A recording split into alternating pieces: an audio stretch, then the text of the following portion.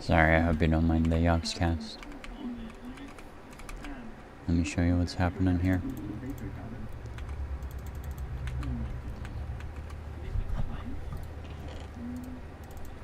So, let me turn them down a little bit. If you remember last stream, I'm not sure the stream might have died, I can't remember, I think it did. Yeah, I was going to go get diorite. I remember when it died. I was going to go get diorite, and, yeah, I ran over here.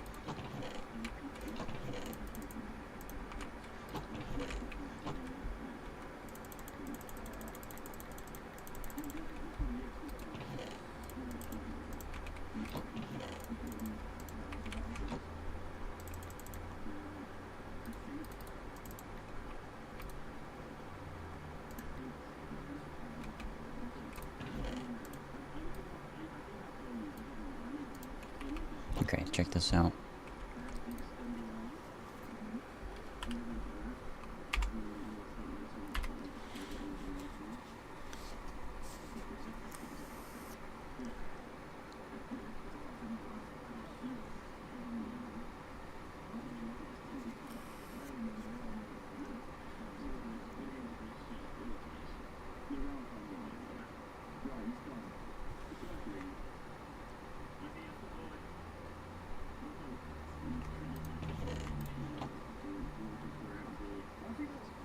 No.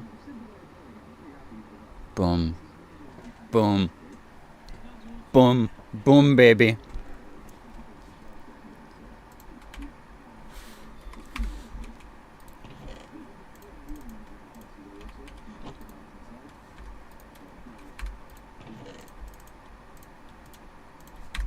Oh my goodness, dude.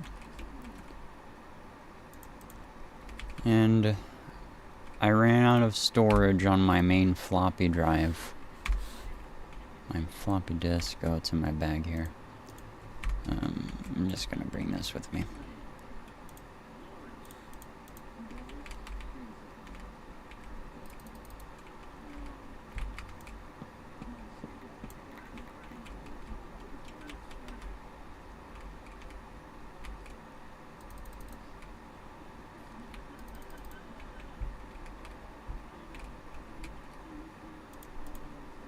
You know what? I got so much on me. Put that back.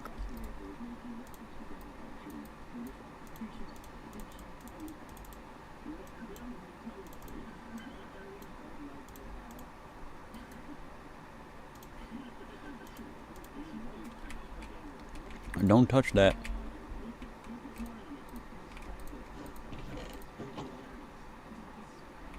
Need gear, here, rear. I heard the YouTube poop guy stopped doing YouTube poop. He's doing DoorDash now, and apparently he said it's more rewarding, so that makes sense. Can't do YouTube poop forever.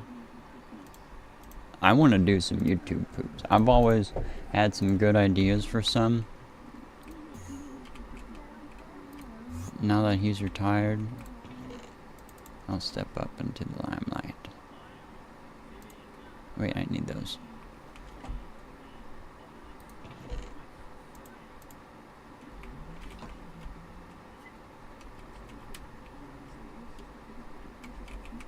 Okay, it's gonna go here-ish somewhere. Like up here, I was thinking. It's a lot of piping. For just cobblestone and quartz.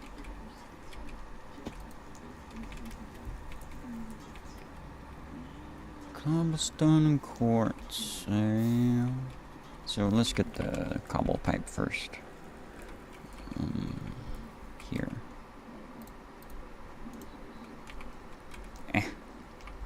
My game's been freezing. Since I started the stream, it's been okay. Why are these in my bag? My hotbar. Get out of my hotbar.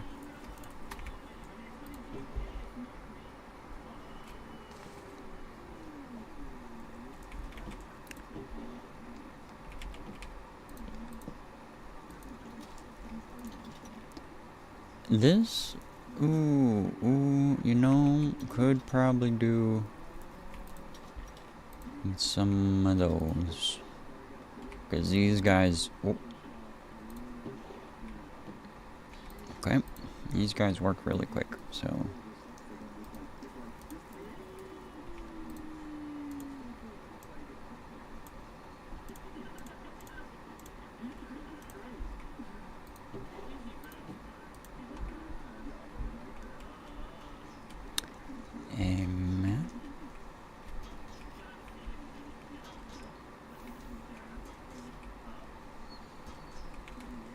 They will need input from iron nugget.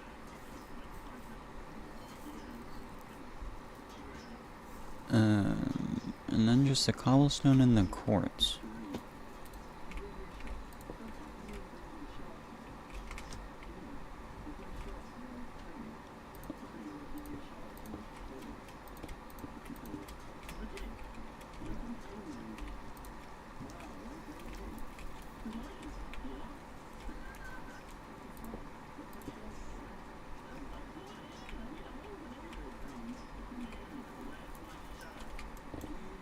Oops.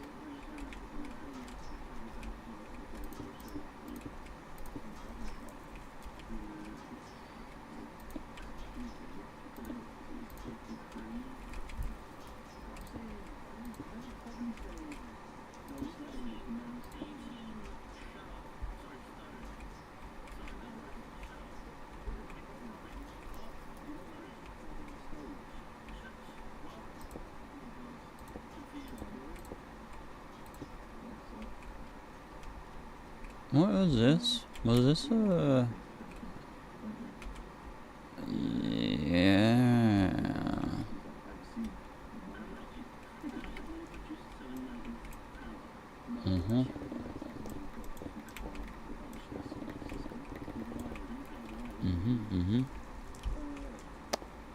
What is this?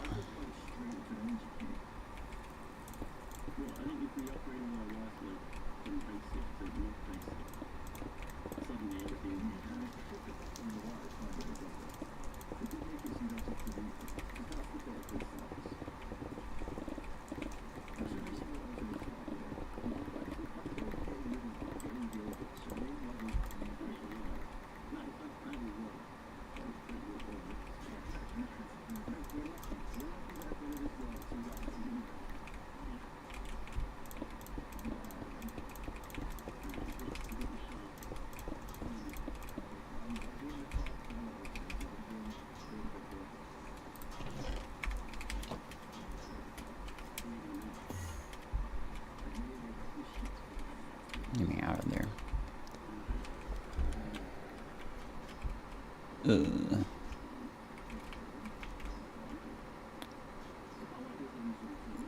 The cobblestone.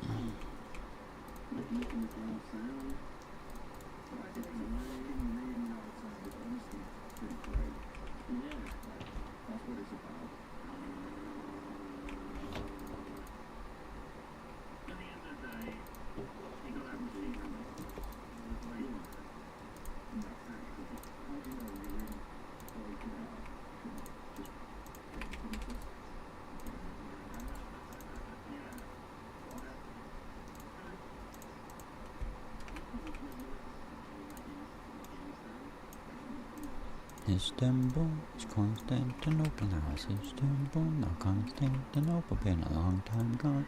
Constantinople, still a circus of light on a moonlit night. Every gal in Constantinople lives in Istanbul, not Constantinople. So if you've a date in Constantinople, she'll be living in Istanbul. Even old New York was once New Amsterdam. Why'd they change it, I can't say. People just like it better that way. Take me back to Constantinople. No, you can't go back to Constantinople. Been a long time gone, Constantinople.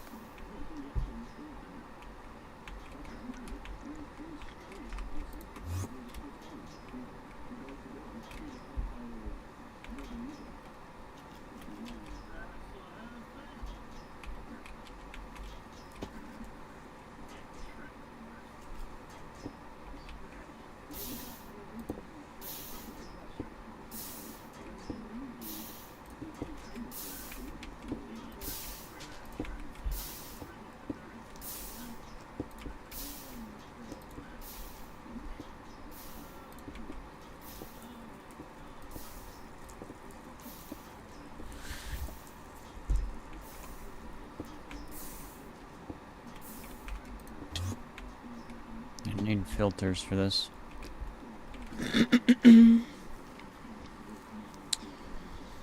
Yeah.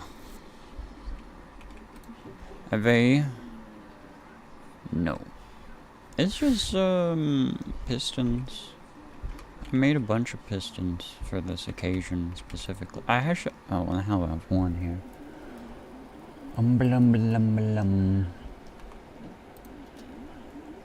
Get more piston.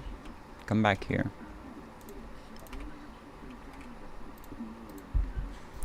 You know what it is. It's awa. Our bosh. Our bosh. Our bosh. Our bosh. Our bosh. Our bosh.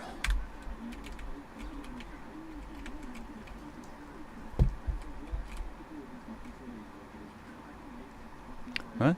Oh, pistons.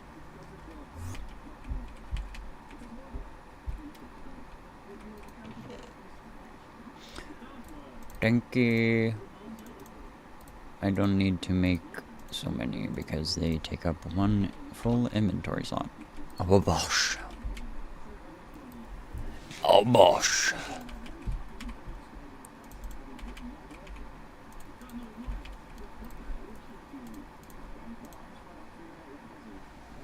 I can't even emulate him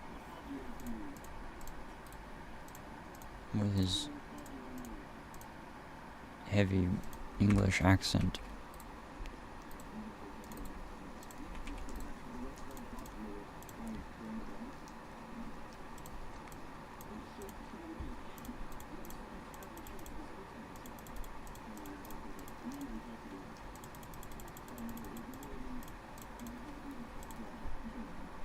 It's not steel, is it?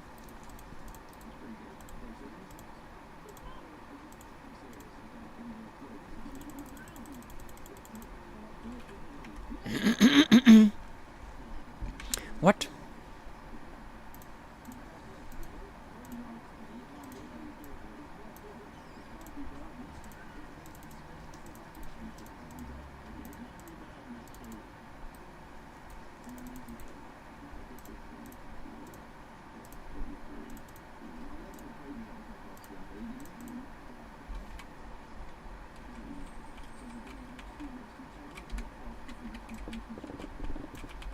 I mean, I kind of want it to be tucked in, you know? Like, pretty tucked in. Somewhere here can work. You know, like right here could work. Putting it like here-ish? But no, let's put it here. Huh? With the stone, huh? Yeah. But doing that is tricky,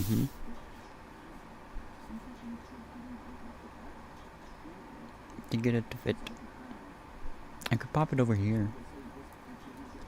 Yeah, just pop them over here. Yeah, and then I kind of will just have them sitting right here, underneath here.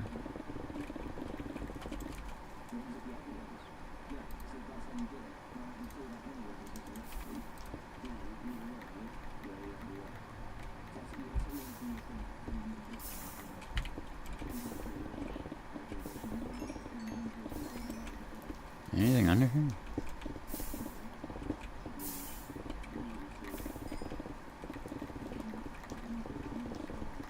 I don't think I've been under here.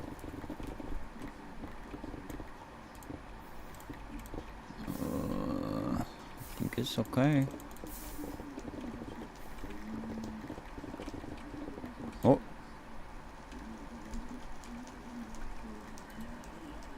Whoops. Well, whatever cobblestone washes into. Does cobblestone wash? No.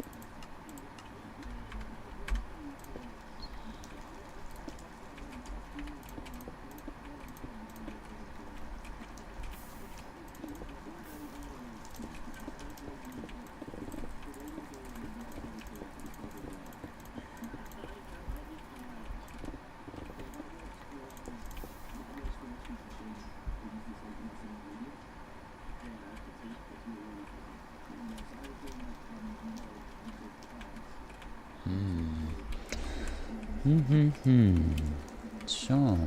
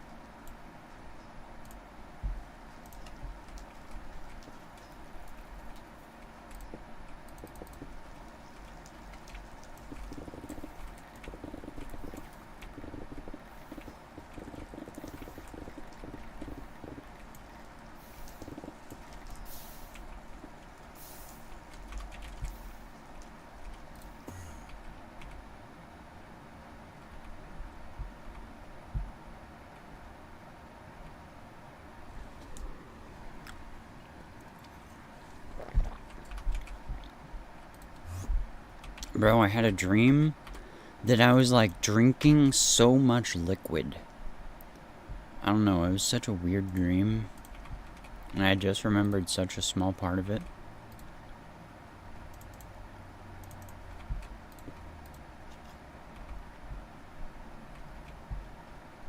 But I was just like like a pipe, just downing just water, I'm pretty sure.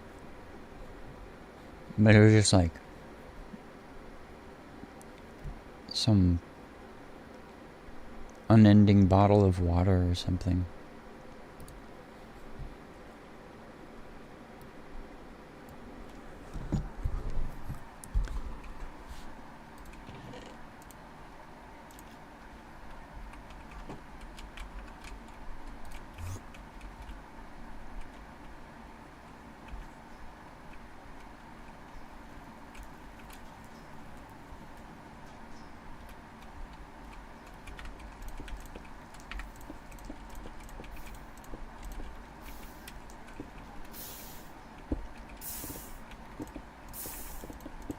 Wow, they're gonna be right here.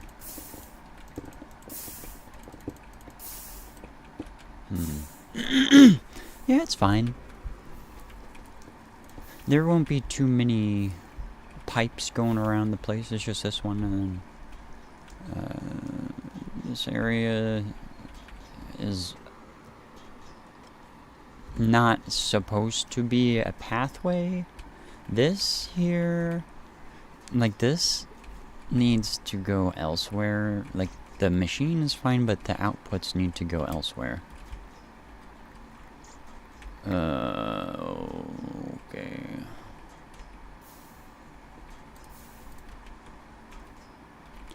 Actually, that was... No, that's just a bunch of flint. Why is there a bunch of flint? Oh, that's why.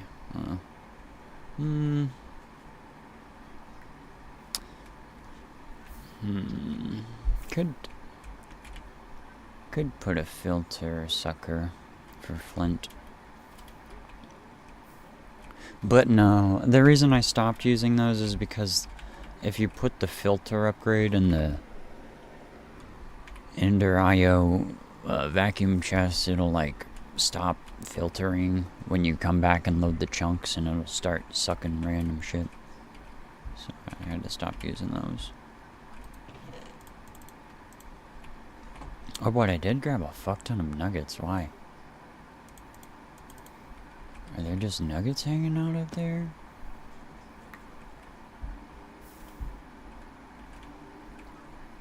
Huh. That's like a lot of nuggets just to be chilling. Is it because the output is full? If output is full, it might be the go. Yeah, that's probably it. Yep. Well, not necessarily. Oh, it's because it's crafting? No, it's not crafting anymore. Why would it be... Oh, because flint. And it continues to drop. Oh, okay. Well, let's go ahead and stop that.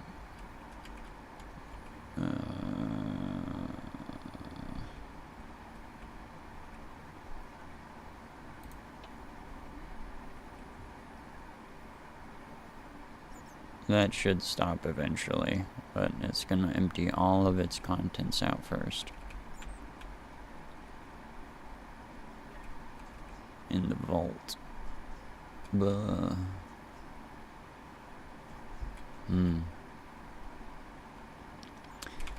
Okay. One moment. Well, you know, I could... Sorry, 1 second.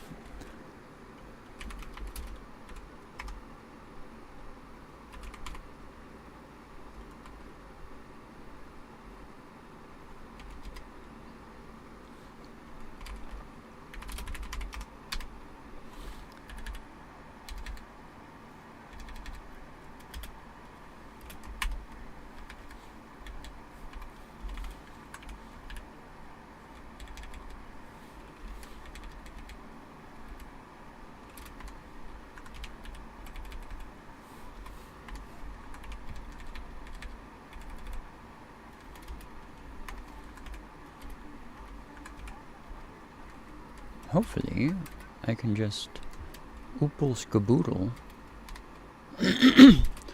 this on over to a new program.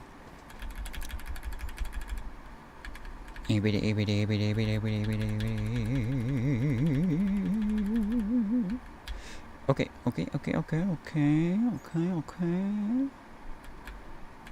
No. Oops. Just this one? Mm-hmm.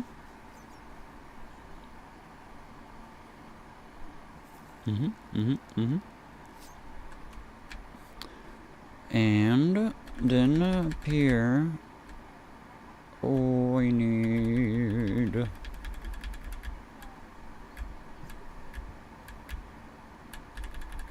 over here slot. No, that's check. I need the grab. The grab is up here. Turn, grab. Okay, we'll just do all of them real quick. Maybe not. We'll put it on the back. Okay.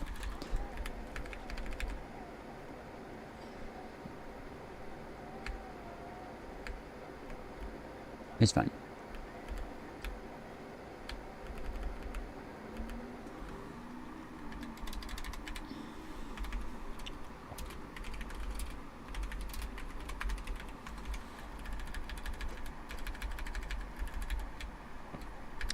Turtle turn left 2. Because that's the back. Yeah, that's fine. We'll just put the chest in the back. Select slot 1.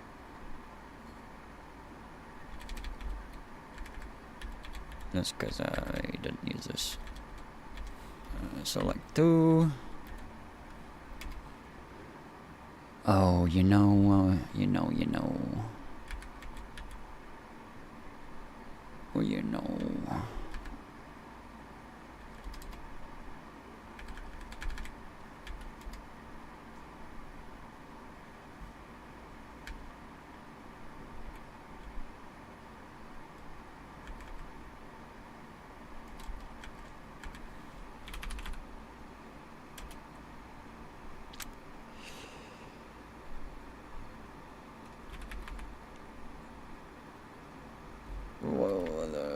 Do you need to? I don't think so.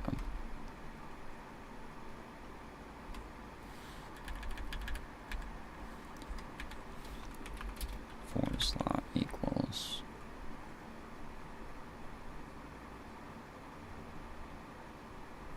Slot equals. No, slot equals. First slot equals 1. Comma. Oh, fuck. No. It's just, I'm gonna fucking typing it out.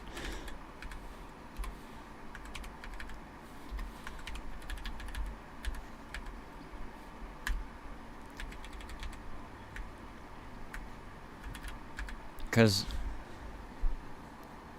what I was gonna type out would put items in all of these slots, including these, and I just need it to be in these slots, so it would put it over here, and I'll need that.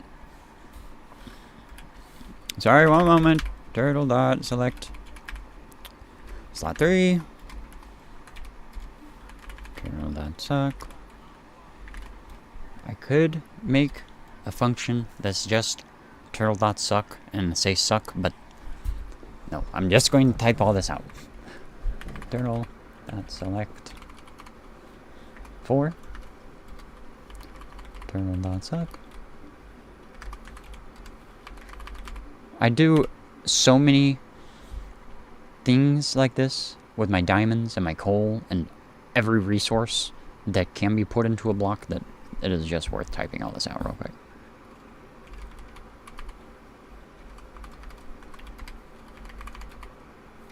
Sorry to be sidetracked on. I was about to put all those other turtles to use, and now I'm doing this with this turtle. Speaking of which, this is one of the turtles. Fuck. Okay, I'm gonna take him back to the computer lab. I've been spending so much time in my computer lab here. Oh my goodness.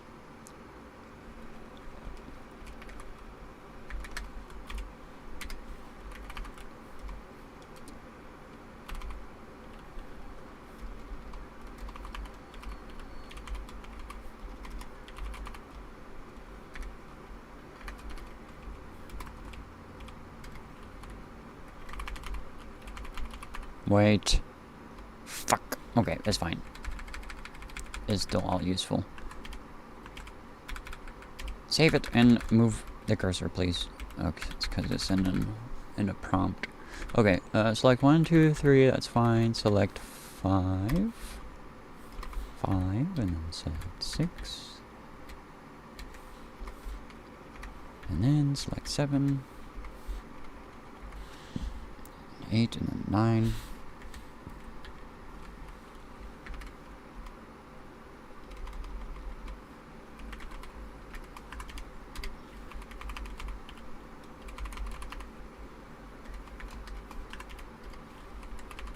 Turtle suck.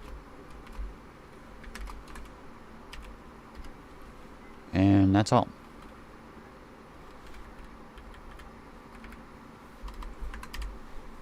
And that's all the materials.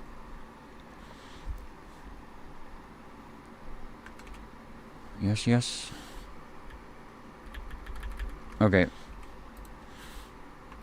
But then...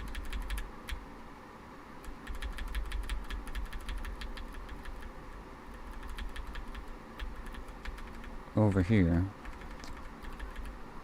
get Matt back.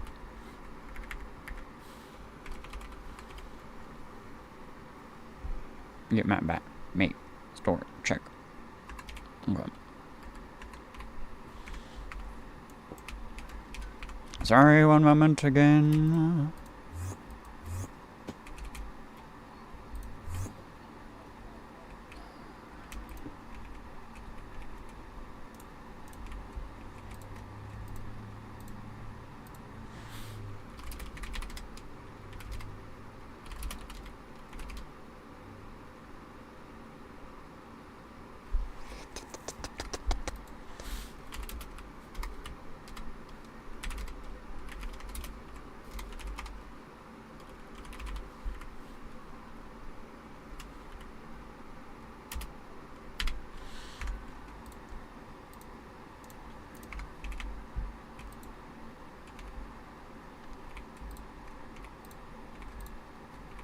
But...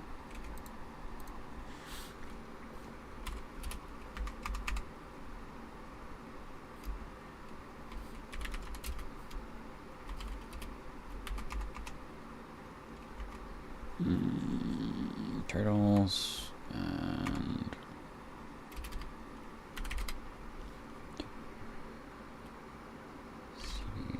turtle programs.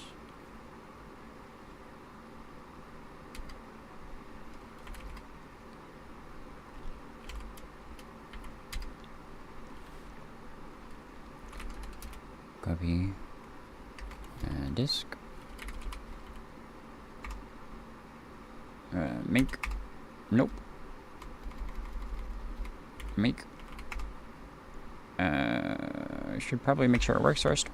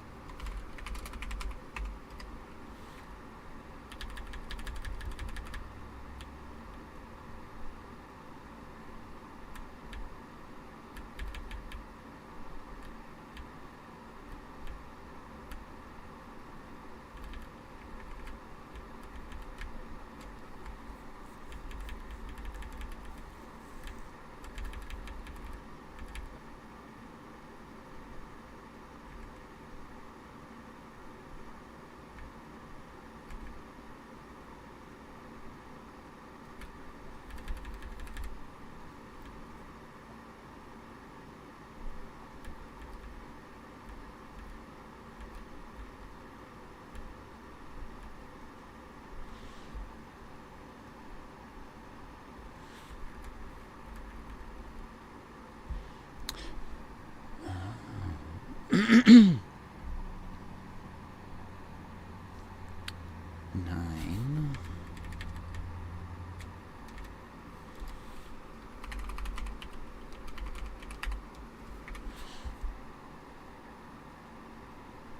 Six.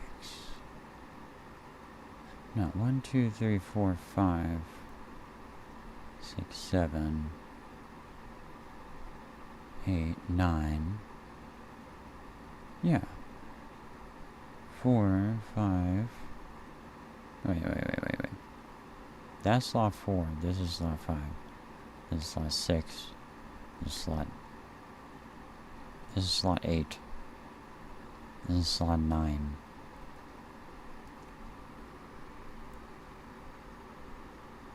This is 7. This is 9. This is 10 and 11. Oh.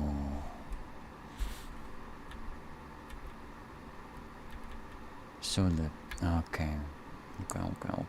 And that may also be... Okay. Oh, so let's go to...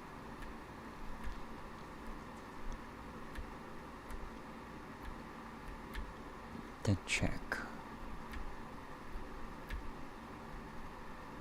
Now here, this is also very important.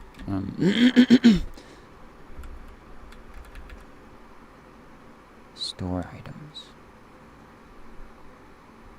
That's fine. We need the craft. I'll come back to the check. We need the craft. Okay. Let's craft on 4.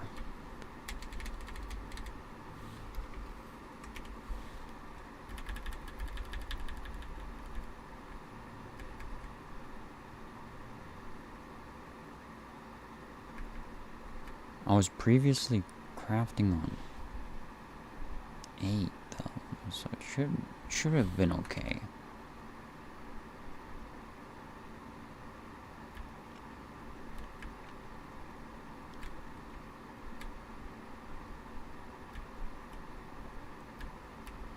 Here's the...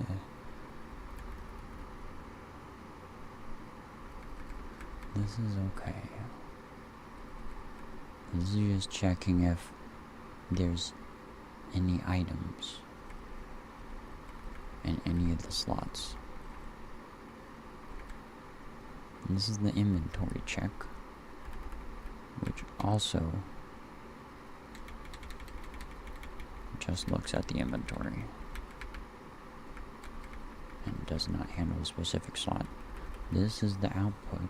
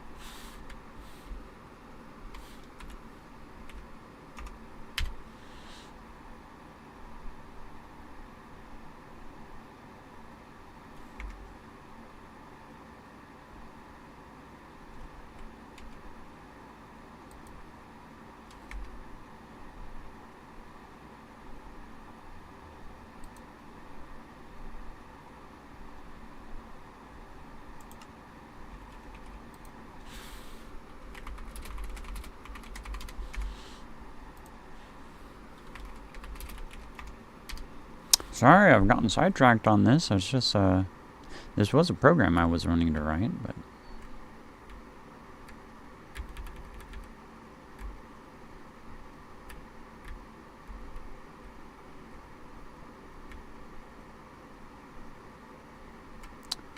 Getting materials from behind. He's doing that, but then he's not doing...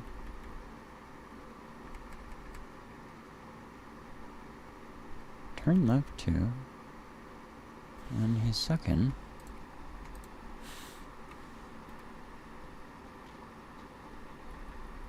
But he's not.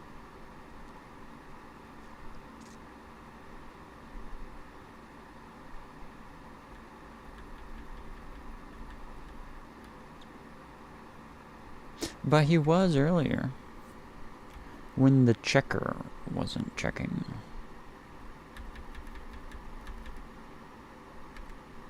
Oh, well, now it's disabled. Let me try it again. Oops.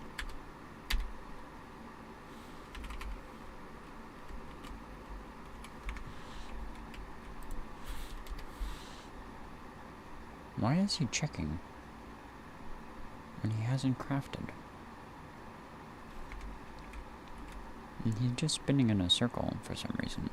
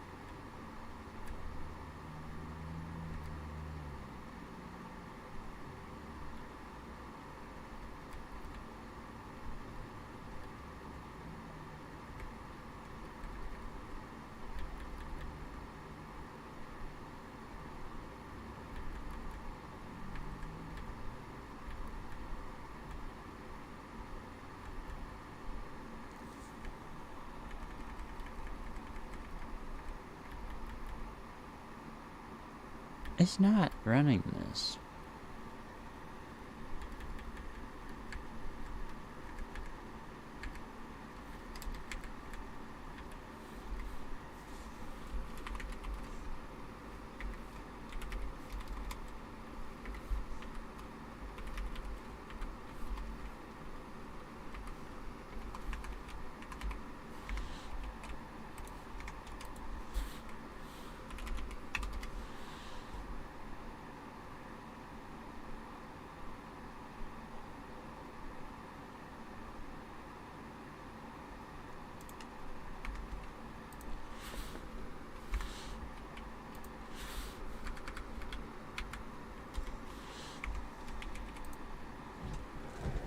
What the heck?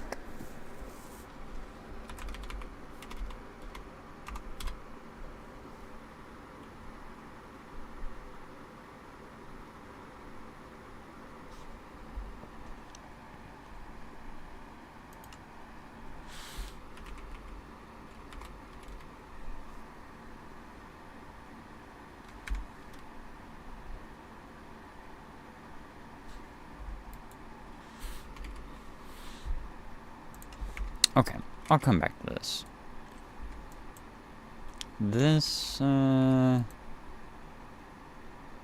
I'll just come back and get the turtle, or...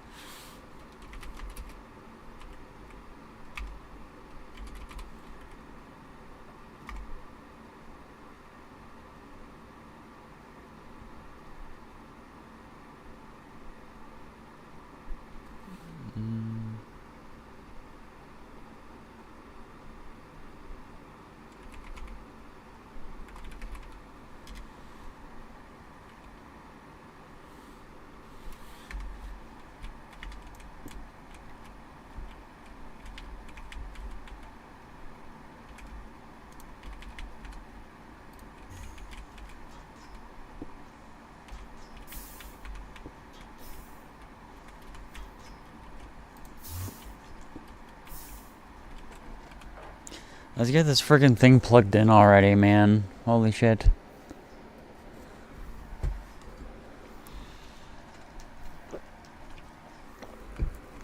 Sorry, I keep getting sidetracked.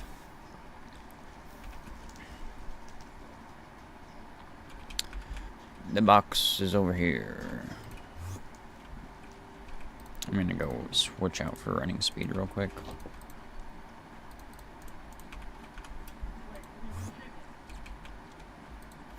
The fucking...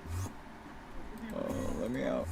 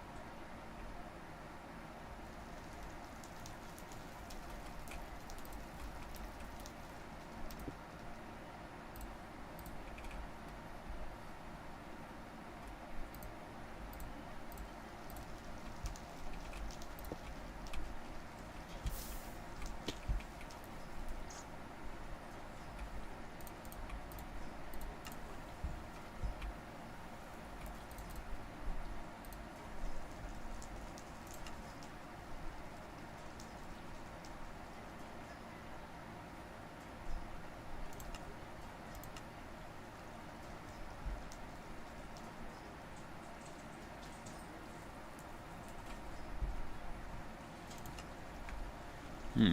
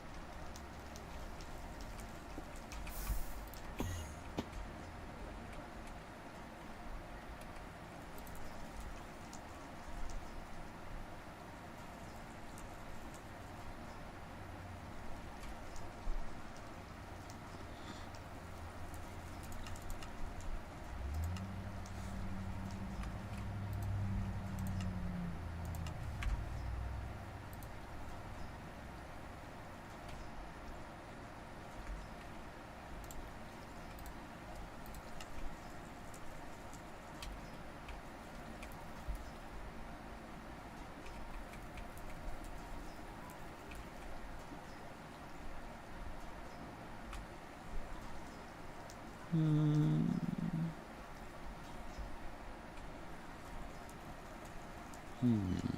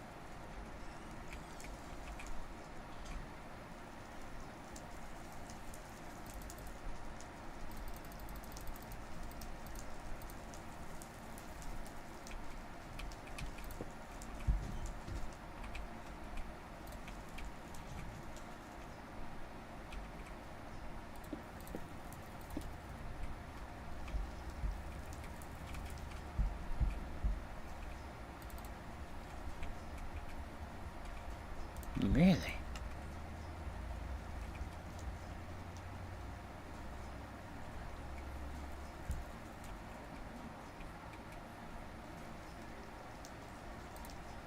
What?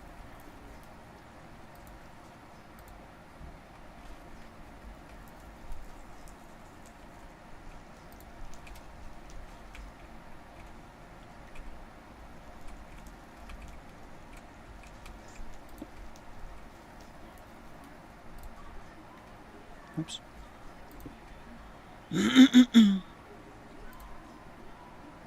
Pull. It should be able to pull. Oops.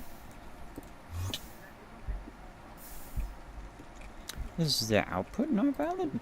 Oh, you're full of stone. That makes sense. Why?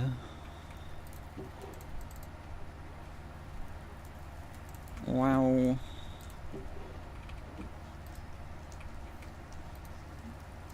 I have so cobblestone. Okay, either way is fine. I'll just keep it how I have it. I was trying to have it come with one pipe, which would have been nice, but it doesn't matter.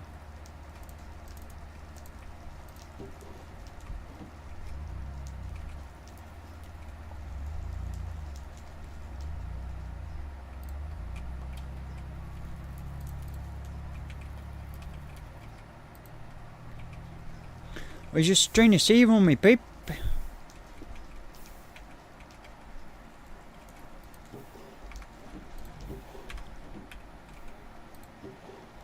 Is that fast enough?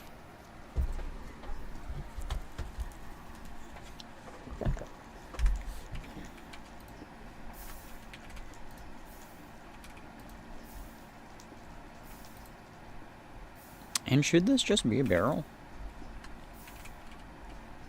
I don't know.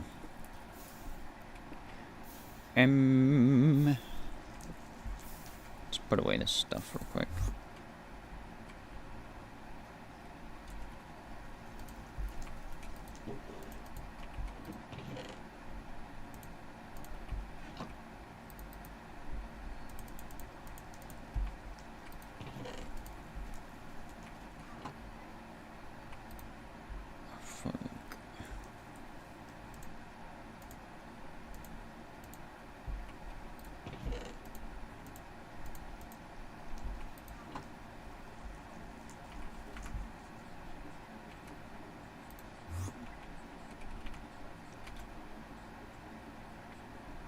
What the deuce?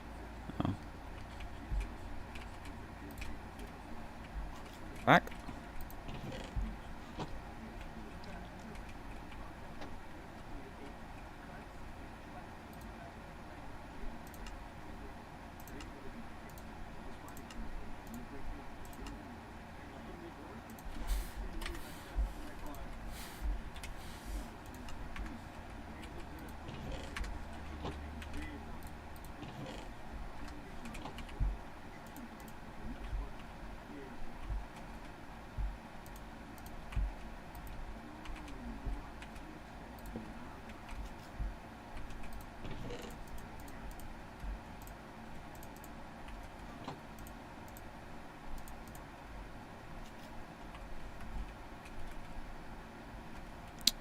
What did I do with the drive? Oh.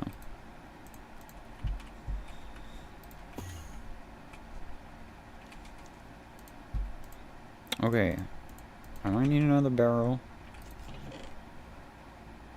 Another barrel. Barrel.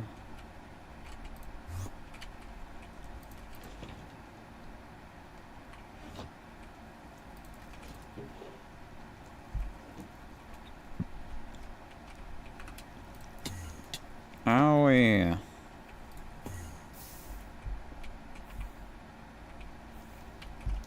Okay. And is this here?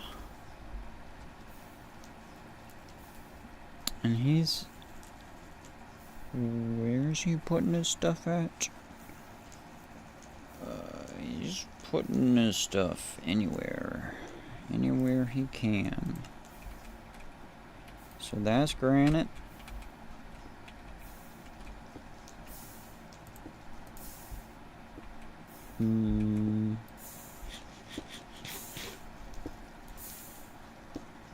Can turtles get from a bin?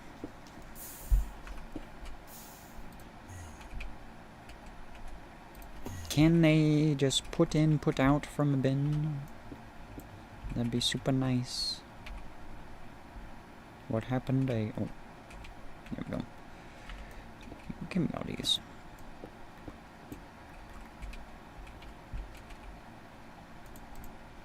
Okay.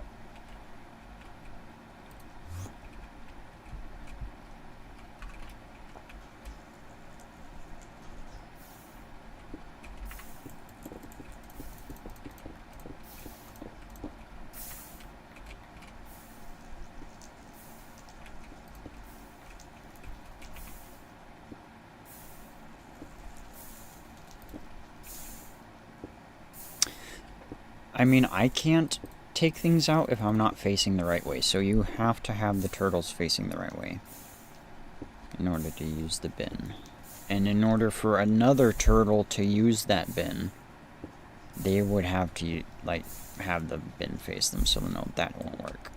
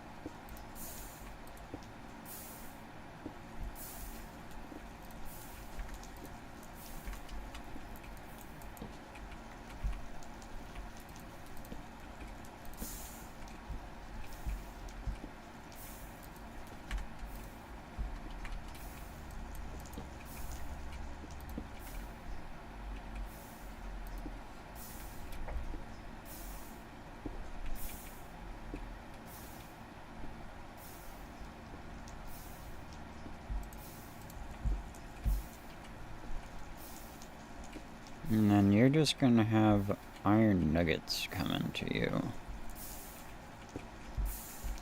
Probably from here.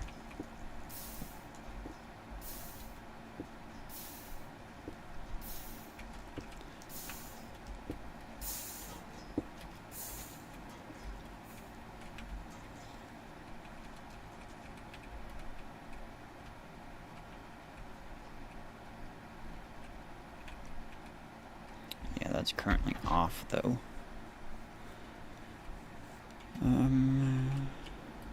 To take these and bring them over there, but also to not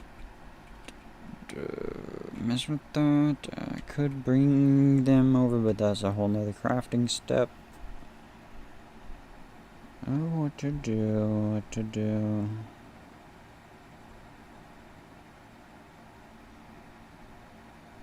A filter, yeah. Probably just a filter. Okay. Oh, a bosh. Oh, a bosh.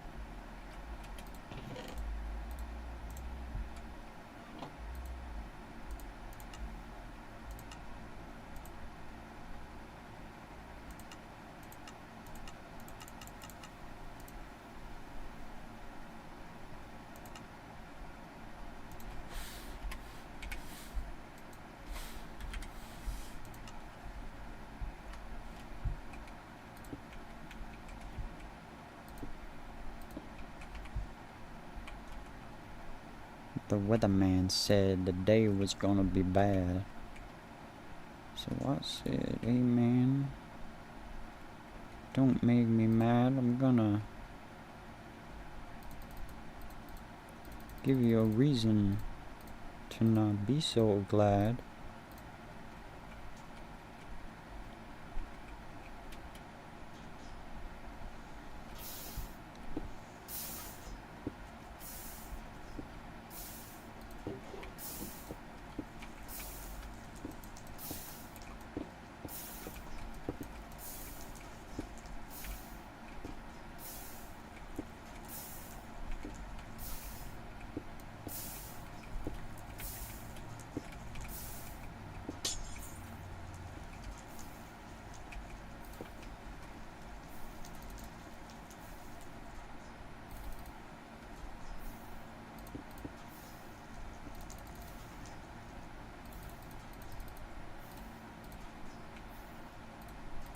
Fuck me.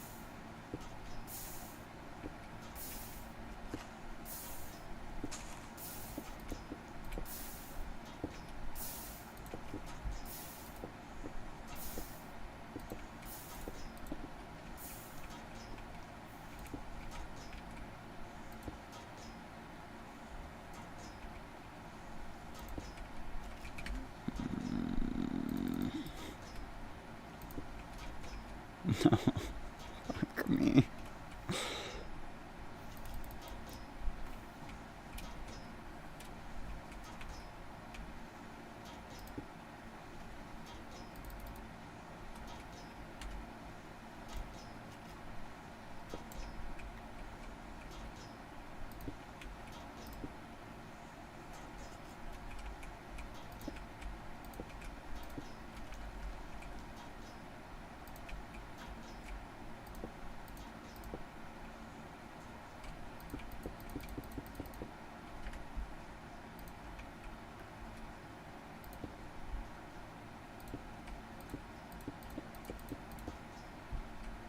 Right.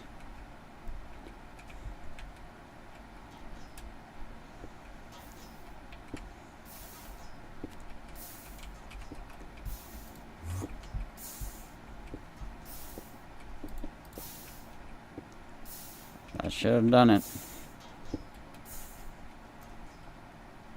Yep.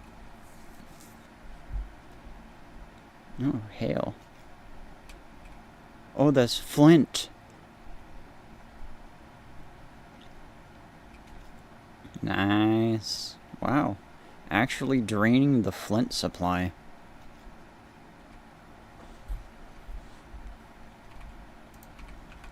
Start the presses.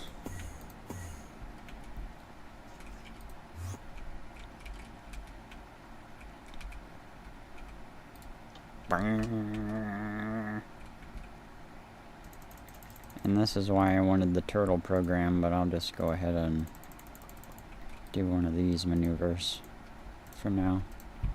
Simple as.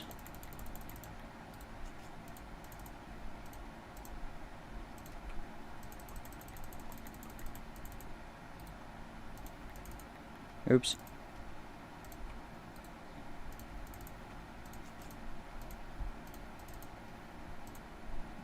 Good gravy, my inventory.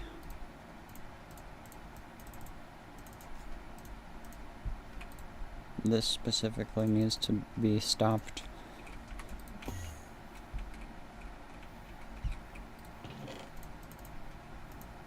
Do not click the disc, please. Thank you. Even though it's all backed up, I don't want to have a badness happen. Wow, okay.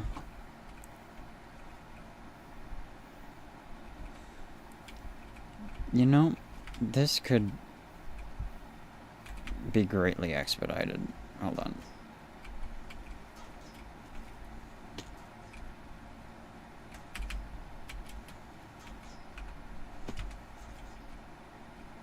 I'm gonna lose some pipes here. Oh, I got him. Fuck.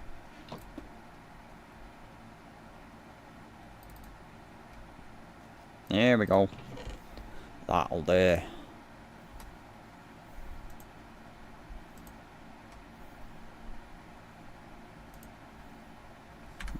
Now it's on the speed of the chutes.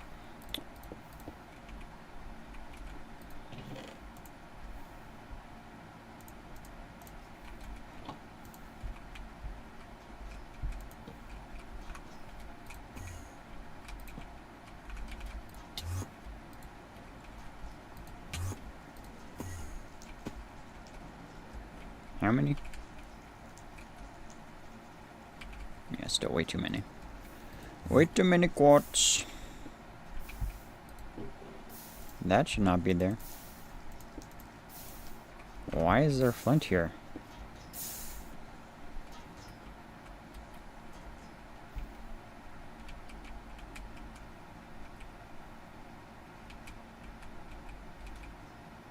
What?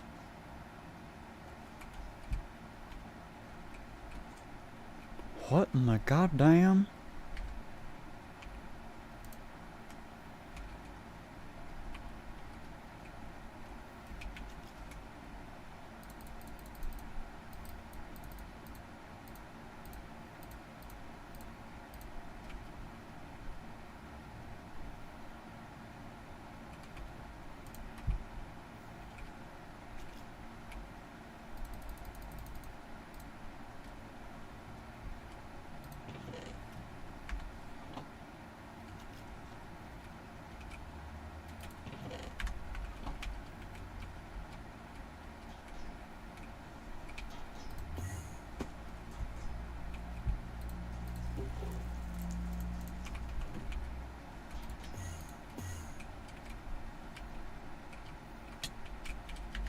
What?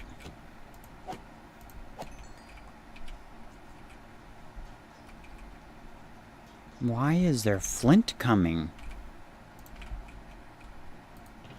It's something to do with the default. Oh, that's why.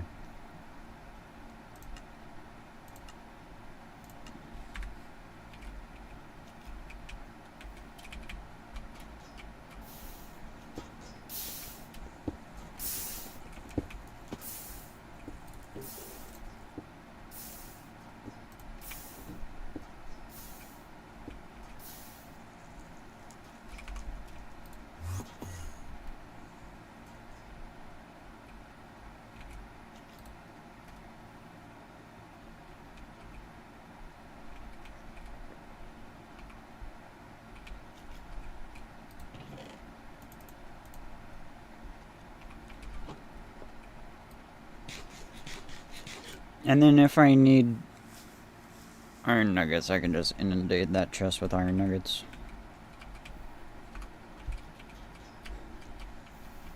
Get the rest of all these fucking purples out of here.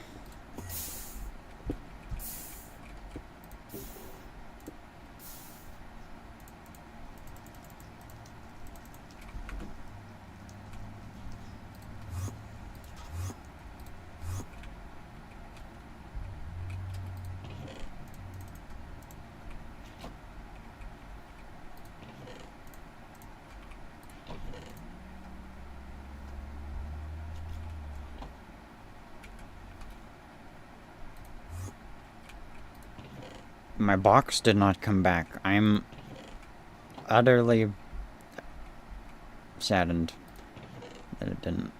Oh, because it made it to mechanism first. That makes sense.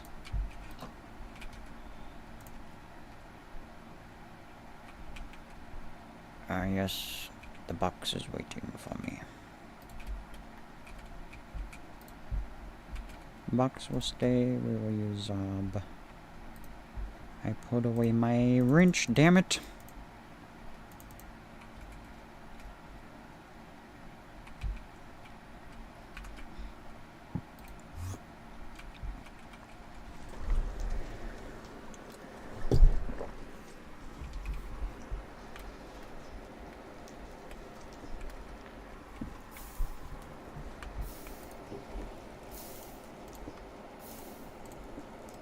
I know there's no more flint coming.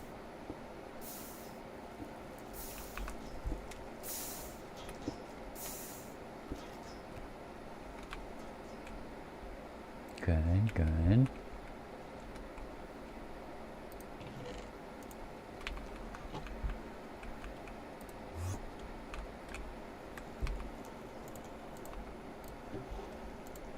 I didn't even end up using the filters. Well, I already had the filters put.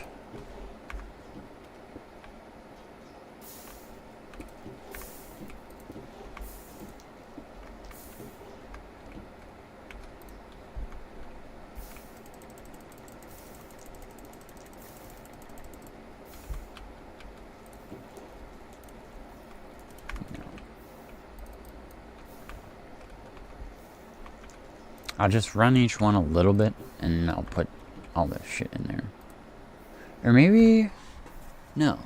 Let's just pipe... Yeah, we're gonna pipe everything out. And then... put it in the bins. Bada bada boom.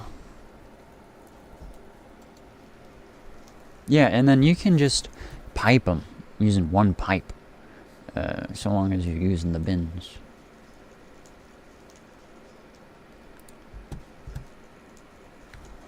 I'm gonna get a little snack real quick.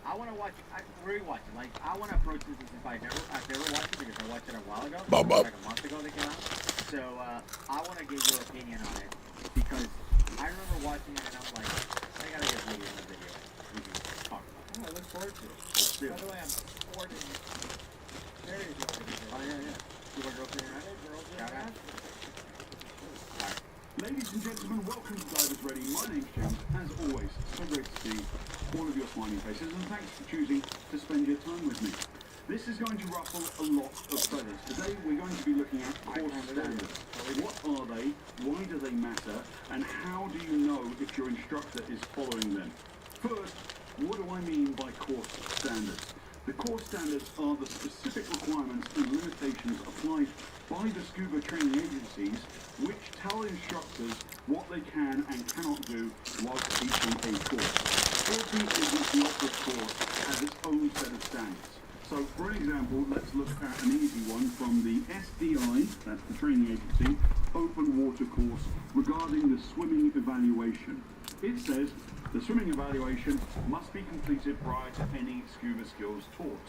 A distance swim of 200 meters non-stop using any stroke without the use of mask, snorkel or any swimming aids. No, my Or floaties. 300 meters non-stop using mask, snorkel and fins.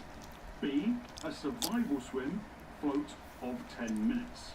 Note, if an exposure suit is worn for any of the above skills, the wearer must be neutrally buoyant at the surface.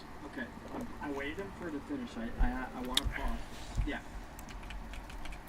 This swimming evaluation excuse me? standard for SDI is pretty much the same one for SSI. It's pretty much the same one for PADI. It's actually pretty much the same one for RIG. Why? Because everybody is He needs an output.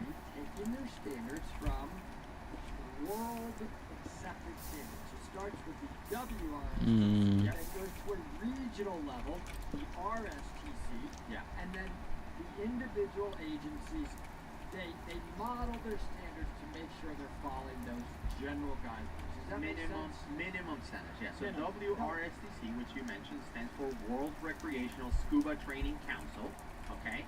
And they basically say, look, in order for agency certifications to have reciprocity, meaning dry suit training or certification from SSI will be accepted by a PADI shop, so cross agencies.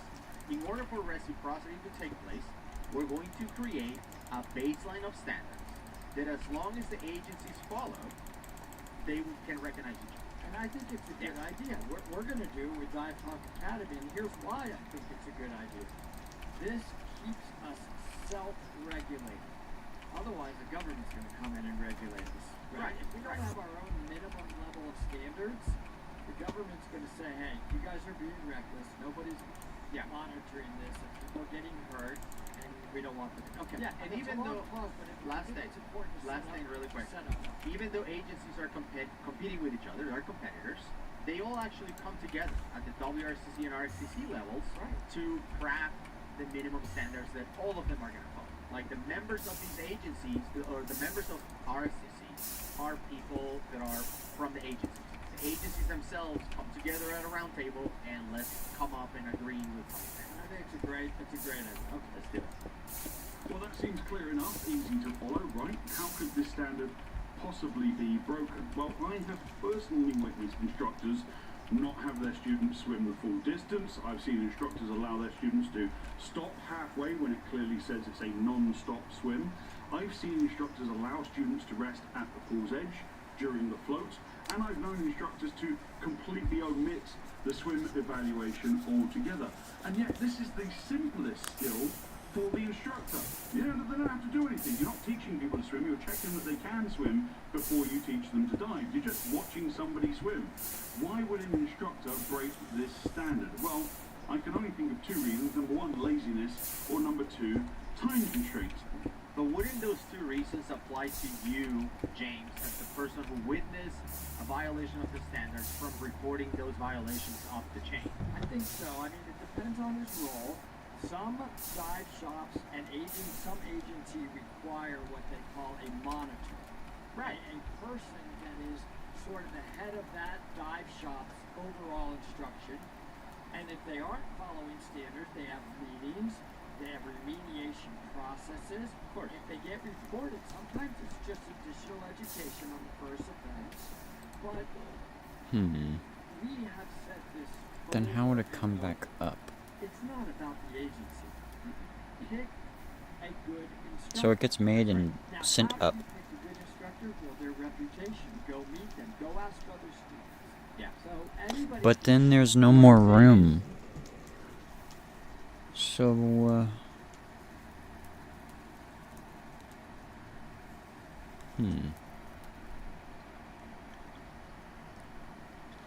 Well, I guess the only thing I need andesite for is andesite alloy. And if I do need some, I can just come down here and grab some.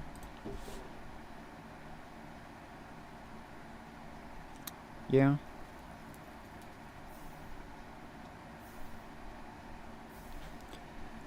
Or I could have a redstone sensitive pipe.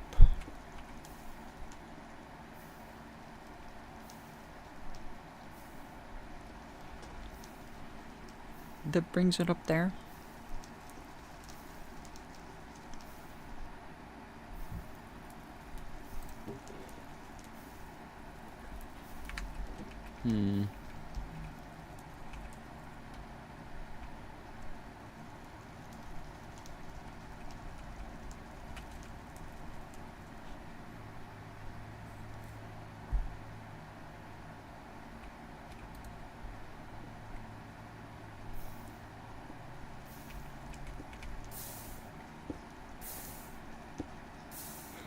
I suppose I can worry about the outputs later.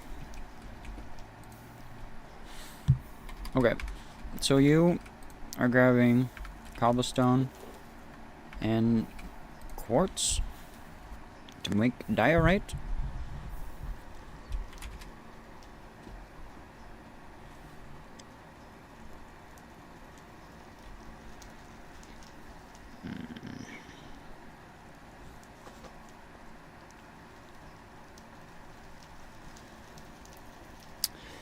I'll automate this later. For now, we'll just have all of them have one program named to make. Yep. You're gonna use the first one, so copy.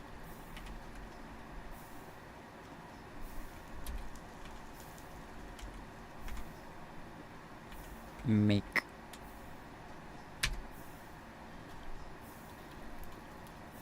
And I'm gonna need to edit make.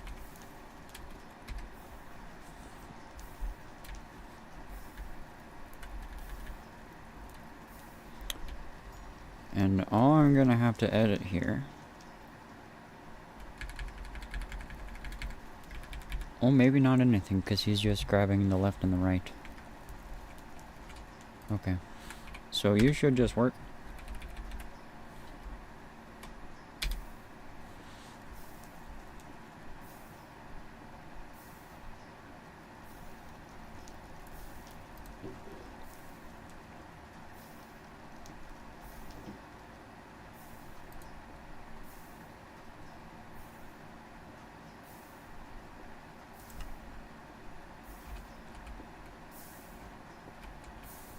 Stop him at the right part.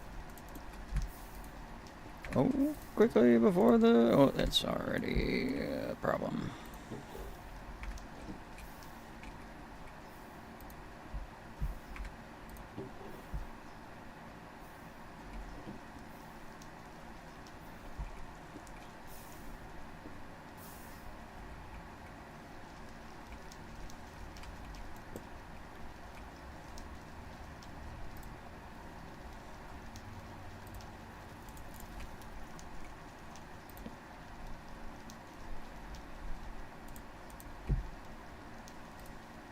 Fuck.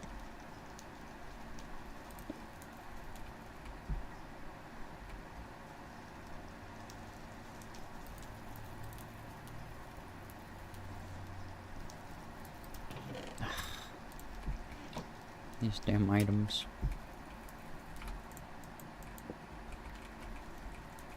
Well, can they go back into the thingy?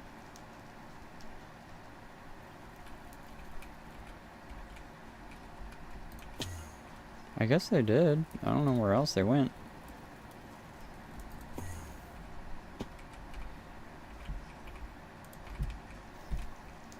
Okay, so you work. Very good. You're facing that way.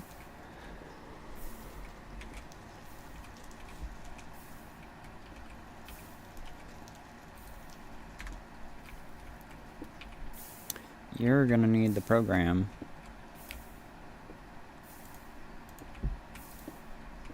So I slap you down. Bing bong. You're making granite. Copy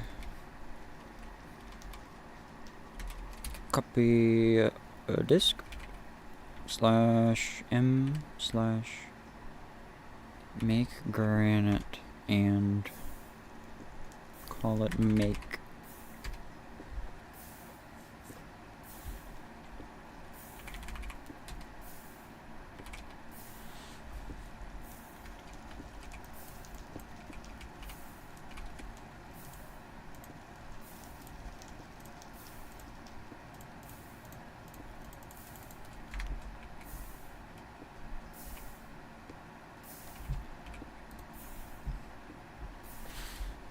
It make.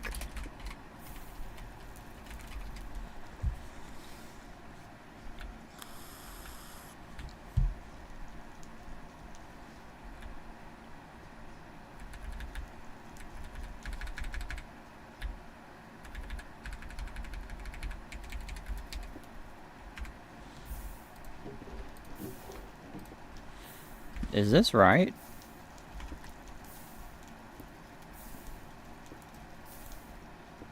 Granite equals diorite and quartz. Huh. Okay, grab mat back. Diorite and quartz?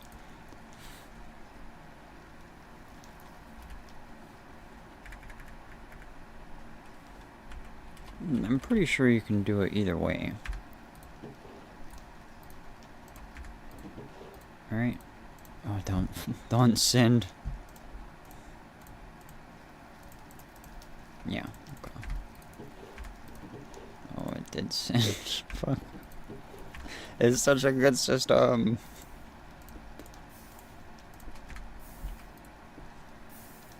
That should be it. Yeah.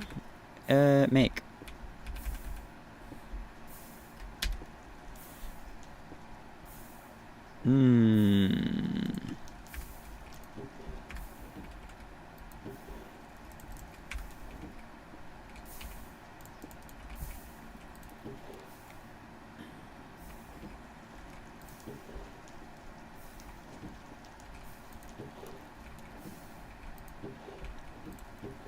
He's outputting here.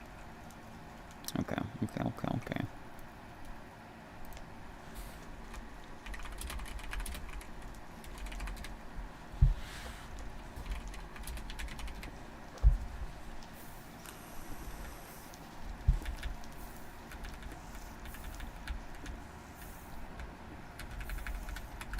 So he's on the left. Boom, he turns left. Boom, sucks. Turns right. Good. Now it's on the back. We're facing the front. Right? Yeah, we're facing the front. Hold on. Yeah, we're facing the front. Face the output.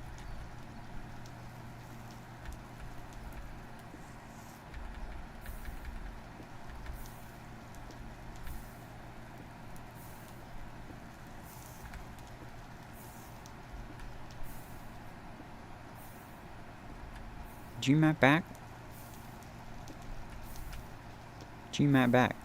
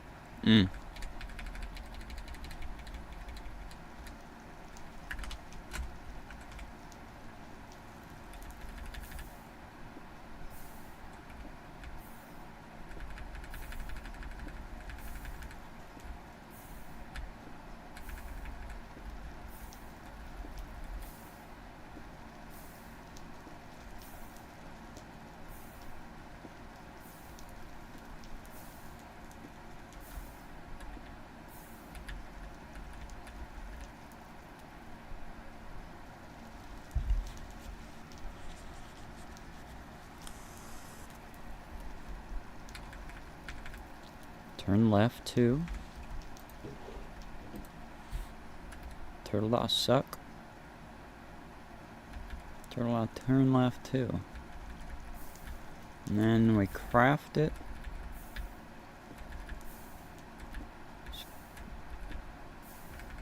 Select 8.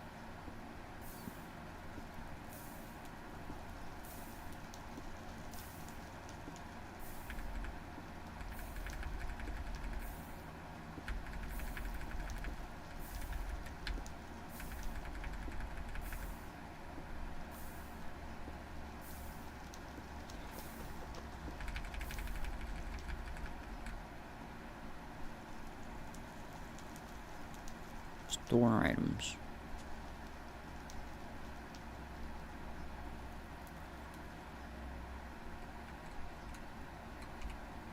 Make.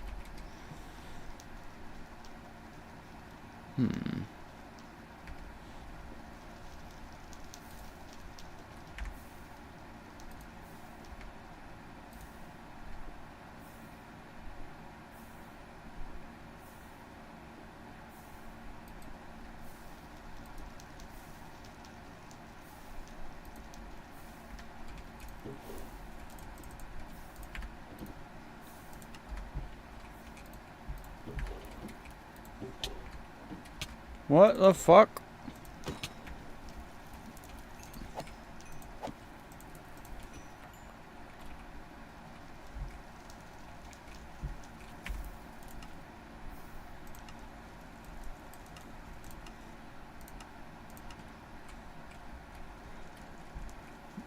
Creeper explosion making no noise would in fact set me off, brother. Holy shit. About why standards are important, and you then witness someone break them and do nothing about it, aren't you kind of part of the problem? I'm not going to go make a comment on that because I don't know what he did or didn't do. Okay. All I know he No did, I way. did make a report. I'm sure you have done this before, but I've noticed. And the butcher? Do stuff that might Whoa. not be breaking standards. Maybe it is breaking standards, but it's like kind of nonsensical. Like teaching people they're out of air, but leaving the air open and telling them they can breathe. Stuff like that. That I then approach with the instructors themselves, not with the monitor, and say, can you help me understand how can you teach somebody an out of air skill without making them feel they're even out of air? Like, please explain to me, right? And I feel like that is part of your personal relationship with the instructor too, where you may not go up the chain of command involving the monitor and everyone else, but like, let me go to the instructor directly and have a conversation, because that doesn't make any sense to me. And I think that's a good approach because it could have been an accident. Right. It's not always that they're intentionally breaking standards. But that standard is in place for a very good reason. Of course, to become a scuba diver, you need to prove that you know how to swim. It makes sense. Turn right. 200 meters is a reasonable ask. When you come and take a dive course with me, the Turn first left. 2 parts of the training are exactly the same, regardless of which course we're doing. The first thing you're going to do is fill out your paperwork, your medical declaration, and your assumption of risk liability release form. The second thing we're going to do is go line by line through the course standards for the course that you bought. And if any of my students are watching this, please confirm that that is in fact in the comment section down below. Just be like, yeah, I took this course with James, true story, he went through the standards. I do this for a few very good reasons. First, I want to set expectations. I want the students to know exactly what they need to do in order to pass the course and receive certification. That way, at the end of the course, if a student hasn't met the requirements or is not up to the performance standards, I never have to have an awkward, sorry you didn't pass conversation. It's not a surprise for the student, because the student already knows they didn't pass, because I set the expectations on day 1. But the challenge I have with that is that a lot of the skills are up to the opinion of the instructor, right? Because the standards say you need to show mastery of the skill, right? Meaning you're doing this and you're not startled, you're not losing it, right? Like, I don't know, flooding your mouth and clearing it, right? Something like that. You pick a skill, you need to show mastery of it. So even though the standard says you need to show mastery, the person who can say that you actually have mastery is the instructor. So the standards don't necessarily tell you if you pass or fail. It's still up to the instructor to some degree, at least in a lot of the skills. Yep. It is. Right. It gets back to picking a good instructor, doesn't it? Instructor is so wide open and subjective. I would say it's one that cares about the standards and makes sure the Oh. student can do these skills. Oh. Because the skills are, Oh. for the most part, Yes! almost all of the skills are Yeah. emergency related or problem related. Only a few of them are just basic things you need to do, like breathe underwater, or you may need to add a little water in your mouth to breathe. Yeah. Most of them are for emergency, so shorting this is risking your safety in the event of an emergency. So You I know, don't see why you would do that. The other thing that I also think about is the standard says that if the student shows you they can do a skill, you can move on and to the next skill and so on. And for the most part, scuba diving is set up in a way where you kind of crawl before you walk, before you run, right? So like take the regulator out of your mouth, then lose the regulator, then it just keeps on building on and on and on. But one of the things I used to do when I used to teach, because I don't teach anymore, I retired from instructing. But one of the things I used to do is that I used to tell my students, look, even if you show it to me at like instructor level, don't be mad if I ask you to do it again. And the reason for that is I believe in mastering through repetition. And I always give it the example of martial arts. I used to train I used to train jiu-jitsu. And imagine if in jiu-jitsu or karate or pick whatever martial art. Imagine if they teach you how to do a kick and you do one that looks good and then they're like, that's it. You don't have to do it anymore. We're going to move to the next kick. No, they're going to be like, now you do it 1,000 times and then tomorrow we do it 1,000 times again. Repeat, repeat, repeat. Right? And in my classes, I have taught a lot. I would do it where I would just come up to them while they're moving naturally, not just sit on the bottom and wait, just swimming around. I'm going to be like, you, take your mouth off. You, wear your regular. Just on the spot, and it's natural. The standards don't ask for that, but you're doing it because you're a good instructor. It's actually how they're diving. Now they're moving, and all of a sudden something happens. It's not this stop, on the bottom type of thing, because that's just not reality of scuba diving. Correct. Also, going through the agency standards helps set the limits for training. I tell open water students the limit for this level of training is 18 meters or 60 feet. So no, we won't be going to the Spiegel Grove on your open water course because the very top of that wreck is 20 meters or 66 feet. And no, we can't hover above it at 18 meters or 60 feet because there's usually strong currents. Only an idiotic instructor would take open water students to the Spiegel Grove. Lastly, perhaps most importantly, I go through the course standards with my students because it creates transparency. Not only do I show my students the course standards, I also show them where they can find them for their future reference. As an instructor, this is a really easy way for me to assure my students that I am doing a thorough job with their training. This is the course you have paid me money to teach you. This is what you are paying me for. These are the limits I am not allowed to exceed. It allows my students to hold me as their instructor accountable for their training. But beyond that, I think one good thing that this does, so I commend him for doing that. This is a good thing, that you teach the students where to find the standards. Standards change too, right? Once in a while they get updated, something gets added. I remember when they changed like the ascent rate, right? They went from like 30 or 20 feet per, or 40 to 30 or whatever. They started changing standards, so it's good for divers, students, etc., to know where the standards are. They can always go back and check because they do get updated from time to time. Yeah, I will say that everybody does this a little bit differently. Some people put it together in a more user-friendly PowerPoint type of academic presentation that they may do a little bit each day before they go into confined water. They are going over the standard, but they're doing it in a not just reading the black and white of the standard, right? They're talking about it and applying it in a nice presentation, but by the time you go through that whole presentation, it probably went through all the standards. So I think it's important. I like what he's saying. Yeah. Now, Think about the last scuba course that you took and ask yourself, how can you be sure that you received the full training you paid for? How do you know, as the student, if your instructor cut any corners or skipped any skills? Or I will say I've never seen a course where the student and the instructor didn't have to sign off on all the skills at the end. We're going to talk about that. There's a paper, or now it's digital, you have to sign it. The instructor says, you did this, you have to sign it as well. I've never taught one where you didn't have to do that. That's true. And the certification will not be issued until that's done, even if it's on paper, right? Because I remember filling the paperwork, and then the controller or whoever it is will go through it, make sure everything is signed, every checkbox is checked. Not the instructor, someone else within the shop will do this. And then once that all has been confirmed, then the certification is issued. Yes. Yeah. That's pretty much a standard procedure for anywhere I've seen. So that answers the question. How do standards you know? in any way?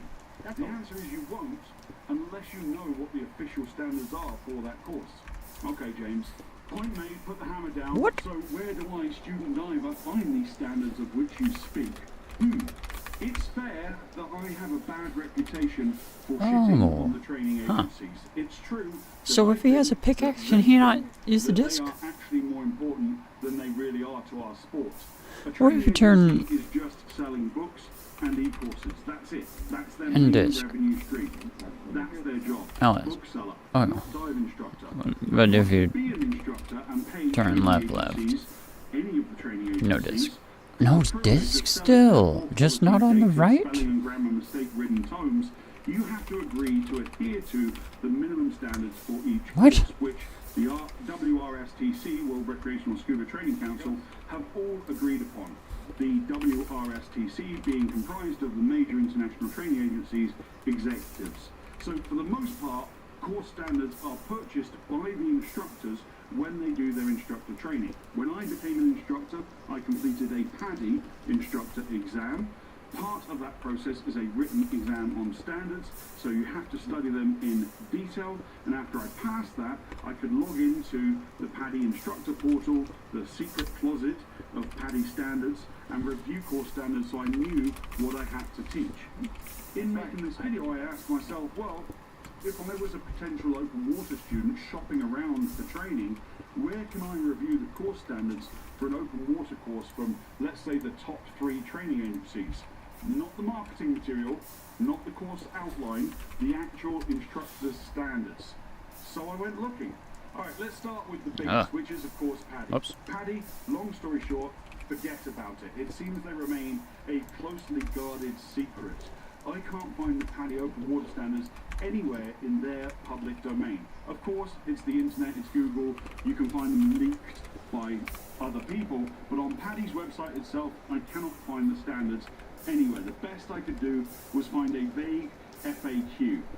So I emailed customer service from PADI, from a fake email address, because let's be honest, they probably have my real email address blocked already, and I have yet to receive a response at time of recording this video. If I do get a response, I will copy paste it and pin it to the comment section of this video, so check back down there. SSI was a little more encouraging before ultimately being rubbish.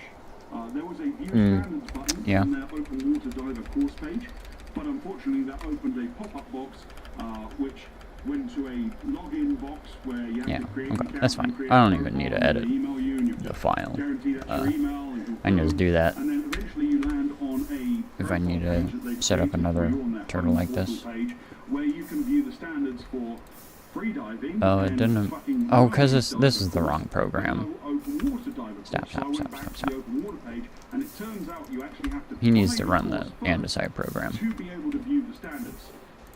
Okay, I don't know if that's true. I just want to pause here for a second. Do you think, I guess I'm talking to him, talking to you, Yeah. and I'm asking the question because I'm making me think. Do you think a training agency has a right to be a for-profit organization to make money, and then they will release their information? I just want to put it in perspective.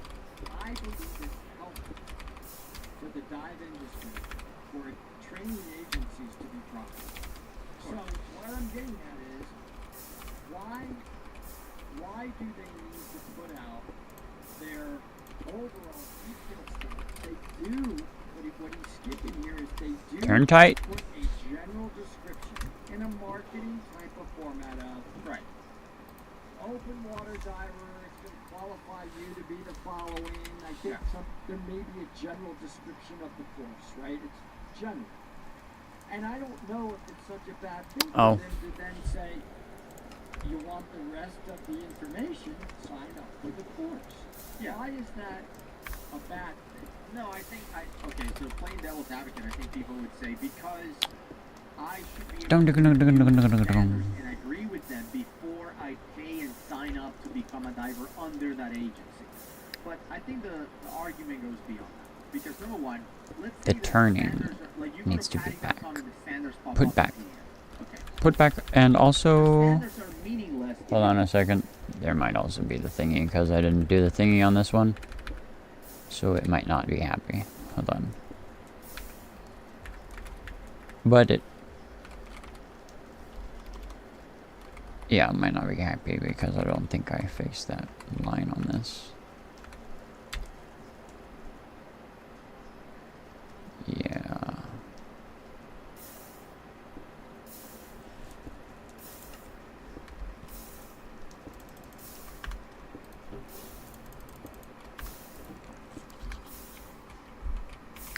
I could copy the other program, but it's fine. I'll just fix it real quick. We're going to the right, and we're selecting slots 1 and slots 6. We're going to the back and selecting... Oh, that's also the problem. Yep. Yep, but this will fix everything. Turtle dot turn left.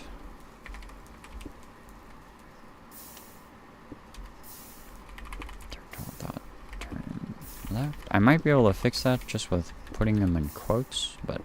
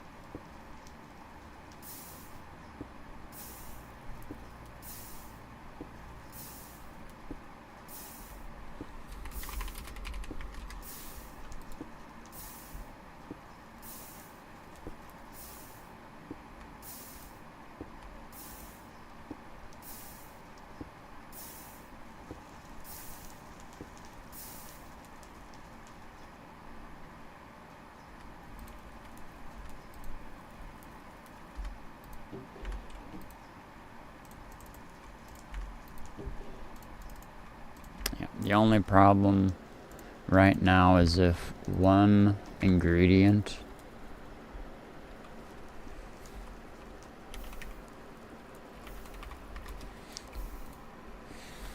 then he'll continue to go. But if they're all going at the same time, it should be fine.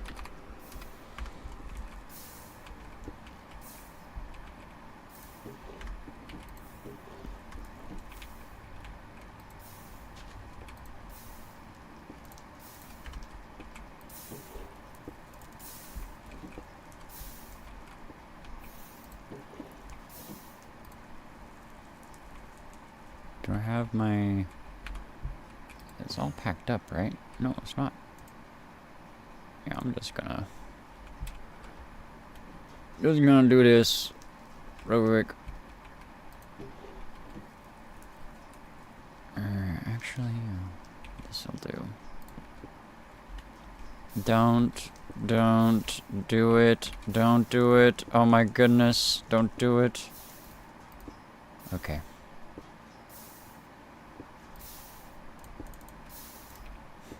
I feel like Aaron from Game Grumps. Trying to stock the shelves or do whatever the fuck he's trying to do before the stock people come over and stock the shelves.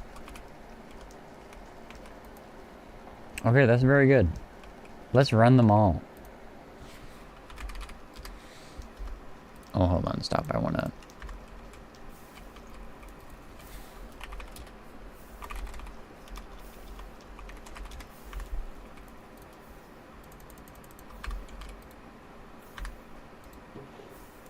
Oh, gosh.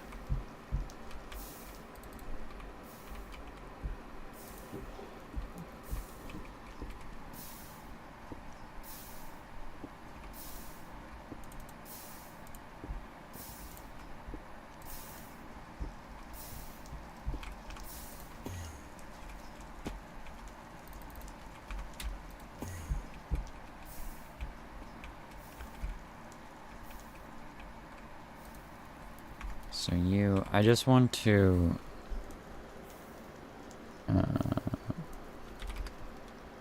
the other make programs are annoying. Delete. Oh, first CD, bring onto disk, else. Yeah. We can delete, bring onto disk. And then, ls. And then, mixer. Disk. Move.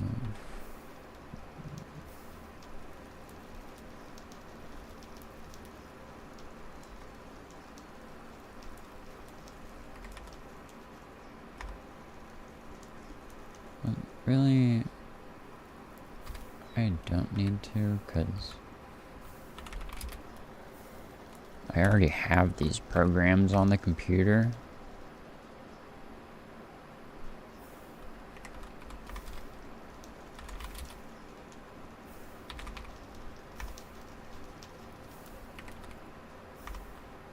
But I don't think I have that one on the computer, so... Okay.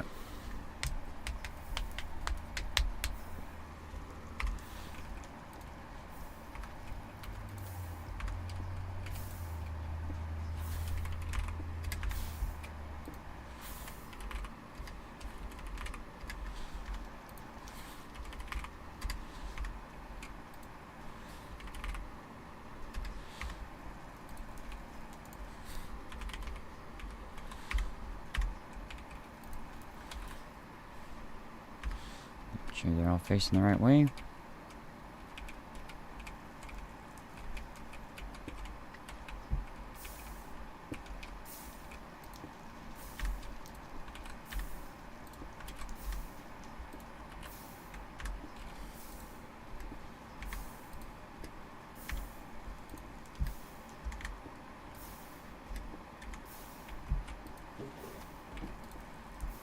Oh, he's gonna have problems already. I'll just keep taking the iron nuggets out and putting them back in.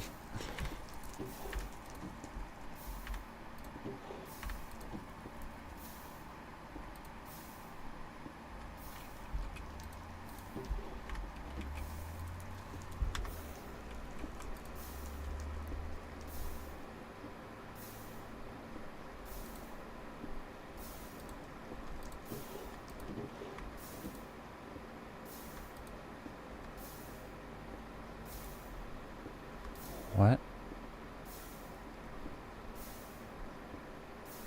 He makes it. And he puts it away.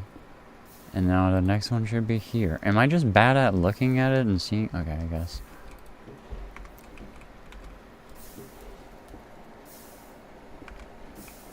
Are we running out of diorite is the main concern. Because it's being grabbed from both Dexter and that turtle. Look at the cobblestone coming in. So he should start saying bad item. Yep. he stops. And then he'll keep going for a while until this happens.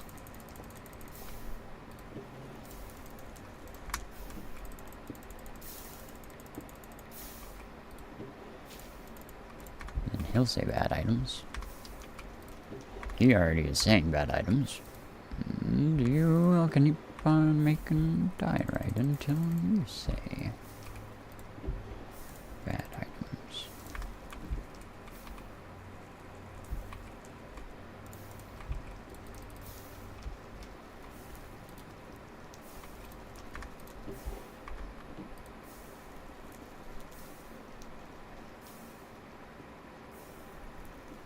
Very good.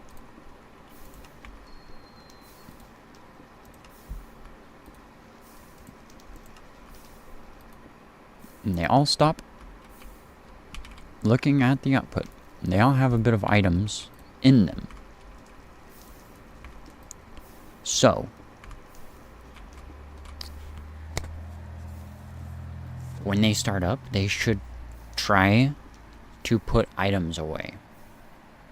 Put the output item away. And then if that doesn't happen, then that output's still full and they should sleep. Yeah. And then after a little bit of time that the other turtles have worked, yeah, then it comes back online and checks if it can do it again.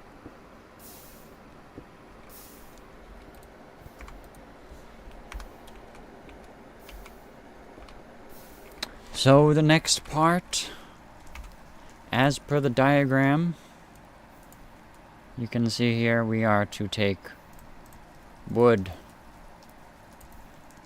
and bring it into a saw.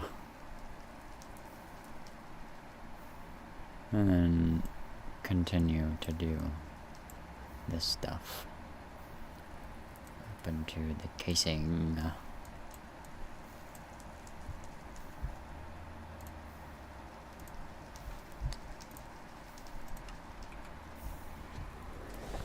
Hooray! That's so nice.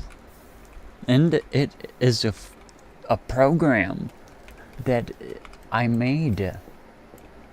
I'm so happy. It still has some stuff to work out. Namely with if there's half of the recipe available, it will still try to craft and therefore put the wrong items away. But, yeah, it's okay. So we will take the outputs and bring them up here. At some point, I'm probably not going to do that right now. Or I could... The only problem is because of the... that's diorite. Well, still, for all of them, if that is sucking up the blocks... Well, specifically this is what I need to output. And it's not being used for anything, so I can just take that straight to ammunition production. But the using of these into another container, because the turtles want to take from here all the time.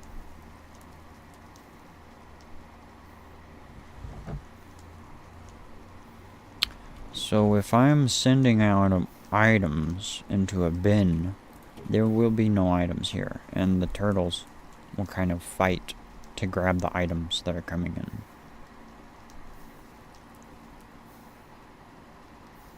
So really, I have to have some way that the bins from above fill these. But that doesn't work because then the turtles can't output. So I guess the best way is like what I've been doing here with my firework rockets.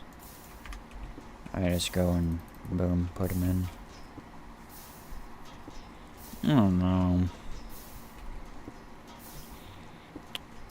I think what I'll do is I'll have a switch that I can flick that will toggle the state of some, oh, oops. Toggle the state of some pipes here. And then that will send items up. So I have some pipes. There's granite and andesite and diorite.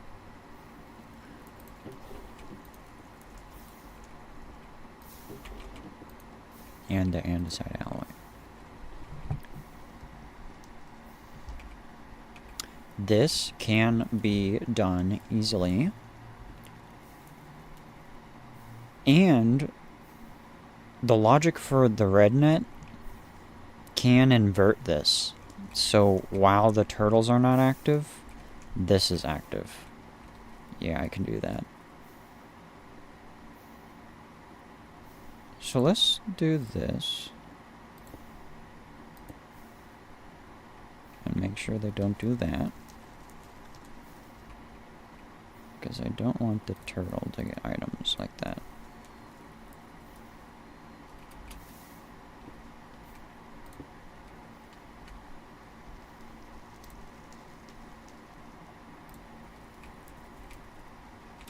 Just bring it up from right there.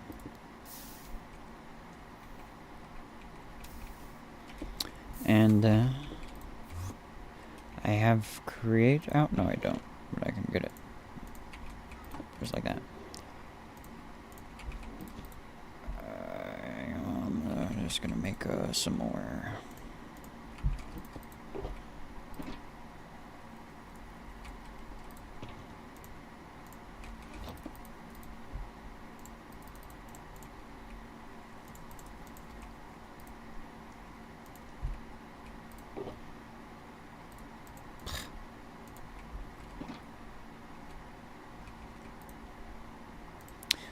Getting out all the stops. Gotta take out everything's coming out right now. You call this a fucking crafting setup, man.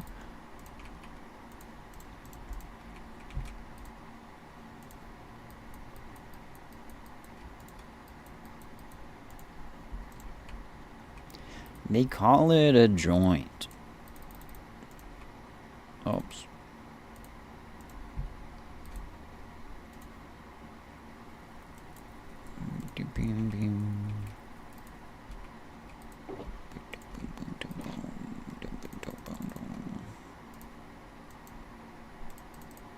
What? Not again, please.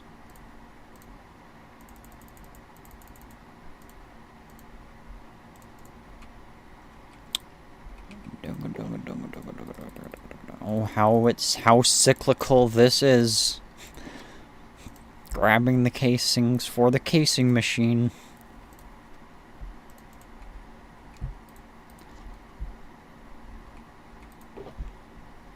So in case you're wondering, this place uses 0 brass.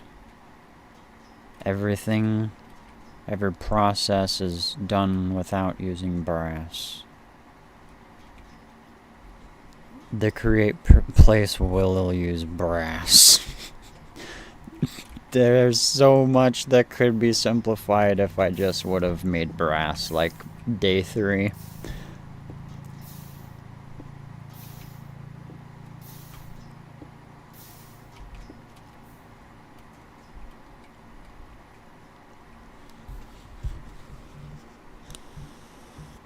Your instructor is terrible. Alright? You can have the best standards in the world, and if you say, wow, these standards are impressive, I want to sign up for the nearest Patty school, your class can be a disaster still. The standards don't really make a huge difference when it comes to the quality of instruction and how much you're going to learn, right? The instructors will make a difference. For SSI How do you set redstone you can go to frequency? SSI.com, or I think it's my.ssi.com, whatever their URL is, /standards, and all the standards are there. You don't have to sign up, get a free account, pay for a course, none of that stuff. They're freely available. they're not the only ones who do this.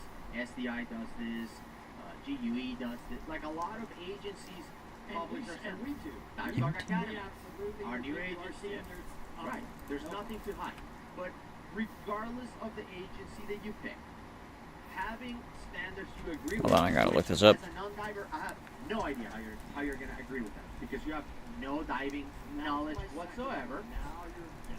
How you that don't know anything about diving except watching Dive Talk, right, are going to read this jargon that was written by lawyers in a lot of cases and be like, yeah, you know what? That's a good move. I'm glad that's in the standards. Not what? And it could be misinterpreted. You could read those things and say, you know, I don't even think I need a class. This really could go the other way. Now I do remember actually talking about this at times with some of these agencies. Huh. Not Should be shift their clicking. approach. We don't want to make it for free because then people don't take the You class. don't They need think they it. know how to My dive. buddy is fine. He's going to show me how to remove my regulator, clear my I mask. can do that. and I can swim share 200 air. meters. I'm not paying all this money for those things. Right. You know what I mean? So It could be. Is it a good thing? I'm going Do to we share agree with it? No, No, exactly. right now, when people message us, Yeah. hey, I want to know about the Dive Talk Go, I give them the manual and the standards, and not only that, all the skill signings. Yeah. Yeah, here's Why not? everything.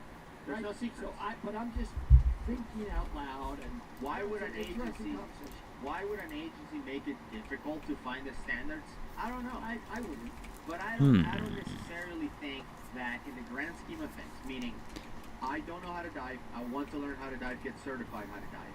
Having access to the standards before I take my class, I just don't know how much of a difference that makes. And that's my problem with this video so far, is that I feel like we're making a bigger deal out of a non-issue. Like I struggle, I'm sure you can, relate to this. I struggle to get students to go through the class, which is full of pictures and full videos. They don't do that. They don't go through. And you're gonna tell me, Well, with ours, they're going to have Right. It doesn't open the next module. right? But the point is, on their SSI, whatever these agencies, you struggle to get people to take the class, and you're going to sit here and say like, well, students want to read through hundreds of pages worth of standard text. Really? Who's student? Which one? But there's always obviously some studs that show up and took all the class, passed all the tests, read all the standards. Yes, those people exist. And if you're watching this, you're probably one of those students. But the vast majority of students show up and it's like, oh yeah, I started it and then I stopped and I forgot. So Yeah, look, I used to be a little harsh on the agencies as well. Let me just tell you where I have a problem with the agencies. I don't have a problem with the agencies' education materials putting out standards. I have a problem where the agencies start doing things that are not related to being a trading agency, and they start stepping on Yeah, right. the toes of dive shops and instructors that are needing to make money also. Right. For example, they start doing travel. Yeah, right. They start selling gear. There's got to be a separation. But for the most part, the trading agencies are brilliant. They really are. It doesn't matter. that's how You people want learn a how to dive. caddy? You know what? They bring the world, most of the world they bring into diving. We would not have to have the opportunity to move all the way up. Trimix, rebreather, cave divers, you gotta start SSI. Yeah. These recreational agencies are how people get into diving. So that view standards button was basically a lie. Set up. Basically, I'd have to commit to SSI, purchase their course, No, you don't. before I can see what I'm buying. I'm not an idiot. I want to see the candy before I'll get in the van. I'm not falling for that again. Rubbish. And then SDI, the agency whose books I currently sell to my students.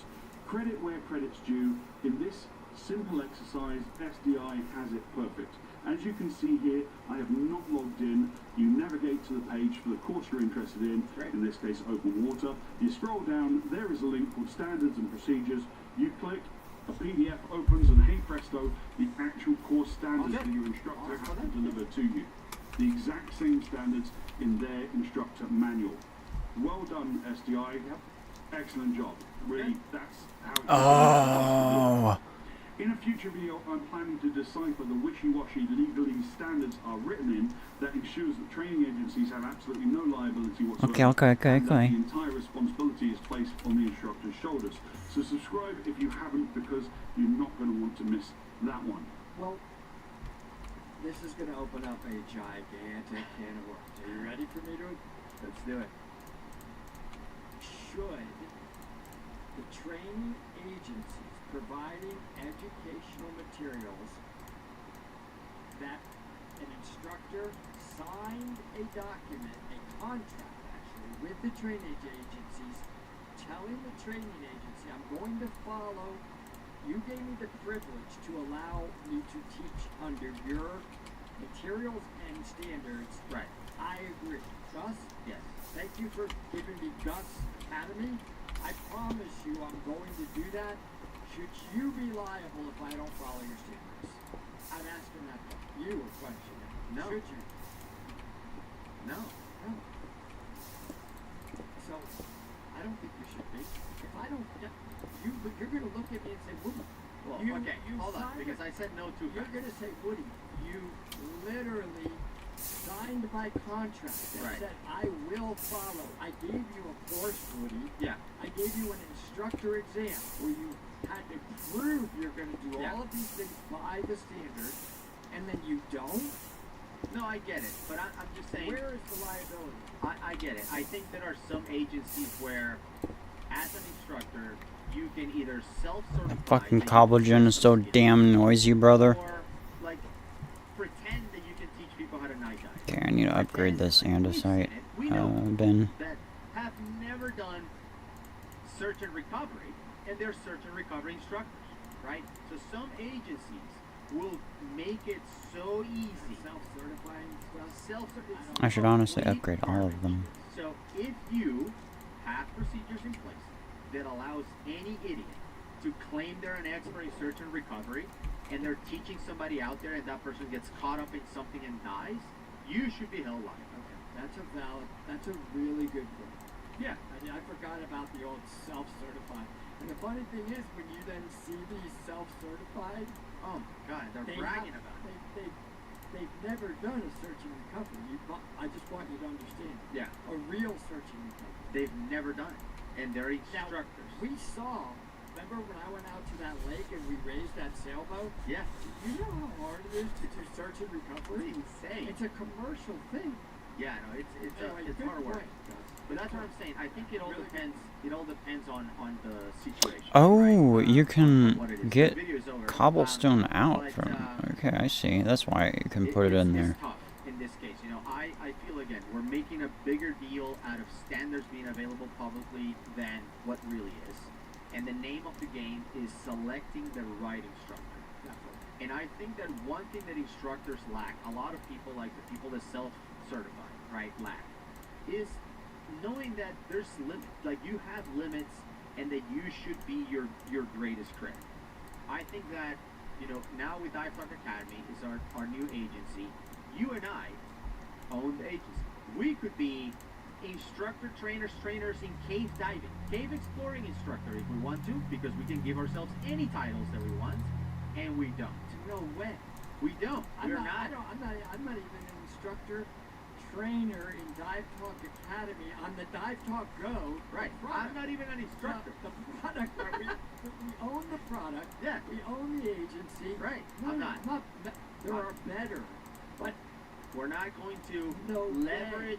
But that's I think where the abuse comes from these instructors. We're not going to leverage our power as agency owners No way. to just bestow upon ourselves all these titles and pretend skills. It doesn't. It's meaningless to me. Your 25 different capabilities of certifications you can teach. If you don't do it for real, they're meaningless to me. and do it a lot. Absolutely. You know what? I really do feel like I'm not teaching right now anymore. I don't have the time, and I also don't. I feel like I haven't been teaching regularly.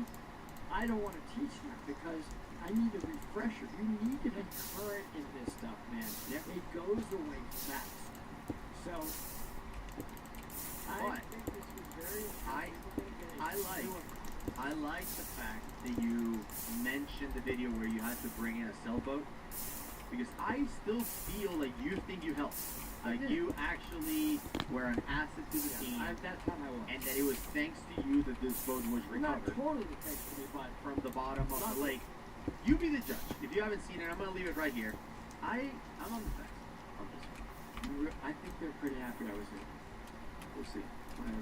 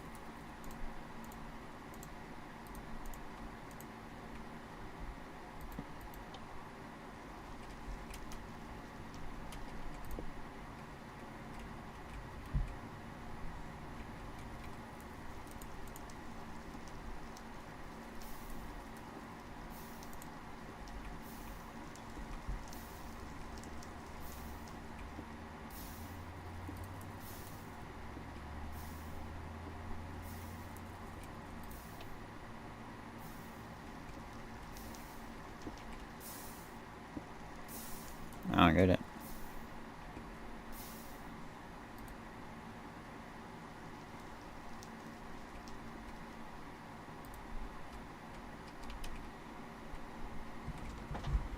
How?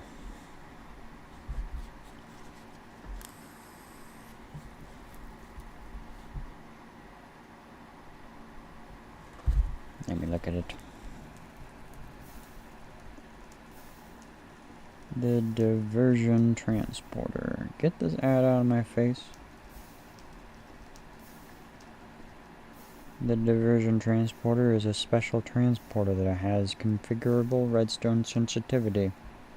Since logistical transporters do not have a redstone sensitivity option that is needed when you want to add redstone sensitivity to your logistical systems, you can configure each side of the diversion transporter separately by the following options: by plus right clicking for the configurator, always active, active with signal, active without signal.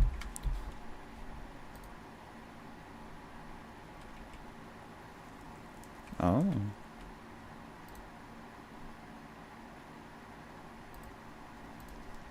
Always active. Gotcha. Okay.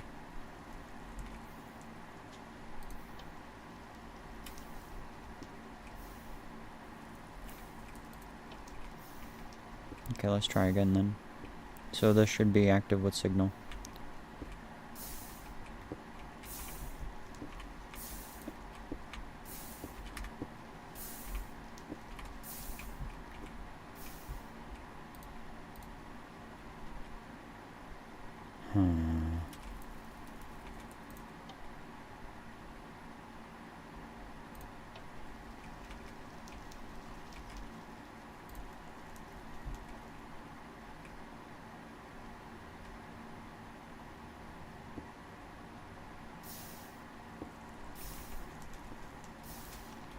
That's all of it.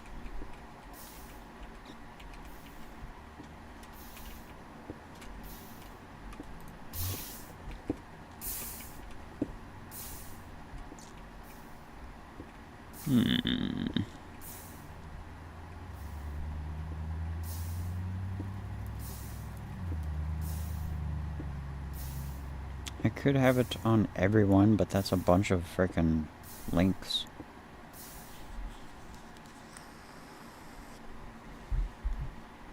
I guess they're super cheap.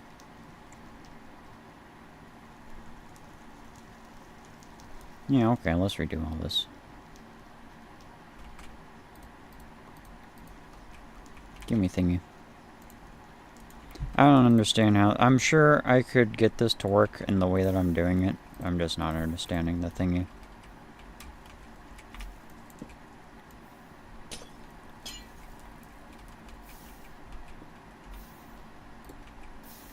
Make some more of these thingies. I need these. These, and this.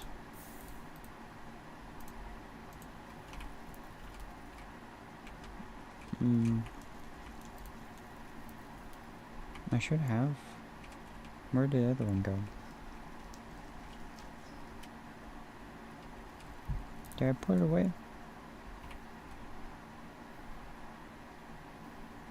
The heck?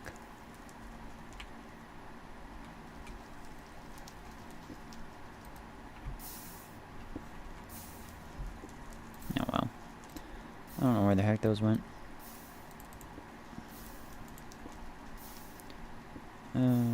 The steel. Okay, that's enough. Okay, we'll just do it this way.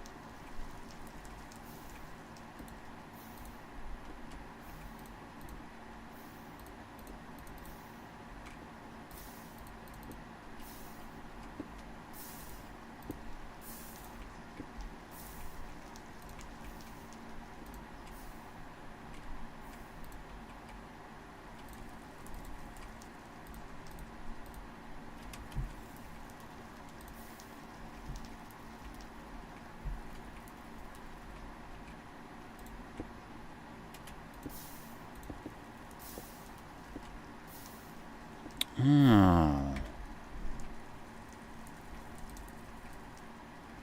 Hold on then. Okay, I get it. Okay. It's a little silly.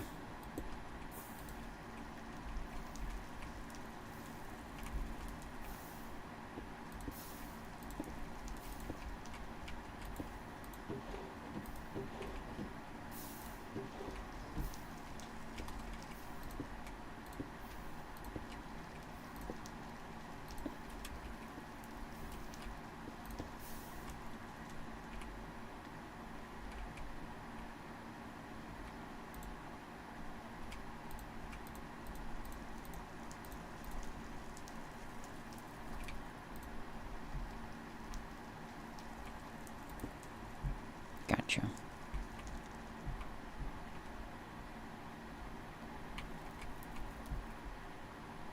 Can I do this? No.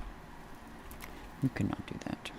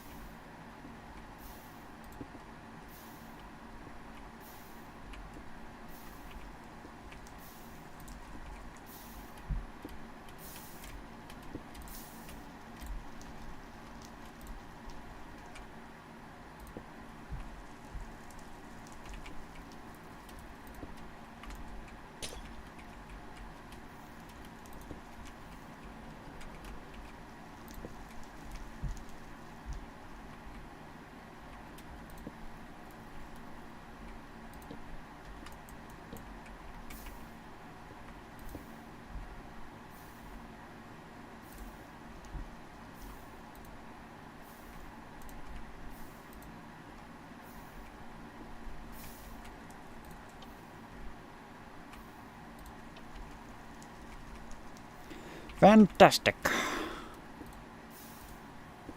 Very nice. Well, there's nothing in there, so let me... just kind of poke.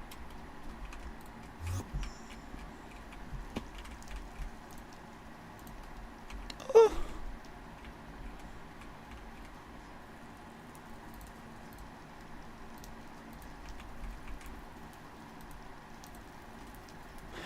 I'll do it.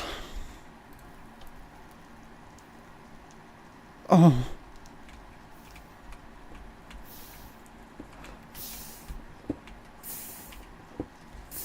Sweet beauty.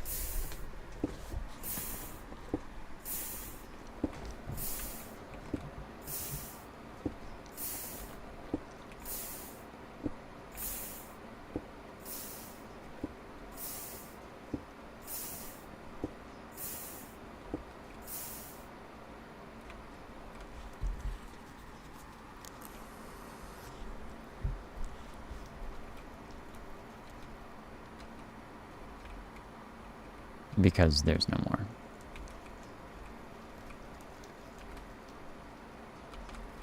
Oh my goodness.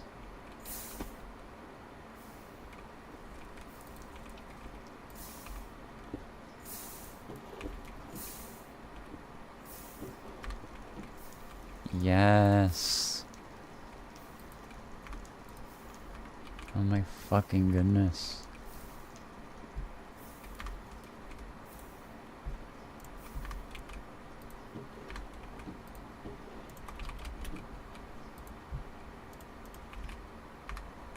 E8.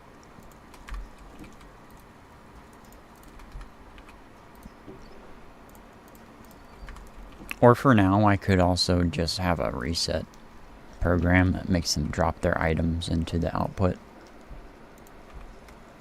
Fucking EA, damn it. Oh, that's so nice. I'm so happy. Now I can make the create thingy that I wanted to make.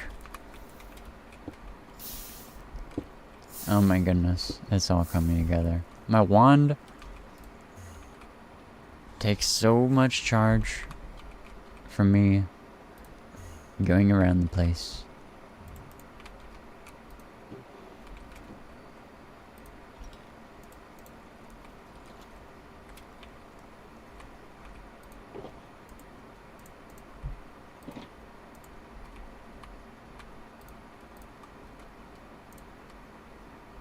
I have so much.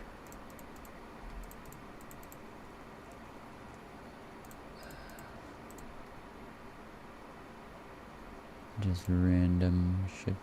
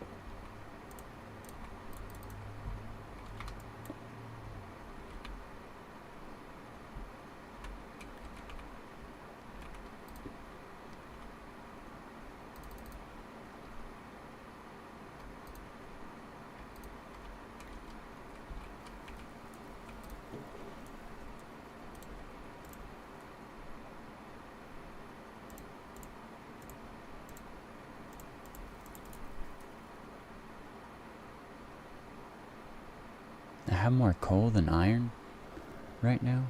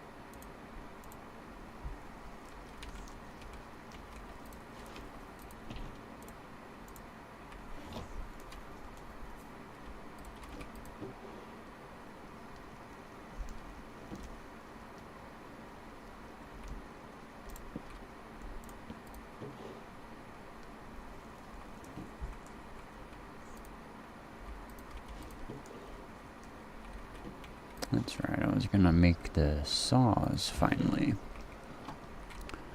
Alright. Let's look at this. Andesite. Case. Nope. Casing. You need a putter. And a deployer. And a belt. And you put it there. And from there, all my thingies are gone.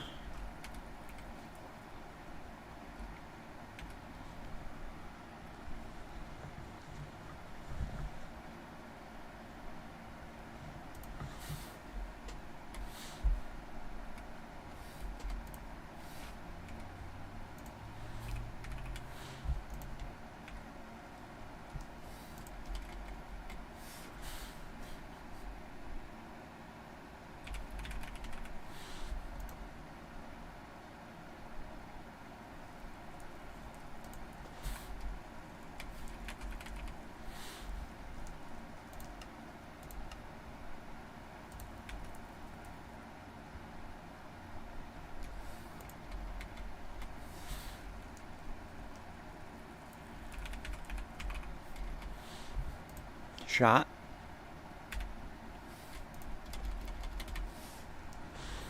And, was there anything else important I needed to do? That gets me to there. Mechanism, reactor.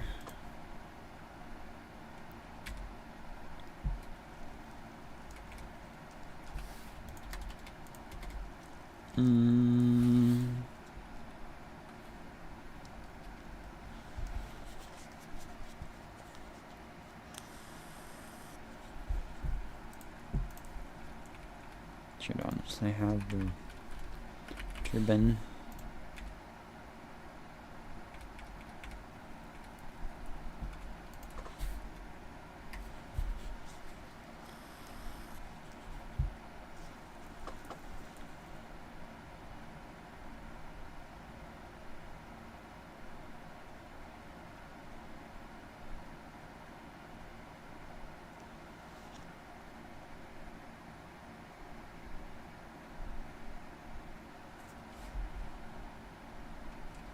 Some more teleporters.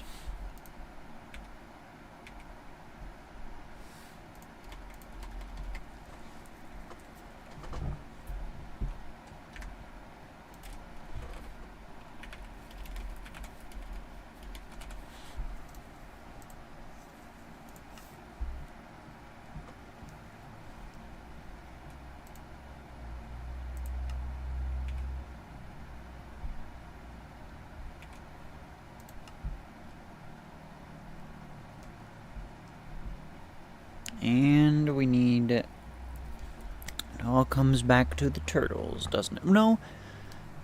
I'm gonna do a create wood farm, but I am gonna be, of course, messing with the turtles with the wood, of course. But not right now. I'm gonna make a create wood farm. But first, I'm gonna set up this infrastructure. And to do that, I need a saw, and I need a deployer, and I need some rose quartz. Yeah, okay.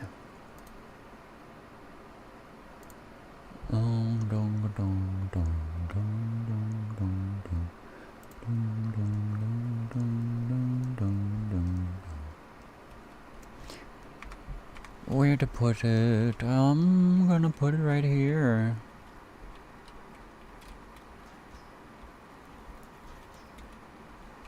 You know, up here. There-ish, yeah. And I can take... Oh, you know, I can do a similar method to take these things out. The sugar cane. And the TNT. The TNT doesn't really need to it can just be piped out and put over there. But to move it out, yeah, I can just use a pipe, because the problem before was the output was full, so it wouldn't move. You can take a pipe out of a bin and bring it to another bin. So, but then the signal to do that, I can have one pipe connect to this inventory, to that inventory, to this inventory, and then to this inventory. And they will probably all meet up around here-ish. And they're gonna come over here. Like this. That's the lava. Careful. That's the fucking water. Careful. And here we are. Oh, I spoke too soon. We are underneath the, oh, we're kind of here. Okay, we're here.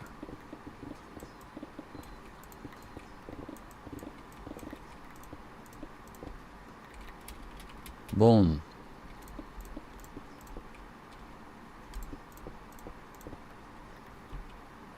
Like so.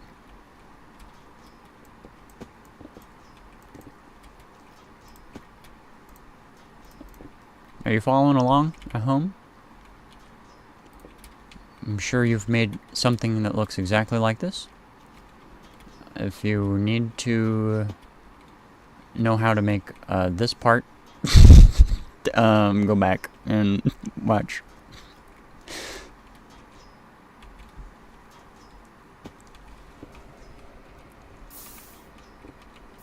Such a fucking asshole thing to say. Half of this has not been on stream, and half of it has been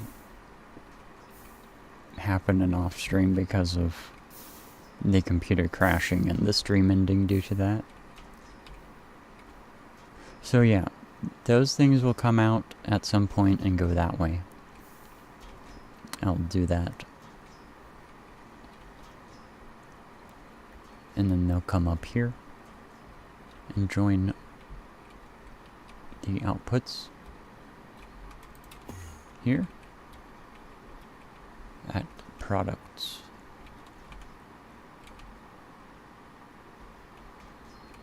Boom. And I don't need any sort of sorting system for this because the bins will just handle it. So long as, well, I mean, if there's no items in it, then there could be some stuff, but then all the inventory's down there. So yeah, I'll probably keep the TNT bin down there just to be safe, and then probably just have basic bins up here, like my bricks. Because if I pull 4,000 bricks out at once, I'm a little insane.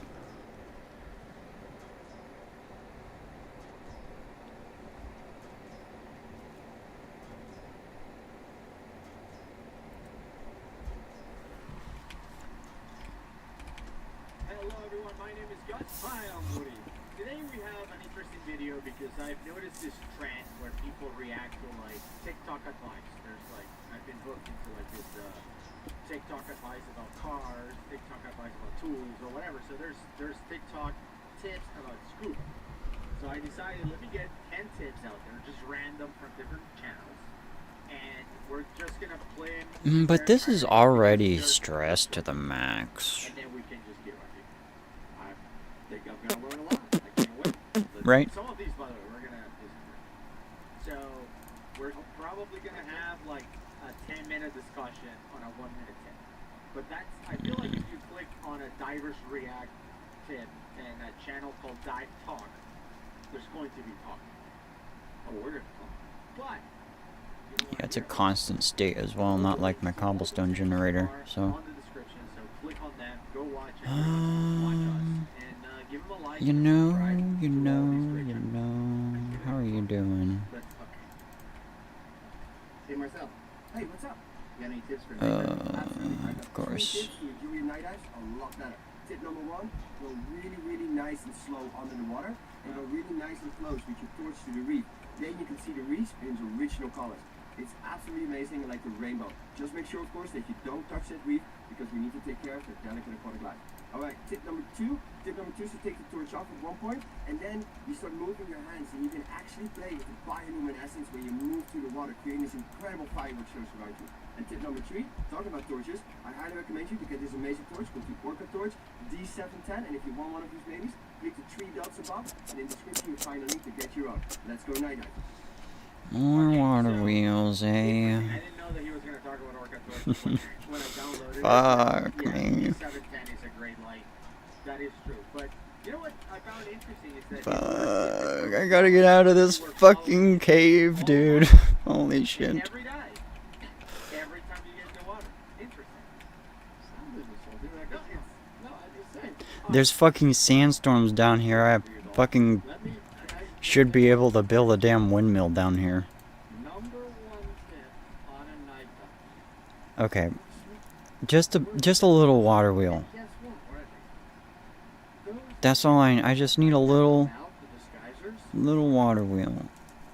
But the water is so fucking They're it's so really hard to see. I don't want to do that Really again. hard to see. So the slower You can't even see what I'm talking about. It's the up better there. it is. You're gonna see 'em, and they're Can you gonna even see them? and they're gonna come out. And by the way, like, you think it's like There, better you- over there? Like, what's you over see there? them. That's not right here. You see them. Oh, they're all over there. They must be there. 20 feet over there. That's what it's at. Fuck it. Right? I mean, like, the spot is just fine. So the slower you go, for me, the more I see at night, always. Number 2 tip is really cool. If you take your light, probably don't turn it off, but just put it up against you, and you move real fast, like when you're on, especially like in South Florida, you get that bioluminescence, right? Yeah. And I always have said, in my opinion, we're breathing in that bioluminescence, and that's where I get the sort of special powers that I talk about. This just went south. Those powers are amazing. You are going to feel something so uniquely special because of those special energetic powers that you're getting. And then number 3, that's an amazing light. Yeah. You turned me on to the Orca Torch lights. That's all I use now. If you hold, just purely hold it, they're super solid. They're easy to use. I believe that one has 3 O-rings. Yeah. Right? So really, really good Reliable. protection for flood proofing. We love Orca Torch. Yeah, they're great. And I always tell people, you don't have to buy from us or anything like that. Just go to your local dive shop and buy it from them. No problem. The D710 that you recommended is actually a really good light. It's 3,000 lumen for $160 or something. And it's very inexpensive compared with other brands. And if you do buy from Orca Torch directly, just use code DIVEFUCK for a 10% off. We don't get 10% commission. You get the discount. So it's great. So go ahead and check it out. But speaking of night dives, what tips do you like? If you had to add to these tips, you do one, I'll do one. Okay. One tip that I've always added when I led groups at night is that, let's say you have a group. Yeah. And there's another group approaching. Yeah. All look the same. They all got a bunch of lights. They're waving all over the place. If you cross close to each other, when you come to the other side and you pass each other, you're going to look right and be like, who are you? And they're going to be the same. It's like everybody's all mixed matched together. It happens all the time. So when I see another group, even remotely coming, I I throw know. my group in the brief. This is we're what I'm going doing the other wrong. way. Move away from the other group if you're going to go somewhere. Don't crisscross or you have a whole new round of divers with you. Not only the divers look the same at night on the water, but the boats look the same too. So like once you surface, every boat is like, is that my boat? Is that my boat? Like you never know. And I've talked to several friends who have surfaced in the wrong boat and they have to radio like, hey, I got your guy over here. Kind of embarrassing. So it does happen. I may or may not have accidentally ended up on another boat. Hi, I'm Woody. My tip would be to not rely on each other's equipment. So I've seen this before where they'll have like you and your dive buddy have one light between the two of you. You know, like if the dive fails or if you get, you know, separated for some reason, now you don't have a light. Like, no, you should bring your own light. Not only that, but I think during the night and limited visibility class, they tell you to have at least 3 between the two of you. So in case one of them fails, you can give the other person the other one. But, you know, I think you should have 2 lights each to dive just in case. Right? I think lights are very reliable. You know, the tip about putting it against you, I don't think there's anything wrong with that. But if you turn it off, the chances of it not turning back on after the fact is very small. I agree. Even with, you know, inexpensive lights, they're pretty reliable. But still. I agree. All right, great tip. Next tip, this one is going to be about acquiring gear. So if you're a brand new diver, you're going to buy gear, how's the gear? Okay. How much does it matter the brand?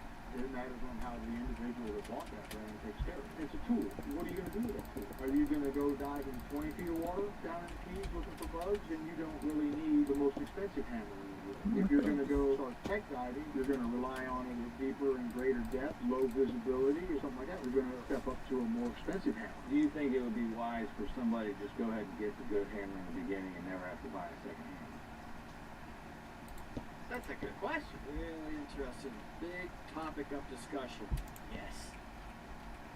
The first thing you have to be mindful of is that I was talking to Mike Young just about this today. We're now doing dives that is not the vast majority of divers. We have to try to put on a hat of what it was like or what it's like for new divers. And what do they really want? I don't know, a very high percent of divers. Oh, bosh. Jump in the water and be safe. They feel like they're doing a little bit of a sense of adventure. They're breathing underwater. And for the most part, they want to see some marine life. Maybe we'll see a manta ray, right? That's what most divers really want. So, most divers are recreational divers. Right? There are no depot limit divers that can come to the surface at any time. Do you need the most expensive recreational kit for that type of diving? And the answer is that you really don't. Right. Because the gear is really good now at all levels. Is there a difference between really expensive gear and not expensive gear? There is. Yeah. It fits better. It may have integrated pockets where the others may not. The regulator could definitely breathe easier. Most of them are balanced now. You know, there is a difference, but is it necessary? You got to be mindful of your budget and the kind of diving you're doing. You're going to be fine with a Do I just do one? set of gear with a reliable I think just one is fine. final signals added. I think it's more important to buy a brand. Yeah, one's fine. It'll be going and make some, and then the chest will fill up, and then I might grab a stack. And then I might go grab a couple more stacks, and then it'll keep making them. I probably won't ever need like 100 casings at once, unless I'm like building out of them, but I've seen people make the machines with the casing around them. As you can tell, I'm not a fan of that. But, excuse me, I guess I kind of just like to walk through my machines. But this isn't really an aesthetic choice. This is just the simple fact that I have no control over gear speed ratios other than this.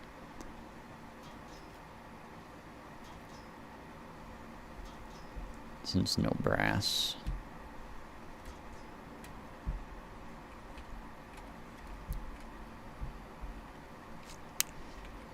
Yuppers. Yep, so just one line, thank you. Make it now. Make it 5 days ago, please. Because you probably can't service it yourself. And the service Steel, low plates, casing. That's my overall opinion. No, I think that's dead on. Yeah.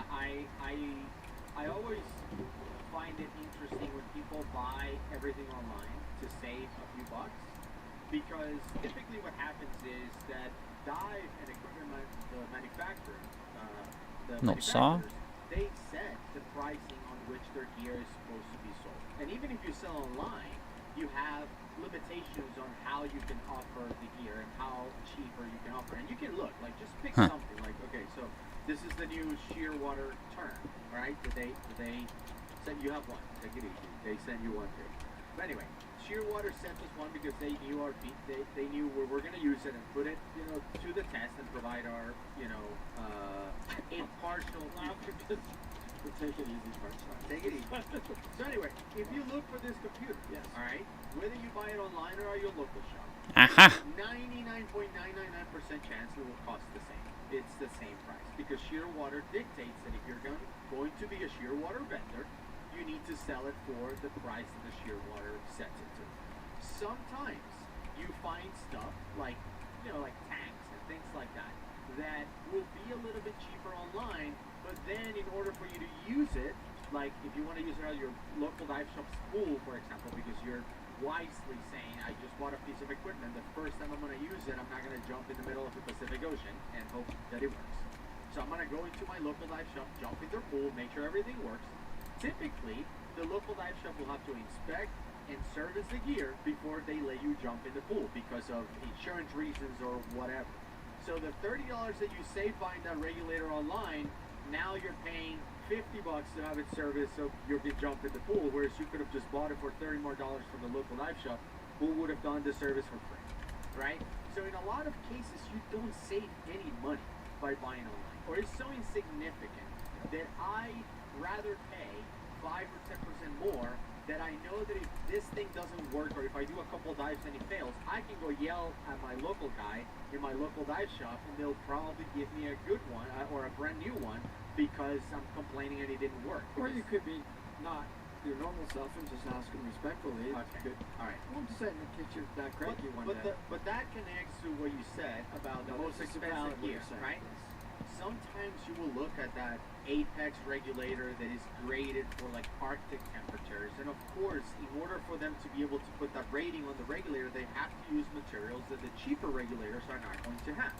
So, are you okay buying a $1,500 set of regulators? Are they going to work in the Keys in 20 feet of water? Of course, right? Should you do it? That's a really good question. I think that if you can afford it and you want to have the best, go ahead and get it. You know, I don't think there's anything wrong with that. Do you need it? Probably not. And also, it doesn't mean that the $500 or $400 regulator is not going to work or it's a piece of crap. That's not how it works. I think that in the past, like 20 years ago, there would be company and equipment that you would say, this stuff is trash.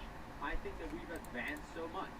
And honestly, I feel like 98% of the scuba equipment is made in the same plants in China, Taiwan, Italy, whatever they make it.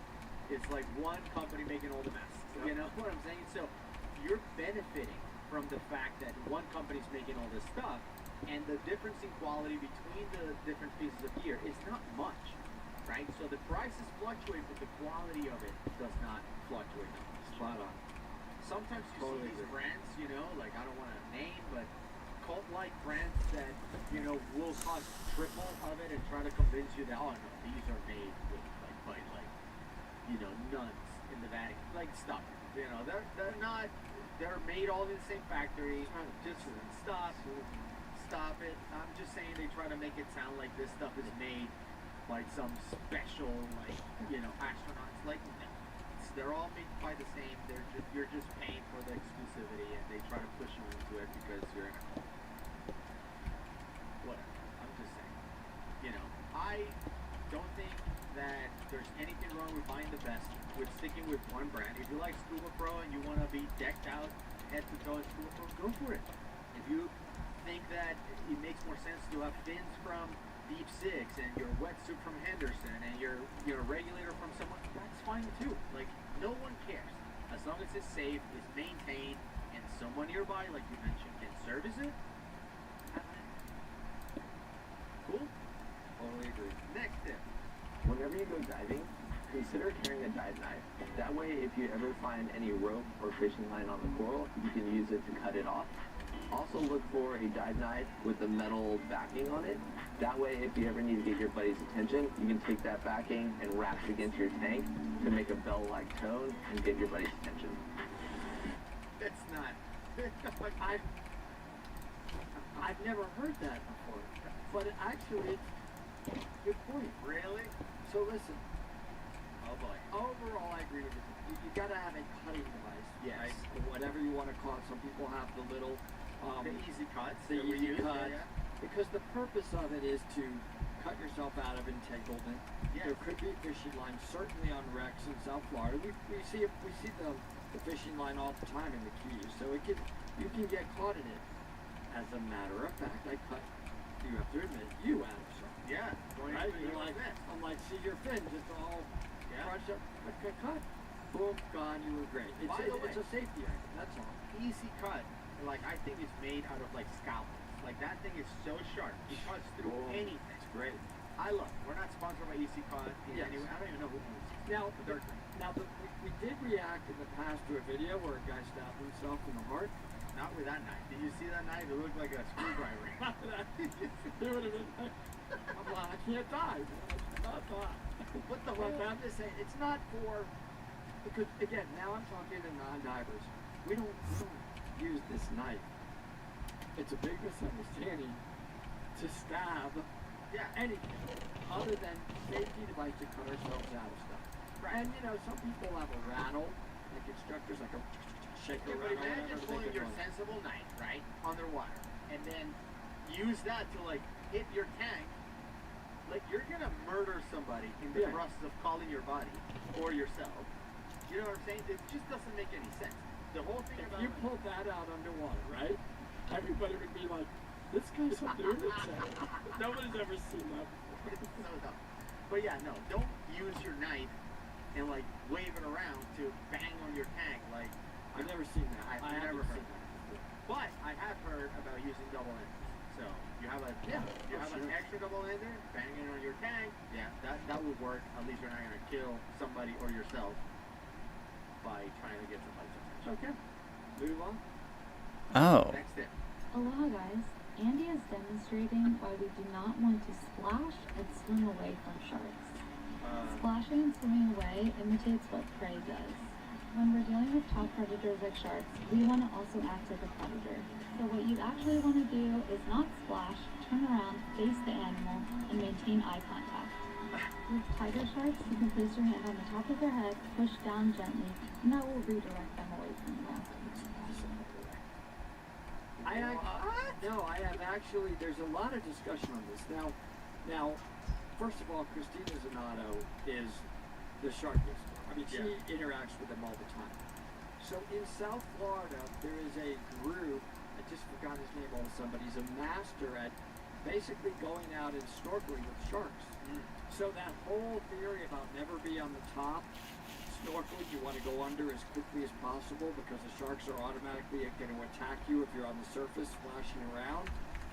How many articles have you seen in the past 10 years of all these snorkelers that are out there snorkeling with the sharks getting annihilated? I'm not saying never. Right. Okay, I get it. It's happened. We're gonna get flooded in It's the not comments. never. You don't have to put. I know this happened. Look at this. You don't. It hasn't. One time. Fuck! If the shark is coming at you and you start swimming away erratically at it or whatever, I have heard that before. Fine. I'll make fucking brass. Fuck. Turn towards them and either get Oh really my stiff, fucking goodness. Holy shit, dude. don't start charging them or whatever. Then they'll What just the veer off fuck? and veer I've away. been trying. You know, we've experienced that a million It's times. so simple. I just. Fuck. Okay, Stand fine. there, they usually just veer away. Yeah. So that's what I would say. Motherfucker. Seems like a reasonable tip to me. I'll just steal some power from this. Insane. That Tiger humongous shark. This motherfucker. Brass.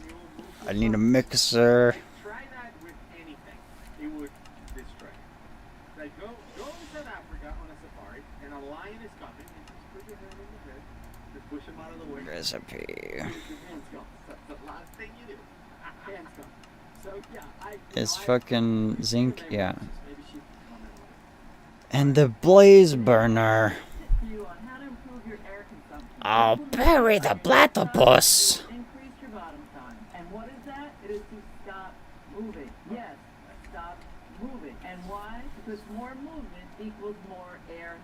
You don't want to be the Energizer Bunny down there. You want to use the minimum amount of movement possible.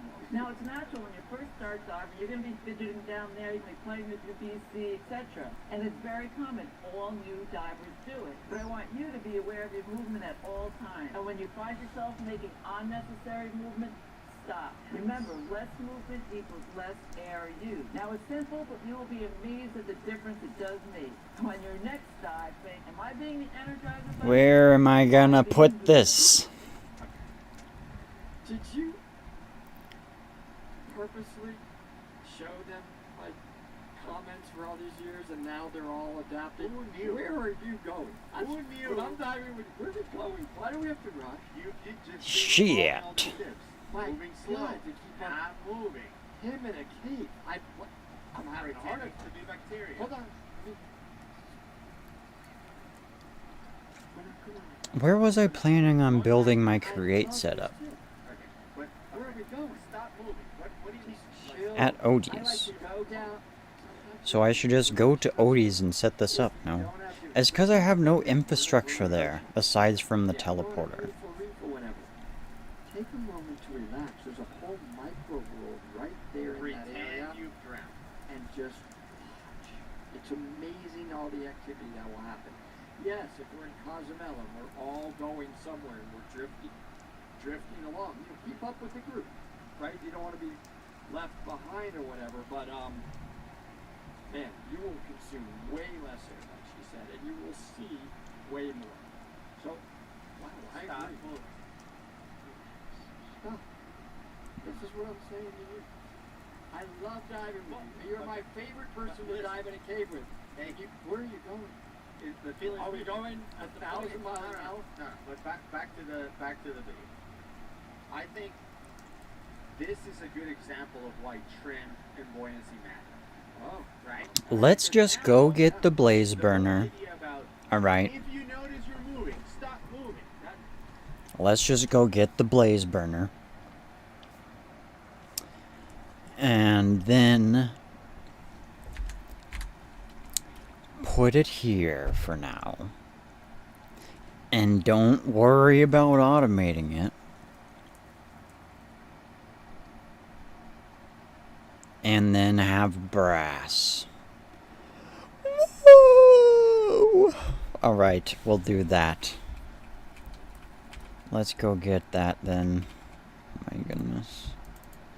I know I'm supposed to put all my precious things away because I haven't been doing anything crazy for a while, so like, but I'm sure it'll be fine.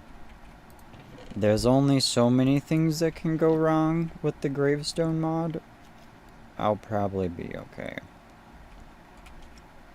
And I've backed up everything on this. Everything on Nugget is backed up too. And check this out. My fucking floppy disk ran out of space. So I emptied it out after I had already double and quadruple checked that everything was backed up. But then that made me paranoid that the computer was gonna be out of space. So I made a program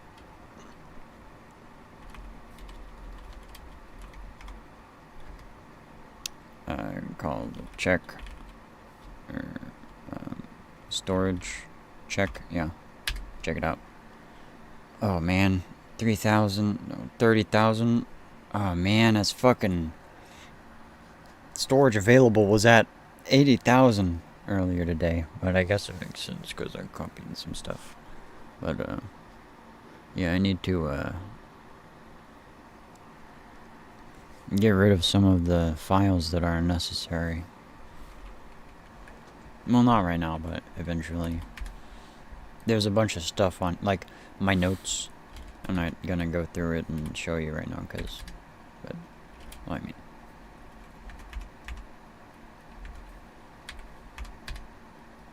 My notes here. I'm not sure if these are the most current notes like this is what was on the computer, and then I backed up everything on my tablet. So there's a couple things in a different directory that like is exactly this, but just a couple more files. So like I'm pretty sure I can just delete all this in here and it will be okay, and then I'll just go and get the backup from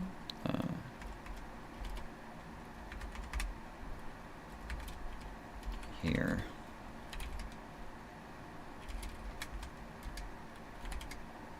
Yeah, tab saves right there. Tablet saves. That's got the backups in it. So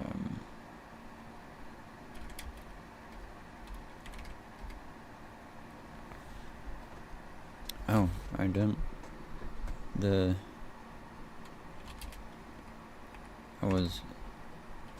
Yeah, I can.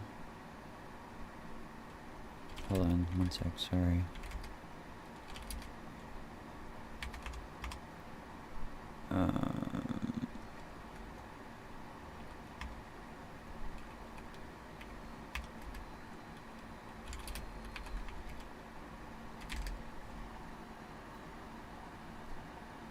Yeah.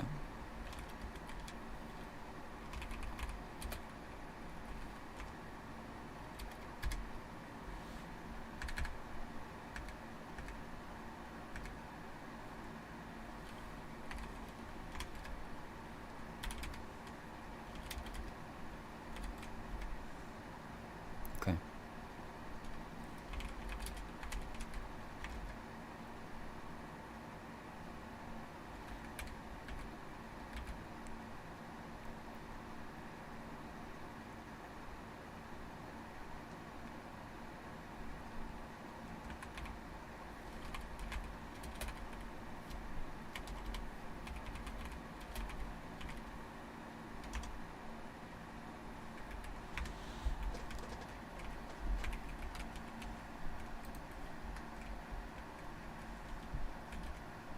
The Nether.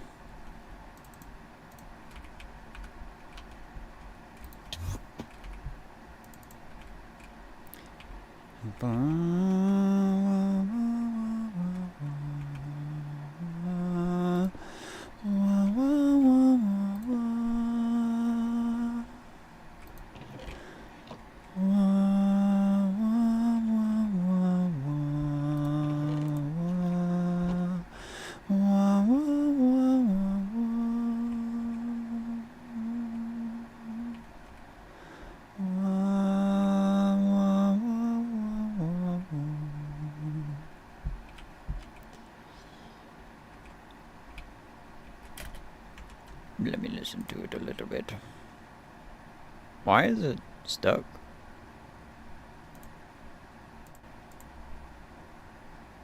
Is this what the stream is saying?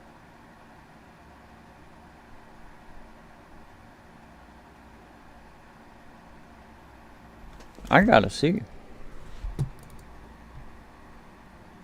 Is my screen just stuck on this? Because if so, that sucks.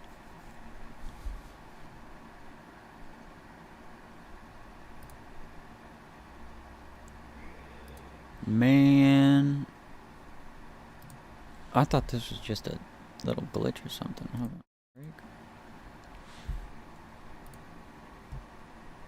No way.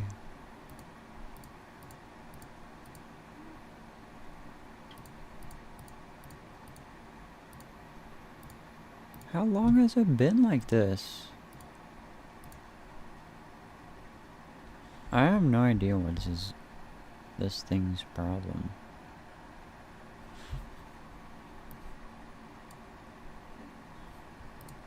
What the heck?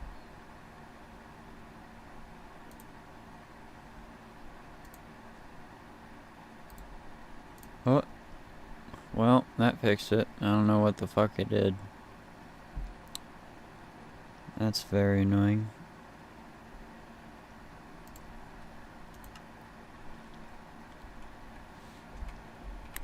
So,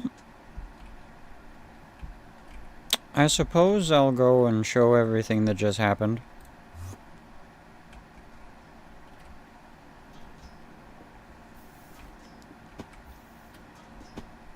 Oh my gosh. Okay, so this happened.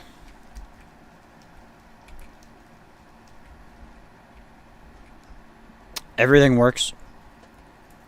And that's very annoying that none of that was on film. Let's go ahead and just run it so you can see what happens when this works.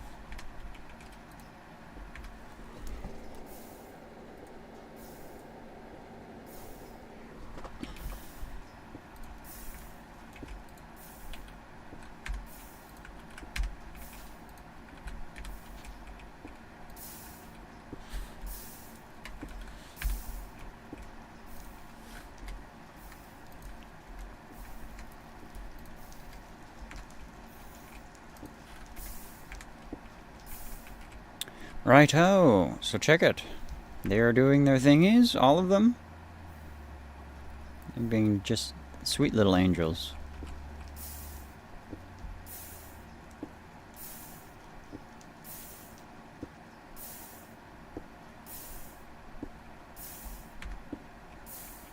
They're all doing perfectly.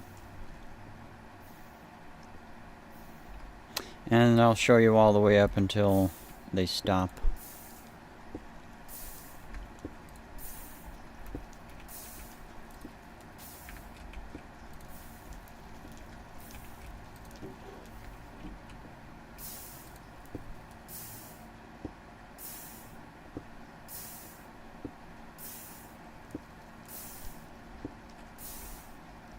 Yeah, sorry the stream glitched. That's annoying. I don't know what happened.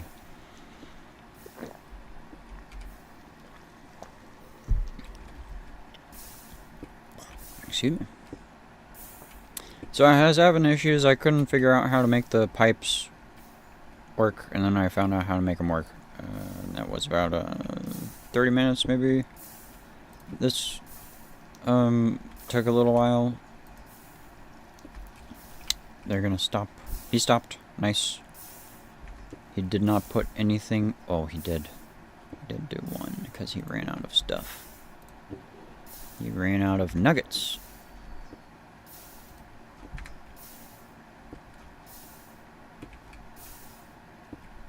Are we out of nuggets?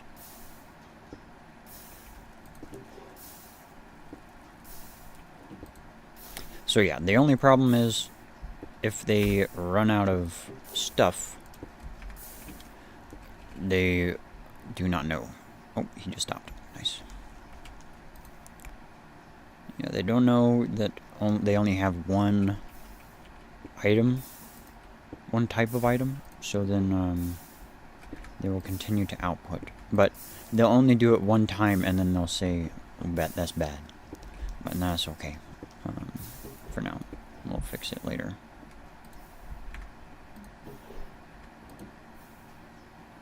He's still going.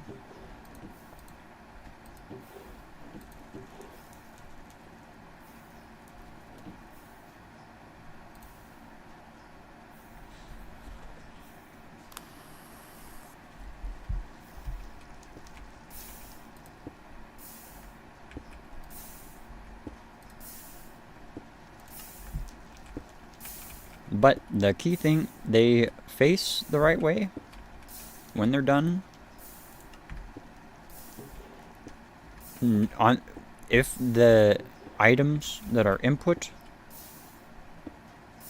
are full, then there will be no problem. And the only problem is if they run out of one input item, then they will craft one and then they'll stop. Or craft one time and then stop. So they will output incorrectly once, but then they will not output incorrectly again. Looks like we do have iron nuggets coming, but I'm gonna just inundate that chest real quick, probably. Or, honestly, just have a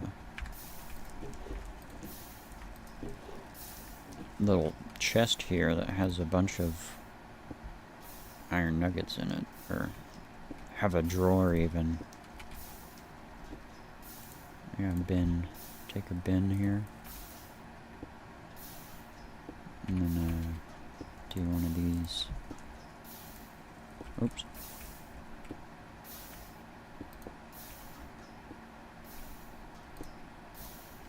Yeah. And a little bit of this here.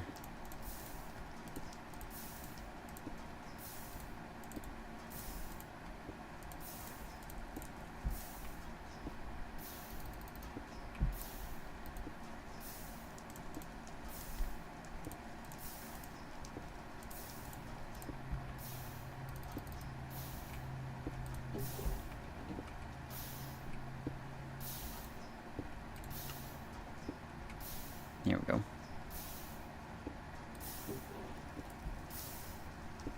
And let me... oh, whoops.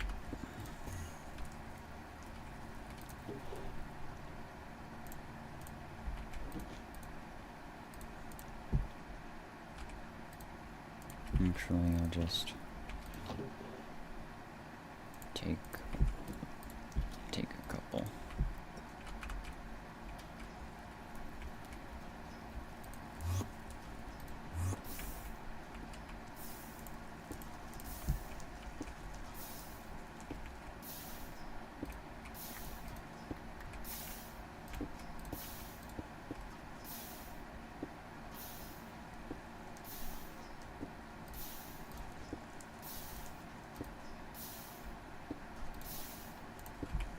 There we go.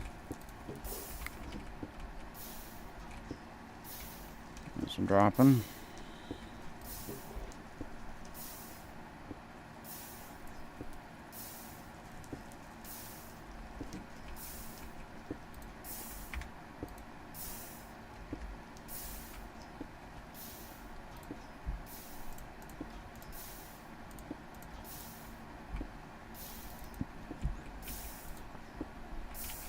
Oops. Very good. So then I flick this.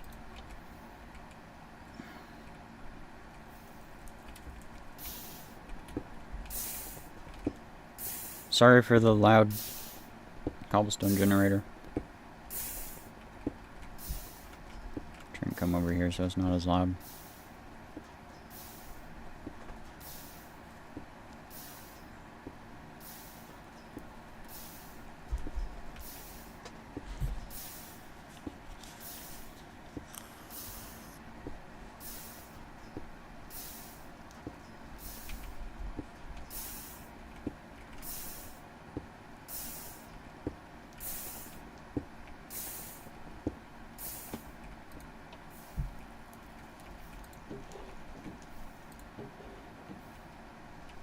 Nice. So then we got that done, and we have andesite alloy ready, and that is going to be taken over here to a deployer, which I found out that you need brass for, and so we are going to the Nether to set up a temporary mixing setup here so that I can have a little bit of brass. And then once I have andesite casings automated, then I'm going to go make a new factory for Create. And that is going to be at a new location, not in a cave.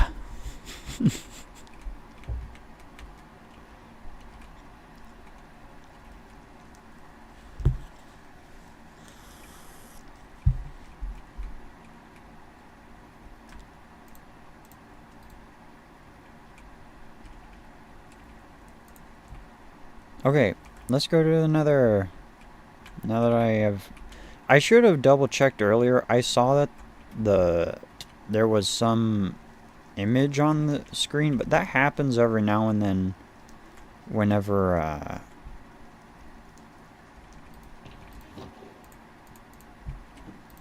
alt tab. Like, OBS doesn't immediately catch up. So like, I was like, oh, it's just frozen for a second. Nope, the screen was just not transmitting data for like, I don't know, an hour and a half. So annoying. I don't keep up with the stream notes enough. Like the other night when my platform program worked, and I was like, oh my goodness, I gotta note that in the comments or the description. I always do the comments because it's so easier to just go onto the video and type a comment than to go and edit the stream description, because then I'm pretty sure it posts the entire stream as a video. Okay, I want everything to get put away.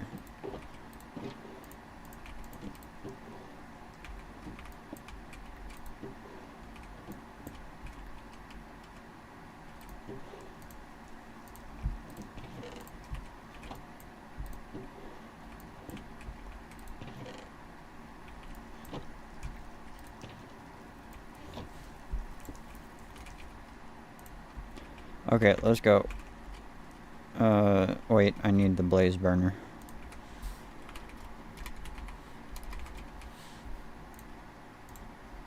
Oh, it's easy.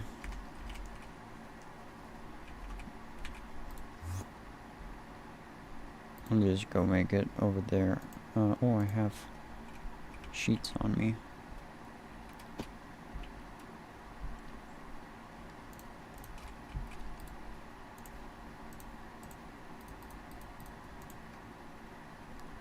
Should I make a couple? Yeah. Well, not that many. Just make as many as I can here. There's more than that if I can.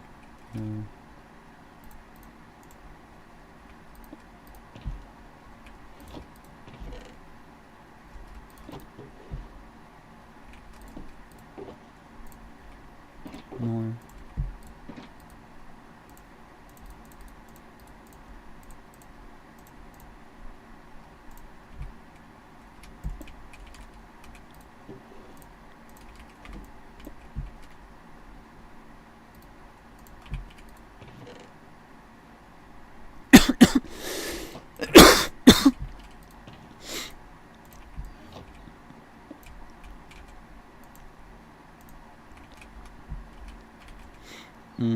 Yeah, give me the bag.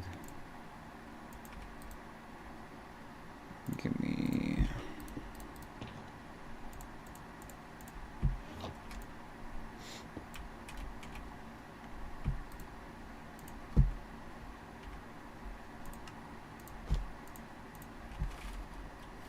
The fucking nether mobs always try to shoot me with the fire. Not the blazes, I'm talking about just anything that spawns in the nether and has a gun. It's just absolutely atrocious.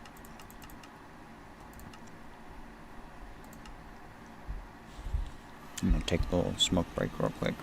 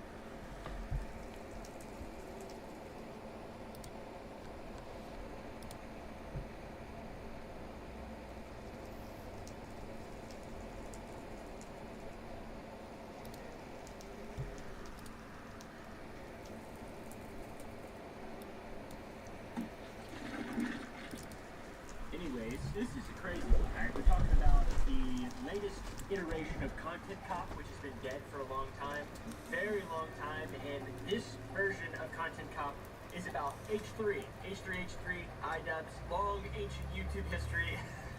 There's a lot to go over.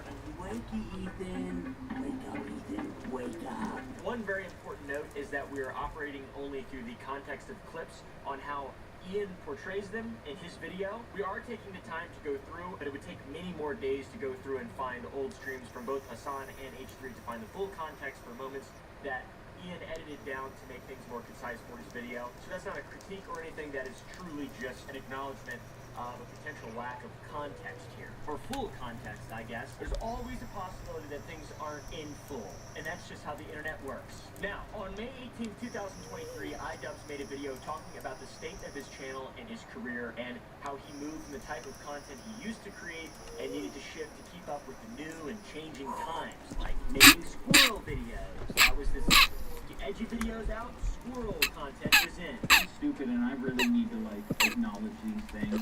Like what am I doing? I'm still trying to make excuses for myself and like, you know, why I made that video. It's like, it was a dumb idea. I harassed someone. I was saying slurs and I was trying to justify it. So in order for him to fulfill this, he went on a soul-searching journey to realize and apologize for all of his evil, horrible Content Cop mistakes. I had a very Wild West mentality when it came to online behavior. Like, people are going to do what they want to do, people are going to say what they want to say, and I can pretty much do the same because it's the internet, but I think you have to be a lot more responsible. If you guys are at all interested in how I've arrived here, that video gives, you know, a good bit of context and talks about some of my life a little bit. All the Content Cops that were posted to his channel would be unlisted and hidden away from prying eyes in order to change his persona for the better. So they weren't available publicly, I guess, but the links would be dropped in a Google Doc for anyone to click and enjoy, but not available on the channel front and center. I personally really liked Content Cops a lot. I thought they were great. I like mean commentary. I like it when people are really mean to each other. It's fun, it's really entertaining, and it's kind of what makes life interesting. Especially on the internet, because it's not real. You know, it's just like, it's just fun. Just all in good fun. YouTube, it's your boy Reggie Reg. You need a clock to know what time it is. What up, party people, in the place to be? It's your boy C Snacks. What's up, people? What it be? What it do? Happy Man Snacks back again with a new review. Hey, what's going on, party people? It's your boy Snack Dubs back again with another legit review. I get that they want to excite their audience, all right? They want to build anticipation. They want to create suspense. But there's only so much suspense you can create for a fucking fast food review. The response to Ian's reflection left a very bad taste in his fans' mouths, and the move away from the content that made him popular enraged the online community and left him very open to a lot of different criticism and attacks. I can definitely put myself in the Ian shoes back in the olden days when I put down the Ouya and started playing Amazing Frog. Does anybody get that? I don't even understand that. However, after Ian's big change, his viewership started to decline and the harsh reality of his audience shifting was hitting him. It was wild. It was a tumultuous time for YouTube. And don't get me wrong, he was doing okay. He was like streaming and doing some other stuff, hanging out with his wife or girlfriend or whatever at the time. But he wasn't on top of the world as a big time epic influencer, which everybody knows that's the most important thing about making content, is having millions of views and being really rich. That's like the thing that you have to, that's like the thing that makes it all worthwhile. So, you know. He was right though. The shame that plagued him from the edgy side of YouTube couldn't survive on the platform anymore. You can't say the N-word on YouTube. You could, I guess. Some people do. People have grown up. A lot of people have grown up, especially people who were watching those videos back then. And so many of his friends had already shifted their content into other things to fit in. The old iDubbbz was dead. A shadow of himself. He did the whole Creator Clash thing. That was pretty cool. I think there's another one. What we do here is go back. Well, man, iDubbbz was dead basically until a couple days ago, April 16th, 2025, when an upload hit my homepage titled Content Cop. And the topic of the Content Cop was Ian's once friend, Ethan Klein, aka H3, old man, 2 kids, wife, old guy. Now, he's an old man now, pretty much. He's like an old guy. He looks like an old person. He still makes videos on YouTube? See, Seems like fun. My girl Katy Perry, for some reason, went to space with all of her girls. Yeah. Now, I was kind of interested when I saw this. Not that much, to the point where I was like, oh, I gotta drop everything I'm doing and watch this video. I watched the beginning of it. I saw a bunch of memes on Twitter of him crying. So I tried to find that part to see what that was about. That was at the end. You know, I also see the dynamic of Ethan and Neil. It's really hard to be a couple online and see people attacking your partner, and it's like, okay, like if you come to their defense, that doesn't always help them, right? Sometimes that makes it worse. From the start of the video, we get the classic content cop feel. It's Ian in a wife beater on his phone, drinking a beer while watching a clip about Ethan. Anybody who says any thing, they will attempt to ruin their life. And once again, I'm the crazy one. We didn't see him look at his old police content cop uniform hung up, and there's a little montage of him training, and it's him, you know, classic content cop style, rolling around, pretending to fight, put his costume on, smoking some cigarettes, and then running off into the distance. Classic stuff. That felt very authentic.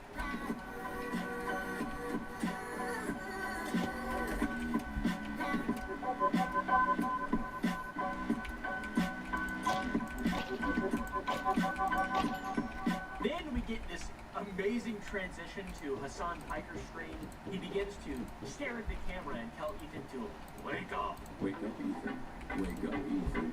Ethan, wake up.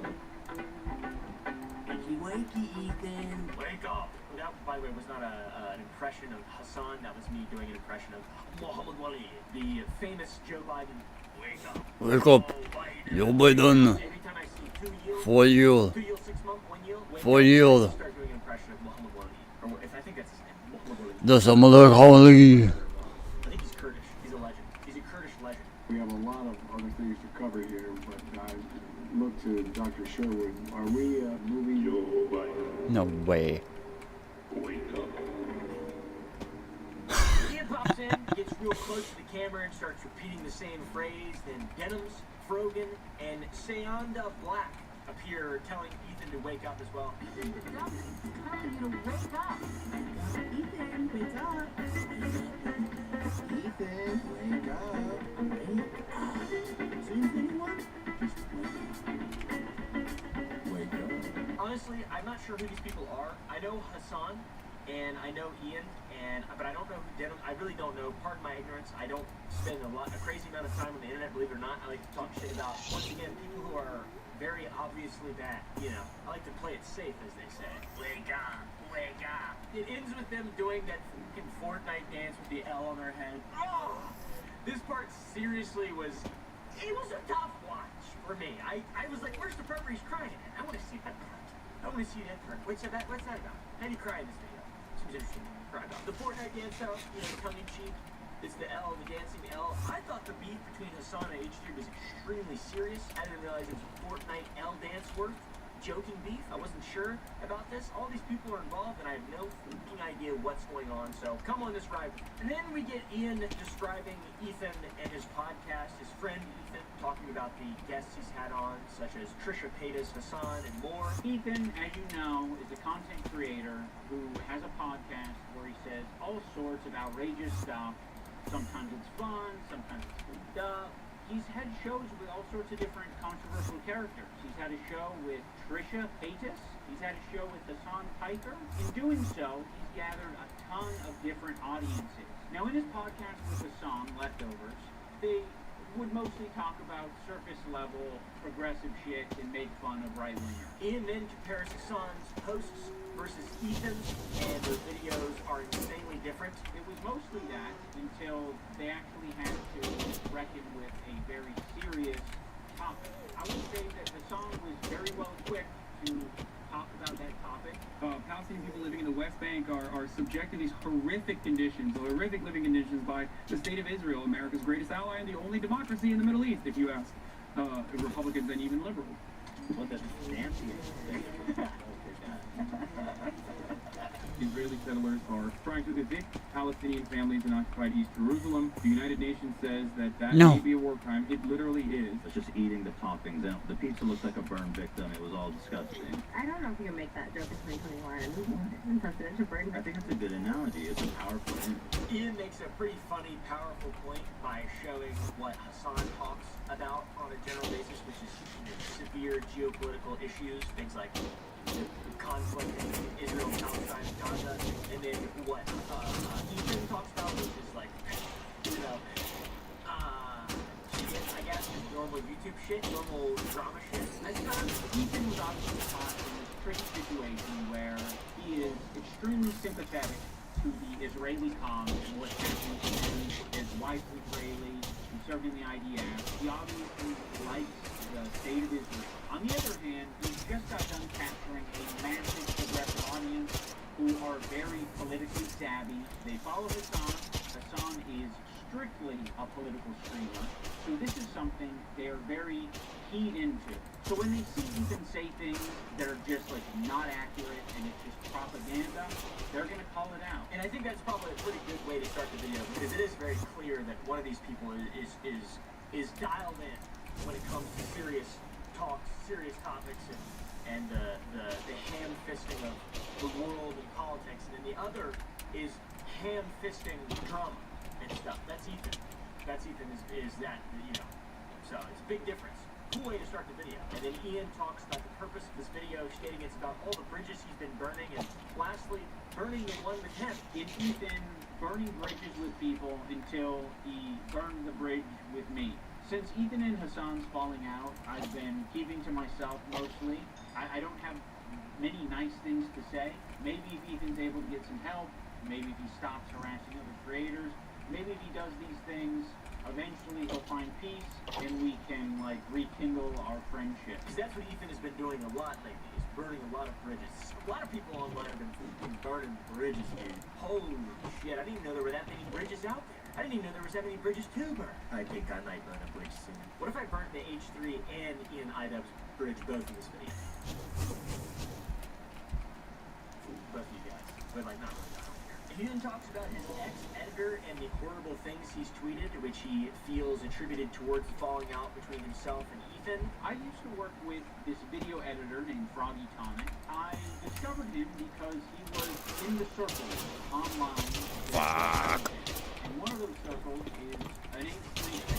He watched Ethan's content. He liked Ethan's content until he didn't like Ethan's content. The user, Froggy Tonic, tweeted about how he doesn't like Hila and Ethan and their stance on Palestine. Now, my former editor of a year and a half ago did say some truly mean shit. He called Hila the C-word. He said they're trying to kill their dog with cheddar cheese and a bunch of other shit, I'm sure. Ethan, at some point, discovers that IDub's former editor says this horrendous shit about him and Hila. Ian feels that all of this started within his community, feeding him politics and other things to enrage him into talking about them, specifically pointing out a specific user who seems to be at the head of all this farming. Why is there so much work being put into discovering this guy on Twitter who's barely getting any interactions, linking him to me and posting on the Reddit, when there's no work being put into who is the person on the Reddit who's posting this in the first place? If you do a little bit of research, it seems like it's an account whose intention is to make Ethan crash out. This person was always getting Ethan to crash out, specifically on his own Reddit, which is a real embarrassing job. Crashing out on Reddit is just incredible. If you're not responding to serious questions, you looking old, what the f*** are you even doing on the internet? Do you actually care? For real? Like, genuinely? One user pointed this out and said that this is happening so much that others are starting to notice. It's becoming a thing. This is only the beginning of the very long content cop. One of the users on the Snark Reddit points this out. They're like, I've seen this account before. This account has scraped its history, and it's now trying to make Ethan burn bridges.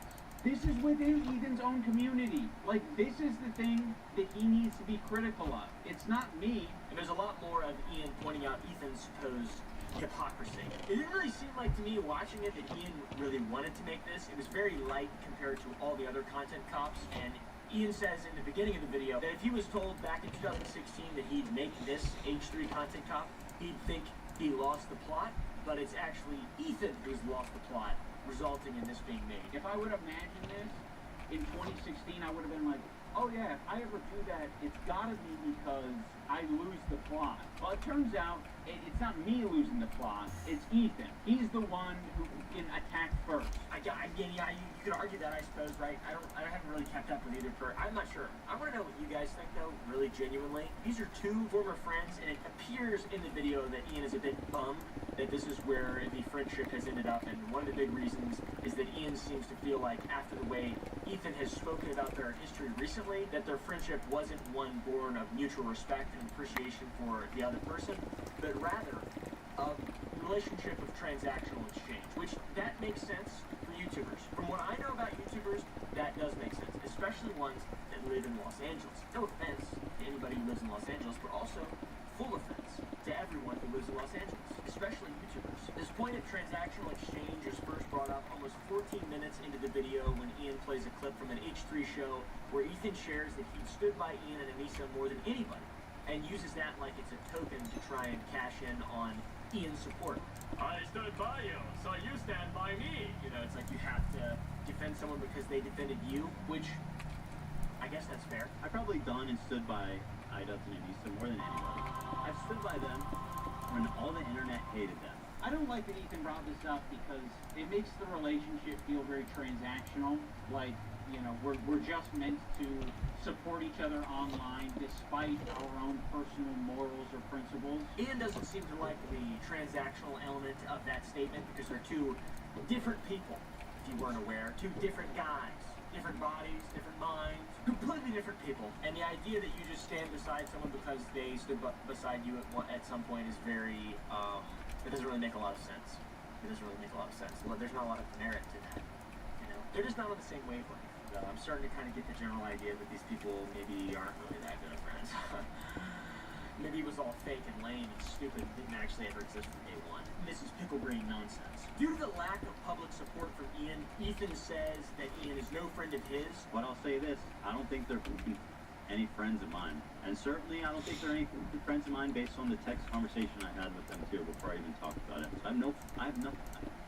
Like, I don't need anything halfway friends, man. Seems like a bit of an overreaction because it's a very large, broad, divisive topic. But I also understand the desire from Ethan to want to have supportive friends. That is incredibly important. But when you're friends with, when you've got pickle brains, everyone in your friend circle is a bunch of pickle brains. Your network is your net worth, and you're just a jar of pickles. That's what the reality is when you're a content creator and influencer. Your network is your net worth. Me, when I'm surrounded by people smarter than me. Outside of how this manifests for Ian and Ethan, personally, my big thing is realizing that your friends and specifically your family, you don't have to agree on everything with everybody. This content company is bumming me out, dude. We need to get a holy relic. A whisk? Cheer everybody up, my friend. Did you come up with that yourself? What a positive message from the holy relic. Things are almost never black and white with the old adage, you're either with me or you're against me. That's a cliche, it's stupid. I've had instances in my life where friends and family are arguing on what food to eat, and then you just extrapolate that to anything. And as long as you're not directly involved in that situation, then it's no different to those things. You're either with me or against me. Well, conceptually, I feel differently about this theoretical hypothesis. Dude, shut up. Quit trying to be smart. You're not. You're just no. Shut up. How about you embrace being stupid? That's what people should do. Embrace stupidity and just enjoy your life. It seems like this is how Ian had felt. I'm not 100% sure. I can't speak to how he felt. He made this video, so obviously things have changed for him. Maybe he had hoped there was something that was positive that could have been taken from the ongoing conversation, but I suppose Ethan didn't react as Ian had hoped for in their private DMs, which is why now Ian is making an hour-long hit piece on his former friend. It's not really that big of a hit piece, though. It's not that big of a deal. It's a little bit ironic, too, because talking about transactional friendships, it seems like Ian has transacted through obvious decisions that have been made and you know, videos that have been posted. He's transacted out of the old friendships of Ethan, Hila, Max, and Chad, and now he has credited Hassan, Frogan, Denims, and other folks in the description, which, to me, that does seem like a transaction. Yeah, I don't know. I really don't know the point of this video. Not the one that I'm making. None of them have a point. This one, though, the content cup. Usually it's like really clear and obvious, but this is just so... I don't know what's going on. Just do this in DMs. It seems like this didn't even be made. But it's very epic, though. There's a moment where that really highlights how nasty both sides are being in Ian's video, and that's when Ian points out that harassment is bad, and he doesn't like that Ethan and Hila were being harassed, but that they were perpetuating it. We had such a fair response to what you guys were going through. We don't support harassment. It's a bad thing, but it happens, and you're perpetuating. You fucking propagandist, lying scumbag, terrorist supporter. He probably sets up a mirror and jerks off watching himself. Dan Clancy has a similar view on people there. Because Dan Clancy, the Nazi, fucking anti-Semite. You can't expect other people to stop harassing you if you continue to harass people. But then he says this inside an H3 content cop, which I just think there's no winning in this. I don't know the point of this video because there's no winning, and you're calling, like, there's a lot of winning. I win here and I win there. What's next? Critiquing things and you're judging people, you're always going to be hypocritical, no matter what. Like, it's not possible to not do that. So there's like escalation and harassment and then the middle fit. Like, I don't know. Yeah. Big day for the unemployed. So yeah, talking about the harassment thing, and then Ian being the one putting out an hour-long hit piece on Ethan and Hila, where then he joins the hive of the side of the people who hate Ethan the most. I have kind of gotten the idea that maybe Ethan hates Hassan a lot more than Hassan hates Ethan, but I only watched Ethan's video on Hassan. I didn't really watch any Hassan stuff, so I'm so washed up on this shit, dude. I don't know, but the dancing in the middle, wake up! I mean, it's just like, it's just so odd. This is such an odd, I don't know, it's very YouTube. It's very YouTube. I will say it does suck being harassed a lot on the internet, and being a couple must be really difficult being on the internet. Ethan and Hila just getting harassed, having kids and stuff.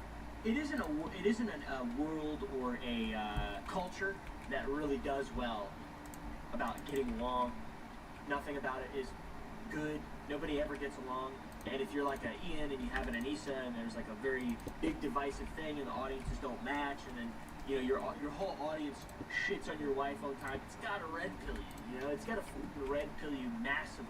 And then now people shitting on Hila and it red pills Ethan. It's just like the same thing but just different. But it is tough having a public relationship of two creators, I guess, online, if you care that much.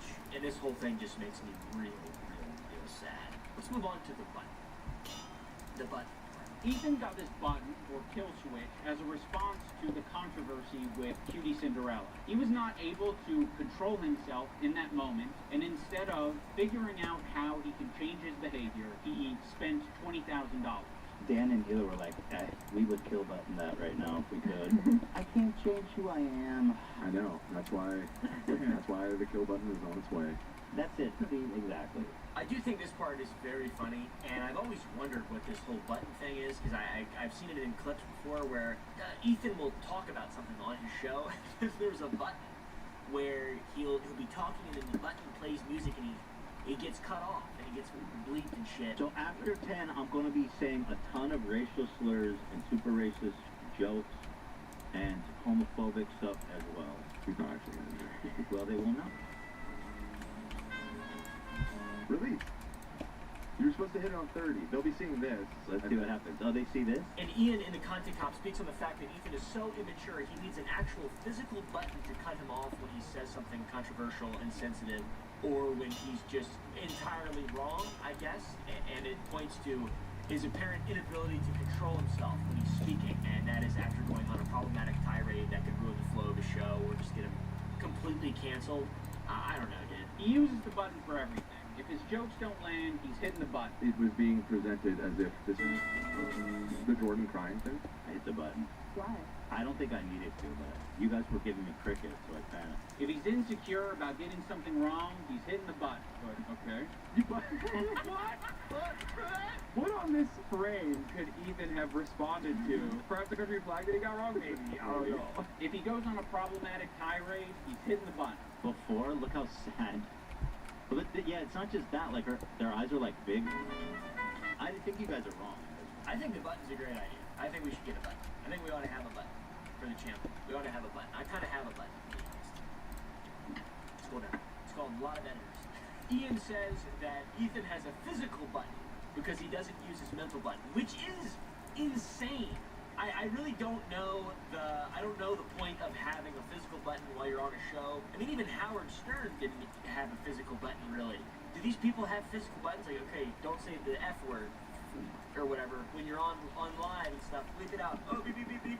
But they cut some shit out that is just very obviously wild and insane. And they're live on YouTube, and I don't know. I don't know. It's an odd thing that we're able to witness. Everybody's familiar with it on a level. I mean, it's a dump switch. It's what prevents people, if they curse on broadcast television or something, so that they don't get banned or fined by the FCC. So we're gonna implement that. Is everyone gonna have a dump button? No, it'll just be me, and I actually think that you should have one. The point is that Ethan's mental button doesn't work, so he uses his physical button, which is crazy. And I guess what makes it worse is that this is a normal thing in his community. Ian talks about his tirades and that he himself calls it goblin mode. The H3 community and Ethan himself use the phrase goblin mode all the time to excuse a lot of his shitty behavior or make it seem less bad. I've been diagnosed with goblin mode, actually. By claiming that what happens is he just gets into this like uncontrolled state he refers to as goblin mode. I do not call myself goblin mode. Yeah. Goblin mode? Is that what you're calling Tourette's now? And this mode allows him to push away any feelings about doing something bad into a silly little name, him going goblin mode, aka being childish and erratic. To all victims of goblin mode, I would like to issue an apology. You got goblin mode today. You're goblin mode. Look how many times you paused it. I'm trying, yo. And I don't think there's no room for using the term goblin mode. I like the idea that you're defending yourself and the little guy by going goblin mode when a big corporation or a big entity is trying to attack you. Like, if you fuck me over, if you steal money from me, if you patronize me, if you do any of this shit like you're trying to do to me, treat me like a fucking idiot, I'm crazy. I've gone in goblin mode over way less. But you not thinking about what you're saying, not, reflecting on your behavior, not changing your behavior, that's not goblin mode. That's being a child. Ian says he feels bad for the crew that works with Ethan due to where they sit. They're trapped behind having to nearly agree with Ethan at all times, and they're also at his whim. The one time the button didn't work, and we listened to how he spoke to AB without thinking that the internet was going to hear it, it was rude, it was nasty, and it didn't have this caveat of like, I'm not mad at you. It was anger, and it was uncalled for. One time the button didn't work, and we got to hear the harsh behind the scenes of how one of his employees was treated, which that is really odd. I don't get that. Ethan certainly seems like he's off the rails and should draw that back in. When the button didn't work, we could hear the entire conversation. A little bit of a scary bad boss moment, real bad boss moment. Deserves a bit of an ass whooping. Just gonna say it. They get ashes covered most of it. Doing it. What are you doing? Awkward and terrible. I'm sorry, I'm not... Just like, this is what I'm talking about when it's always like... We need to get home for our kids. It's like, bro... Oh, no, I didn't want to finish it right now. I just thought about finishing Wednesday. You guys, like... Alright, I'm taking my hand off. What? Okay, well, thanks, button. And he didn't want to take accountability for it. He immediately wanted to deflect, and he wanted to say that the button... First of all, I appreciate the hard work. I know you do. And I loved it, and I really enjoy it. But it's like every time we do it, it's like the show is what it is, and I know. It makes it. I was being selfish. No, dude, that button, me, dude. Can you imagine that button f***ing me over like that? The button? You? AB? You? Who? You yourself. AB, Abdullah Ayad. He got the short end of the stick. AB Star Killer. I I think that's his name. That is so funny though. That really is a very funny, weird. Imagine if I was like that. I'm not like that, am I? Tell them. I do feel bad for AB. He seems like a nice guy, and the whole team and stuff. And they just seem like, I don't know, they just seem stressed out. I've always wondered why Ethan keeps on doing this stuff. He seems so stressed out all the time. Ian also talks about the whole Israel and Palestine Ethan video and brings up how Ethan shits on Lebanon. Some of his employees are Lebanese. Also, let's talk about AB and Lena, 2 Lebanese employees, and you just continue to talk about the conflict like they don't exist. It would be nicer, a lot nicer, for you to shut the f up about it. Then he goes on to talk about Ethan's demon mode, which is like goblin mode on Fent. It's just him being straight up evil. He does attack people pretty evilly in some instances. We're all familiar with goblin mode. Well, Ethan debuted a new mode recently. And by the way, my ratio is pretty good. Like, I'm looking at like 20 goblin modes to 1 too far. Demon mode, let's call it. Yeah, demon mode. They do go too far with making fun of. A lot of people make fun of people. I just feel guilty. I feel guilty making fun of people a lot. Unless they're stupid idiots like Vitaly or the other stupid idiots we talked about. I like Raz. I like Raz, but demon mode's bad. This point is really good. Ethan used to be kind of the underdog who had the internet rally against him. He was sued and he won, and that's like why so many people loved Ethan, originally loved Ethan, started to love H3H3, but now he's like, he is in demon mode quite a bit, and it is sad to see. He also repeatedly plays victim and says that he is the victim of contextless slander, but then goes on to contextlessly slander people repeatedly. For example, like the CEO of Twitch. I'd never want to sue someone for defamation, but like at what point do you kind of have to? I mean, this is like basically someone calling you a pedophile. Be like, yeah, no, Ethan's a pedophile. Dan Clancy or whatever, like the CEO of Twitch, and pedophile. Dan Clancy has a similar view on him. Because Dan Clancy, the Nazi, anti-Semite. He also calls people pedophiles and that type of shit, and other just, pedo-jacketing. There are certain things you can accuse people of that rise above to make it like actionable, which is like wrongfully accusing someone of being a pedophile, a sex criminal, a murderer, shit like that. Dan Clancy now, in other words, he is a pedophile. You have so much less to go off of saying that than anybody has about Drake. Based on his looks. Just on his face. Well, at least you're self-aware. That's 100% a joke. I have no evidence to conclude that he is. One of the more notable legal threats that Ethan has sent out recently is against Noah Sampson. I have nothing but vibes to gain, and potentially your money as well. Don't worry if you don't have it all now. I'll garnish your wages. You're going to be living with your parents for a lot longer, buddy. That's a very funny joke. That's a very funny joke. Saying someone is a pedophile based on their looks. That is a funny joke off camera in the privacy of your own home. Even then, it's not that funny. No one's there. That's a bad joke. That's a really, really, really, that is an alarming level of hypocrisy. Off the rails hypocrisy there. This is probably the most clear and concise part of the whole video, I'd say. Ian goes from discussing the button heavily to then discussing H3's shift from owning libfart SJWs to becoming a libfart SJW himself. Now let's talk about the left-leaning Democrat. He presents himself as someone like me, a left-leaning Democrat who supports basic things. And the fact that as Ethan has made more and more podcast content, his videos have become increasingly political, and like the line between just goofy nonsense and political, just all of it's nonsense. It's caused a very volatile audience. And the main point of this section of the video that Ian is trying to get across is that Ethan's stances on the Israel-Palestine conflict and other related topics, they seem clear on the surface, but if you dig deeper, they tend to be very inconsistent, which is classic human behavior. People are very inconsistent. We get an example of this when Hassan suggests that since Ethan is so upset that Hassan is commenting on the politics of Israel, Hassan tells Ethan to debate Sam Cedar, who is a Jewish man, but an anti-Zionist. That's it. I'm not going to explain to you guys what any of that shit means. Look it up yourself. I don't want to talk about Zionism in my video. This beautiful, fun video I'm making right now. It's so good and high quality. The thing that made me start to question Ethan's intentions is that it was suggested to talk to Sam Cedar, a fellow progressive, a guy that Ethan respects and looks up to. He works with Sam Cedar at the Majority Report. I respect him and what they do there. Ethan then goes on to suggest that it would be racist to debate another Jewish person whom he has publicly shown support for but doesn't share the same beliefs on Israeli politics, that is the stance of Zionism, I suppose. He kept saying that it was racist or anti-Semitic to suggest that he talked to someone who's within the same ethnic group as him. That's why I said yesterday, like, I urge Ethan to talk to Sam Cedar. There are very thoughtful, very kind, anti-Zionist Jews out there that he could talk to. I don't think that I will be able to reach him. What's the insinuation that I only listen to other Jewish people? You need to talk to my pre-approved list of Jews that like agree with me on everything. You know, it doesn't matter if they're Jewish, dude. It doesn't matter if they're Jewish. This is where we can also see some hypocrisy surrounding Ethan's politics. On one hand, Ethan will say that it doesn't matter if someone is Jewish for him to debate him or speak on Israel, but then he will flip the script at a moment's notice and say that he won't take any opinions from someone who isn't Jewish, which is a freaking crazy thing to say. I think most Jews I don't think Jews at large view it.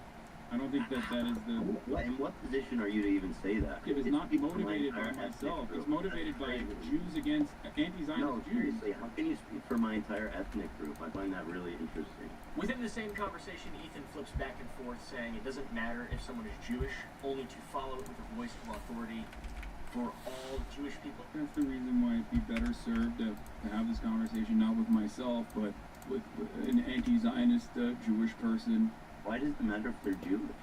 Because I'm not Jewish, and you've said in this conversation that, like, how can you tell me how to feel about the situation? Yeah, but how is one person a representative of Jews at large? I'm just telling you how Jewish people around the world interpret that phrase. So yes, Ethan, on occasion you might be suggested to talk to someone who has some crossover with you. It doesn't have to be your ethnicity. It could possibly be someone who shares progressive ideology with you. It could possibly be someone who is of your same gender. Kind of strange. Sam Cedar is not the only anti-Zionist Jewish person that Ethan doesn't like. He also has a beef with Matt Lib, who is currently a producer for Good Mythical Morning, and since the most recent Israel-Palestine conflict has broken out, Matt has been very active online in support of Palestine, and since Ethan regularly speaks on behalf of all Jewish people, including Zionists and anti-Zionists, Ethan and Hila get upset at Matt for saying that one state doesn't represent all Jews. When Ethan and Hila are watching Matt Lieb saying that one state doesn't represent all Jews, they cannot wrap their heads around the idea. No single person that represents all Jews. I'm just telling you how Jewish people around the world interpret that phrase. No single person that represents all Jews, as no single state represents all Jews. This is another weird thing. Oh my God. He takes this argument a bit too literally by saying that Israel never officially stated that it as a country represents all Jews and pretends not to understand what Matt is saying.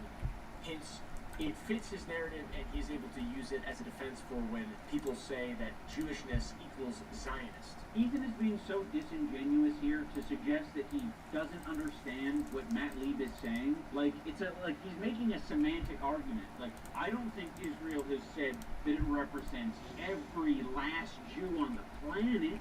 I don't think Israel has claimed that. They're not going to say that their most genocidal behavior represents anything to do with them, okay? But what they are going to do is they're going to inexplicably link Israel and Jewishness together, so when they're being criticized, all of a sudden they have the perfect defense. So yeah, there's like a lot of high-level strategy and debate, argument, understanding of ethnicities and Jewishness in this video. I just don't know a lot about it. It keeps going though. Ethan then says that he didn't know Hassan was a super leftist. How could you not know that Hassan was he did a show with Hassan for 61 episodes? I mean, I thought we were social democrats, not whatever this was. This comment from Hassan really started to sound some alarms in my head. I was already getting uncomfortable with our partnership. I started to wonder if I had any idea who this guy actually is. Only when they got to the topic of Israel did Ethan supposedly realize how leftist Hassan actually was, which I don't even know if that's what even that means. What does that even mean? You made how many episodes with Hassan? Like, this guy made a freaking program with the biggest mega leftist on the platform.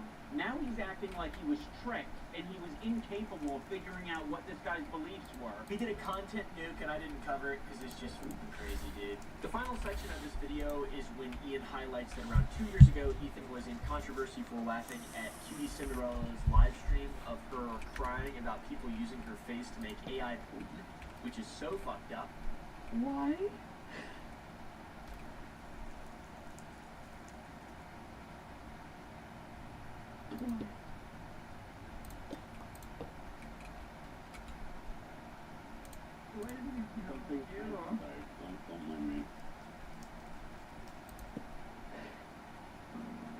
If you are able,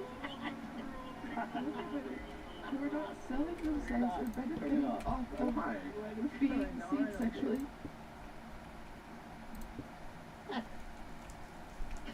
This got him into a ton of trouble as people online saw this as a very insensitive thing to do, so Ethan later posted an apology saying he was sorry for laughing. Hello everybody, I wanted to come here and discuss the situation with Cutie Cinderella.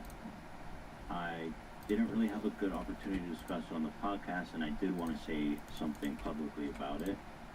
So, forgive me for putting it on this channel. I'll probably also talk about Thursday and Friday, but I just want to kind of discuss it with you guys. But then another YouTube channel called Psychology in Seattle, ran by a psychologist, a guy named Kirk Honda, graded Ethan's apology for any signs of psychopathy and rated it an A+, meaning that he got the highest non-psychopathic grade. I gotta give him an A+, right? Now, everything depends on Cutie Cinderella's reaction to this, but in terms of a public apology, this is A+. Ethan couldn't go without the world knowing that he got a 10 out of 10 rating, so he repeatedly flaunted it, which made him look psychopathic in spite of the non-psychopathic rating. Ethan won't stop talking about his A+ rating. You know he rated my apology to Cutie Cinderella a perfect score? A perfect 10. A perfect 10 out of 10? Literally 10 out of 10. Go back. I can teach you how to make a good apology. I'm Right, professor. 10 out of 10. I know what a perfect apology is, lady. You freaking don't. Is my perfect apology in this PowerPoint? Dude, I got a perfect 10 out of 10. This one is actually best apology. So. He's inclined. He's like, oh my God. Because of this, Ian wanted to try and make an impact on Ethan in ways other than just canceling him. So he went to Seattle and met up with Dr. Honda. Genius! And he tried to convince him to change his apology grading since Ethan clearly held it in such high regard. Xander! Probably get pretty low marks. Unlike me, perfect score 10. I said, hey Lud, no late drama. Why are you such a spineless coward of a person now that you've inserted yourself and your girlfriend into this conversation? Okay, iDubbbz, I hear you. You're in the room with me right now. I hear you. I hear your request. I understand it. I can understand where it's coming from.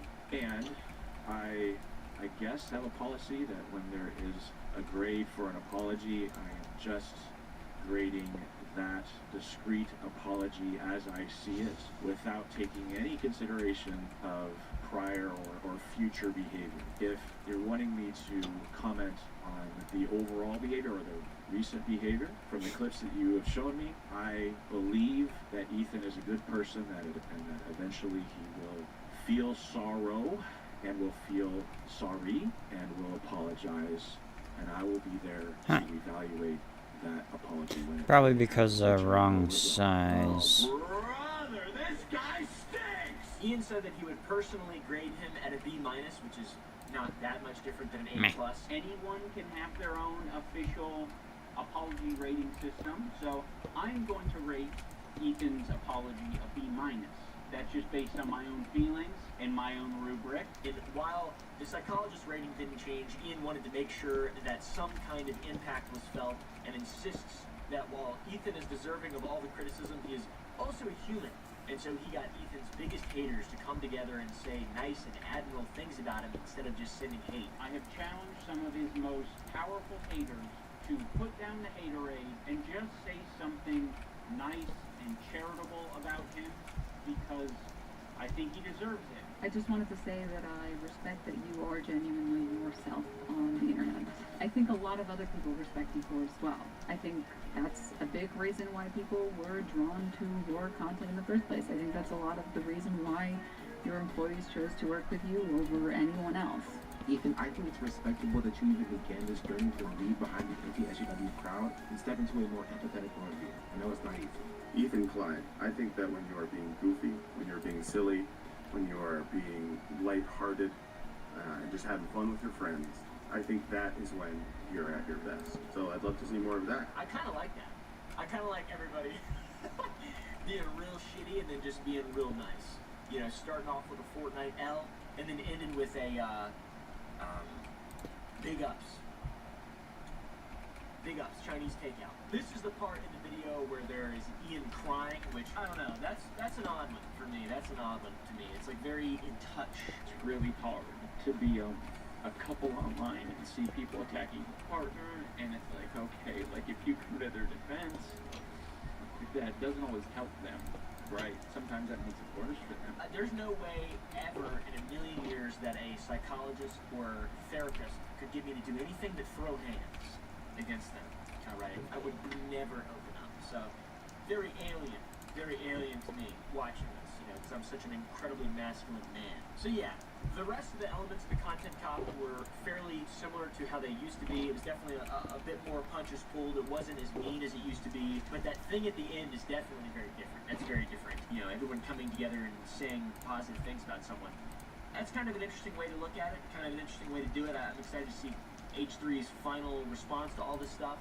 The audience reception to this has been 50-50, nearly 50-50. People are excited to see iDubbbz swinging. A lot of people hate H3 nowadays, like everybody. A lot of people are kind of coming together on that. A lot of people hate iDubbbz too. So, yeah. The top comments seem to be pretty happy with the video. You've got this one. Thank you, iDubbbz, for hosting our high school reunion in your comment section. This was really nice to see everybody again. Last content cop, I was an edgy middle schooler who didn't know what they wanted to do. I now work in corporate with no college experience. Time has flown by. That's just sad. It just sounds terrible. On Twitter, the response drastically different. People don't really like it at all. You can shit equally on everybody in this video in a manner that is the same as this or more, and make a better nuke than whatever this is. iDubbbz has been reduced to a Hassan Dingleberry, which is kind of funny. Yeah, it was certainly interesting. It was a tough watch. It was a tough watch. It was a really hard watch. It didn't seem like there was a lot of a point to it. I didn't really like it. To me, it seemed like this meme. Coughing Baby versus Coughing Baby. I thought that was really funny. There's a lot of jokes. There's also some fair criticism. I don't know who a lot of people who were named in the comments before, but apparently Denims, I don't know if this is true, I'm not going to fact check it, but this seems like a really weird world. Brandon, my friend Brandon Buckingham, doesn't seem to like iDubbbz maybe, or maybe he does. I don't know. I was here when I was sitting beside him when he tweeted this though. I was sitting right beside Brandon when he tweeted this picture of iDubbbz crying. 25,000 likes. Holy freak. And then Ethan found out that the content cop dropped while he was alive, and he's just like malding and screaming, what did I do to deserve this? What did I do to deserve this? How did I deserve this? There's no shot of any of this video holding water. Then he circles back. It's just bad, man. Ethan doubts any criticism. I'm excited to see his response to it. Like, what? Why? What did I do to like fucking, like, what kind of fucking, like, bro, what kind of cowardly bullshit is this? Like, we have one disagreement where I get upset because you guys aren't defending me publicly. After everything I've done to support you guys, and like you bring on people who are fucking Denims and Frogan, who did a fucking anti-Semitic tier list, and you're platforming them and co-signing them. And by the way, to even make it even more crazy, Lena's fighting in your fight, bro. Like, what the fuck are you doing? I actually can't believe that you did this. My overall opinion is that both of these people do not seem smart to me watching the video. Having watched what I do watch, I don't think they're bad people, to be honest. I'm not going to say that anybody's a bad person unless they're a true piece of shit like Johnny Somali or Vitaly. These people do not seem smart, though. I will be completely honest with you. These are not politically intelligent people, it seems. These are people very in touch with their feelings from both sides. Nothing wrong with that, I guess, if you want to not approach things from a sort of rational perspective. But what do I know? I'm also a very dumb person, but I wouldn't recommend anyone learn from any of this. Do not watch these people. Do not become like these people. You know, if you think that iDubbbz is the same, you know, he's the same guy who made all the content a long time ago, just now, and things have changed. Same guy, though. You can definitely become better. You can definitely become a lot smarter, but still the same level of emotionality on a different wavelength. It seems like, and the same thing with H3H3. It's just the same thing, but now he's not the underdog anymore. People suck, people are terrible, and they're lame, and you should go outside and read books, and yeah, take your vitamins and stuff, and not worry too much about this shit. So anyways, thanks for watching.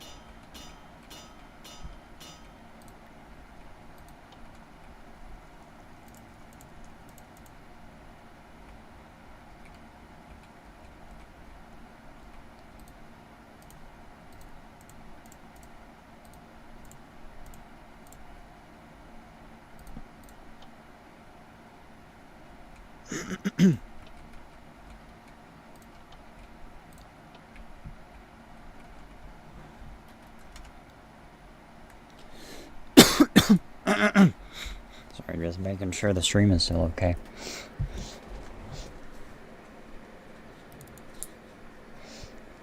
Excuse me. Oh, bro, this shit is just getting worse. Oh my god. So basically, Carmelo Anthony held a press conference. His family and representatives held a press conference, and I guess we're gonna go ahead. Let me see if I can just take a step back and just get everybody on the same page with this too, and so that way everybody knows kind of like what's going on with this. And I think that there is. I want to go back and double check. And let's see here. This is okay. There's another one. I think that okay. I think this is really. This is another person, but I'm gonna look at that later on. Okay, so yeah, this is it. So basically, the kid that got stabbed, right? So just in case anybody hasn't been paying attention or keeping up, this kid, Carmelo Anthony, stabbed another kid at a track meet over a seating dispute, basically. And, you know, again, had a history of violence, 17 years old. And in general, it seems like this is going to be pretty much a 25 to life case for him, right? He's going to be cooked. And so anyway, a lot of people have gone out to defend him and turn this into a race issue because the person who he stabbed was white. And so anyway, this has happened, and here we go. We'll go back, we'll watch some of the clips about this, and we'll listen to it. So this was the press conference that happened yesterday. And that is your constitutional right? It's people out here reminding us of the black struggle in America. And that is... So, anyway, the person who he's talking about, this guy right here, these are the things that he's done. Felony injury to a child, forging a check, leading police on a high-speed chase, stealing a car, falsely claiming a car was stolen, offensive physical contact, probation violations, felony theft of property between $2,500 and $30,000, felony assault causing bodily injury, misdemeanor assault, continuous violence against the family, theft, undated, making a false report undated, and evading arrest undated. Probably multiple times if the other ones are accurate too. So this guy basically should have 5 stars, right? He should. He should have 5 stars. But here he is out here speaking and talking about privilege and like how this is the black experience. How the fuck? I think the fact that you are not in jail indicates that you're lying. Dude, if we were Actually, no, I'm gonna turn these into casings. Do you really think that you would have been able to pop off this many times and still not be in jail? Really? What the fuck are you talking about? You've popped off so many times. I think you've already been in jail at some point. This is crazy. Like, really, like, if you had done this in the 50s or 60s, what would have happened? We all know what would have happened. And everybody fought super hard to make sure that doesn't happen anymore. So don't go ahead and pretend like it's still happening. Because it's not. Beating a 2-year-old, that's insane, yeah. And so not jail, probably shot, he'd be dead. No, you're right. If he had done this pre-civil rights, even half of this, he'd be fucking dead. So the entire idea, this is a man with a rap sheet, this is like, I mean, bro, this is insane. Who does this? And this is only in 10 years. Right, this is only 10 years. Like, he's not 60 years old. I think he's got that dog in him, man. I feel like, I mean, do y'all really think that it's stopped? Like, it's over? Like, now he's just not going to do anything bad anymore? I don't know about that. I feel like he's going to do it again. Like father, like son. It's not even his dad. No, this is the problem. It's not even his dad. This is just a grifter, that a literal leech parasite that has attached himself to this situation in order to farm sympathy. That's what it is. It's an activist minister. Yeah, he's a minister. Where in the fucking Bible does it say that he's just saying you should steal a car? Like beating up a toddler. I'm pretty sure they didn't even do that in the Old Testament. Well, they probably did do that in the Old Testament, okay? But they probably didn't do it all the time. And like in retrospect, it's probably seen as like kind of a bad thing. And so anyway, yes, it's crazy. Page 6. Yeah, I can see that happening. Okay, but what if the toddler was crying and being annoying and shit? I mean, that's the thing. We never got to. We always hear the toddler's side of things, but we never get to hear his side of things, right? That's like more, I guess that's just more white supremacy, isn't it? And anyway, so let's go back over, and there's another post about him making. So basically, the father of the boy who was killed, Austin Metcalf, he's the father of the kid that was stabbed, went to the press conference for the other family. And all I'm going to say, so if you ask is that was disrespectful and just shows you all the character. He is not invited. He knows that it's inappropriate to be near this family. But he did it. And so I say to people, actions speak louder than words. Okay? Actions speak louder than words. I'm listening.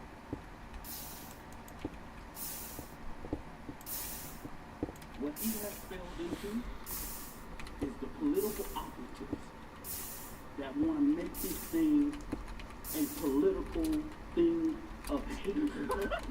There's no way. Who is this guy? This is crazy. Poetry and get racism. We have conservative. I can almost respect how delusional he is. You know, like, this guy is so batshit fucking insane that I'm like, wow, this is impressive that somebody can even be this nuts. Operatives that have been posting non-stop about this. Non-stop. So he's talking about it being political, right? And so I want to go ahead and play the interview, right? Anthony, dad's interview. Hopefully this is what pops up and it's okay. But we're gonna go and see this here. Let's see if I can find it. Yeah, this is the video here of what happened. And just going back and looking at it. When you're wearing it. Yeah. So this tragedy doesn't happen to another family. Right, so this is the guy. Representing cuck of a father? I mean, I don't think he's being a cuck. I think he's a man who's trying to act in good faith and he's trying to do the right thing. I think he's trying to do the right thing. And it just makes him look bad because everybody else isn't. Okay, so Mr. Metcalf, it's JFF and then METCALF. You are Austin's father. Yes, sir. easy question to start with. It's probably a tough one to answer, but how have the last 24 hours been for you and for your family and Connor? That's a 3 questions. So, for me, it's not real yet. It hasn't sunk in. I don't want to watch the whole thing, honestly, but like the guy, I don't know if does anybody have a timestamp for where he talked about like whether it was a race issue or not? So this is what happened. He got swatted yesterday. So after this interview where he repeatedly said this isn't racism, etc., right? And he's like not really trying to like push any hate or anything like that. The reward that he got from this is that he got swatted. So here we go. Let's take a look at it. On that deadly stabbing in Frisco, the suspect's family, for the first time, to reject some rumors circulating online. Reporter Jobin Paniker says it all changed when the victim's father walked in. This is such a tragic case, and it is sad all around, but it's also had its share of surprises, and what happened this morning is no different. We were all waiting to hear the Anthony family talk for the first time on the record. It was supposed to start at 11. 10 minutes turned into 20, then 30. The reason? Austin Metcalf's father, Jeff Metcalf, had walked in. He was not invited. He knows that it's inappropriate to be near this family. But he did. Carmelo Anthony is charged with murder in his son's death at a track meet in Frisco on April 2nd. Yep. Jeff Metcalf said nothing. He just stood and waited. The group hosting this told him to leave, or they'd call Dallas police. The group's founder, Dominic Alexander, made this statement. Is a disrespect to the dignity of his son. Jeff Metcalf was escorted out by DPD before the family arrived to speak. Ultimately, it was not a court order that made him leave, but because the owner of the building said he was trespassing. Metcalf shook hands with officers and then left. His press conference was about hearing from Carmelo's mom, Kayla Hayes, and we finally did. We believe in legal process. We saw and this that already. The truth will come out. To this family who experienced the loss, my heart goes out to you. The family says they've endured threats, lies, and racial harassment over the last year. Our family has been under attack. Mostly over a fundraising page they say they haven't been able to access until Wednesday. They're fighting claims they're profiting off of this or living lavishly from the funds raised. We have endured death threats. My husband has to take a leave of I'll tell you right now, it's not going to take $500,000 to get to the conclusion that he's going to jail for life. You're going to be keeping a lot of that money. I guarantee this is not going to cost you $500,000. It's going to be pretty cheap. People are going to figure it out real quick. Because he's afraid what may happen to our family. We've asked for comment from Jeff Metcalf. He told us not to quote. We're also told this will be the last time we hear from the Anthony family before a possible trial. That's probably but a that good will thing. not stop all the talk from the outside and any more surprises that have come with this in Dallas. So anyway, this guy, and you see, obviously, this guy is not a member of the family. He's just totally co-opted this tragedy and this issue as a place to push his own brand and to push himself after, again, being a career criminal. And also, this is another little fun fact, is that, so not only did they call the police on the father when he showed up to the press conference, but they also had him, somebody had him swatted last night as well. So the police escorted him and everything. So this is it, race has been, yeah, exactly, that was them. And so, going about 525, you look for the not a race issue. Yeah, let me see, 525. God teaches us in the Bible. He talks about forgiveness. Also talks about revenge. Not for me to seek. God will take care of it. Promise. Believe in it. It's very unfortunate that this other child decided to make a bad choice that's going to affect him for the rest of his life. Yeah, that's true. I have compassion for every human being. This is not, I want to make this very clear. This is not a race issue. This is not a black and white issue. I don't want someone stepping up on the soapbox trying to politicize this. A little too late on that one.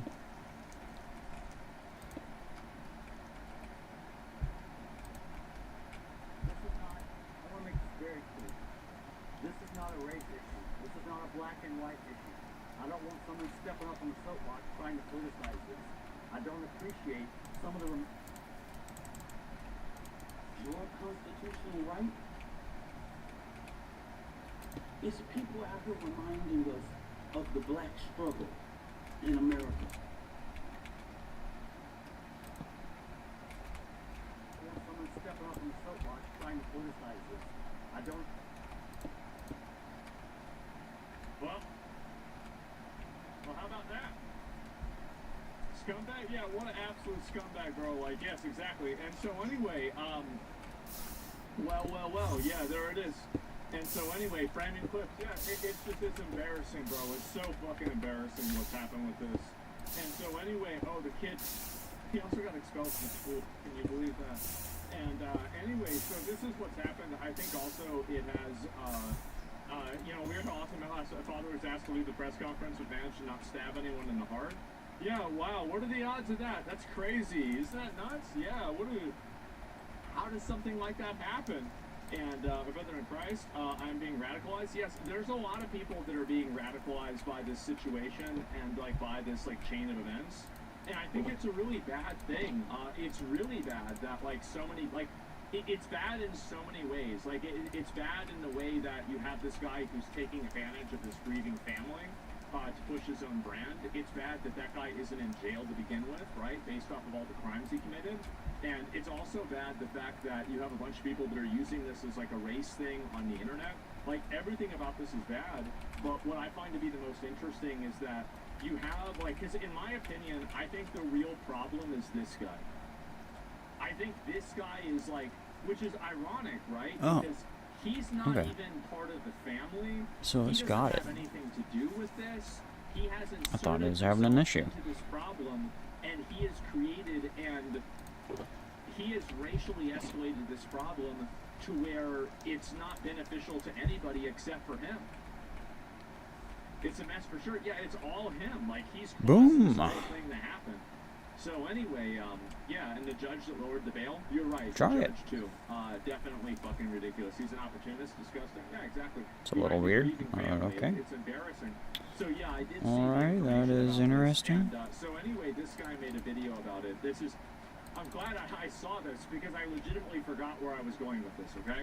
So I wanted to frame everything from that just so you guys can understand what's been going on, how it's happened, and how things have evolved. And then this is one guy talking about it as well. Here we go. On behalf of the black community, I would like to apologize My goodness, to the I hate parents this thing. of Metcalf for making a hero out of the young man that killed your son. I apologize that there are so few fathers around and so few male figures around to teach the black community about emotional discipline, about what's right from wrong, about emotional regulation, about... That's what it's all about. See, that what he's saying, this is 100% what it's about.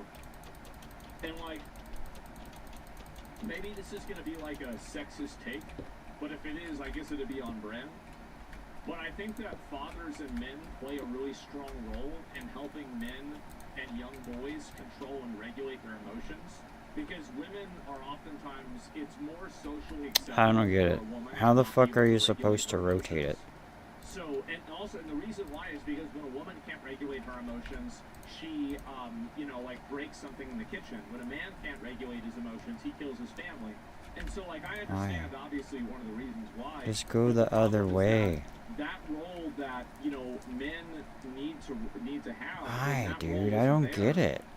That's why you see so many guys that don't grow up with father figures that can't control themselves and choose to violence. The filter is on this side. I need it on the other side.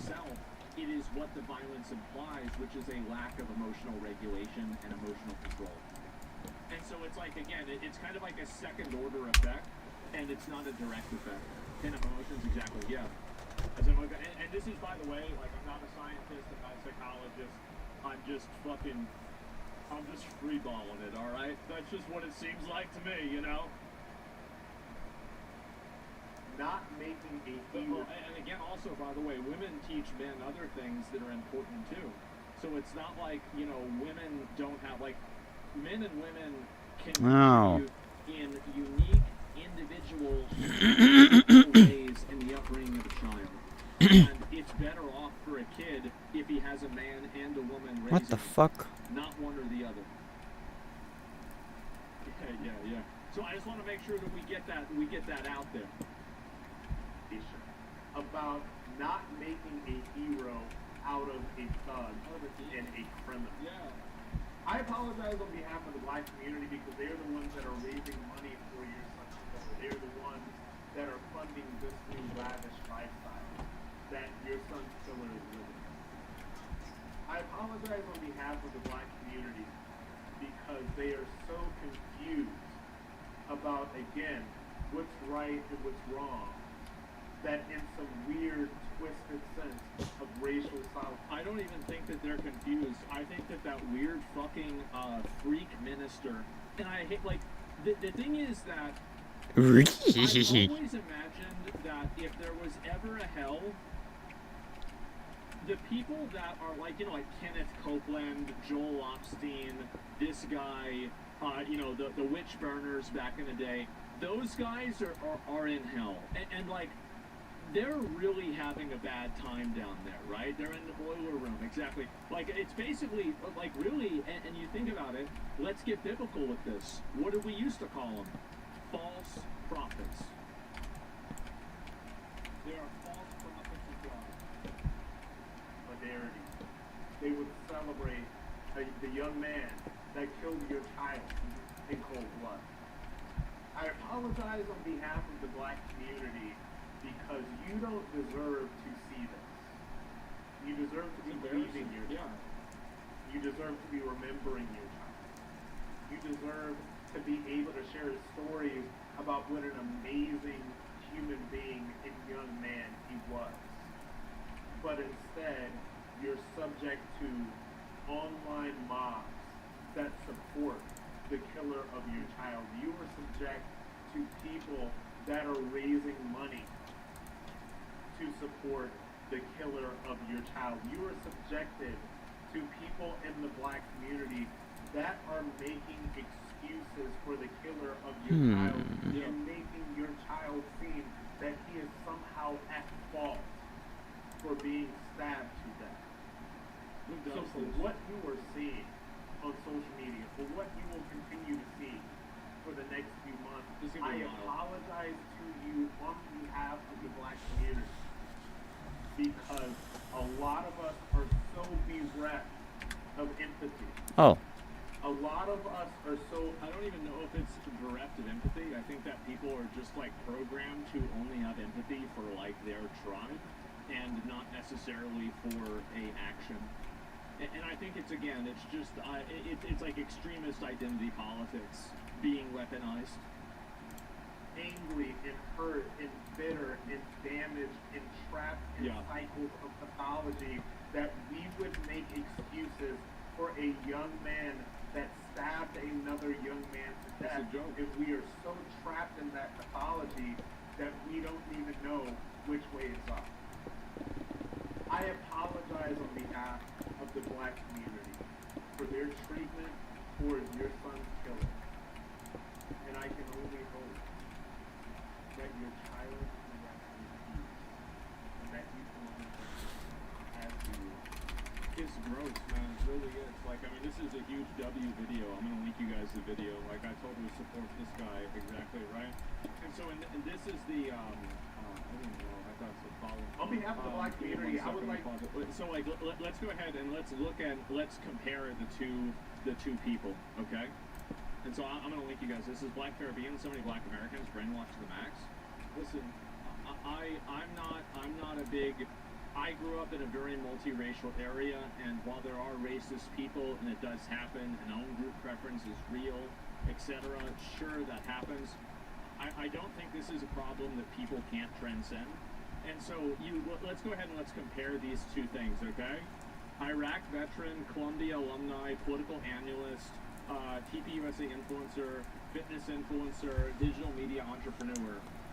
Felony to injure a child, forging a check, stealing a car, leading the police on a high-speed chase, probation violations, misdemeanor assault, felony theft of property. So maybe it's the item guys. pushes. Oh, what the fuck? I wonder who we should really be listening to, right? That better not. What the fuck is? Why? Bro, this is your show. How's this dude not in prison? I don't know. Oh, okay, it's just cycling through random. That this is not like if you actually think that if this company if the country was racist, you'd be in jail. Like you would be. And even if the country wasn't racist, you still should be but in now jail. it's not. It's not even a question. Okay. What is going on? Look at the Grifters website and click donate. It links to Act Blue. No way.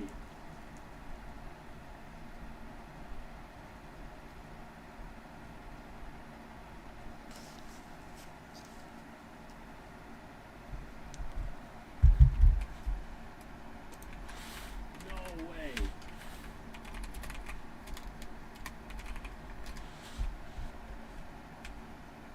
Indiana website? Okay.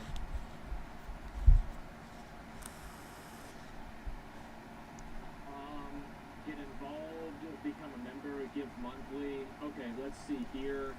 About us. All right. Yeah, all this is good. Okay. Let's go back and I'm gonna. I don't want to click on this because sometimes it auto-completes information. So let me go back and just see what it says. Donate monthly. Okay, so I click on the donate monthly button, and then they shut it down. So if I click on donate monthly, and then I click on it, it says it's not taking any donations anymore. So maybe they got caught. That could be a good reason. Hey, and also, No. I wouldn't be surprised if it just went directly to his PayPal, right? I mean, who knows? But anyway, yeah, shut it down. I guess so, right? Yeah. And so California Fire donations also went to Act Blue. Yeah, I don't know why it's going to these organizations, right? And you made enough to retire? No, I don't think so. And but anyway, so this is what's happened. Now, honestly, Reddit, this man is racist. Oh wait, what? The funny thing is, Twitter comments in a video are all black people dunking on him, saying he doesn't speak for him. Is that really true? On the white community, words aren't enough. You need to pay out reparations. You don't speak for me or the black community. Fuck me.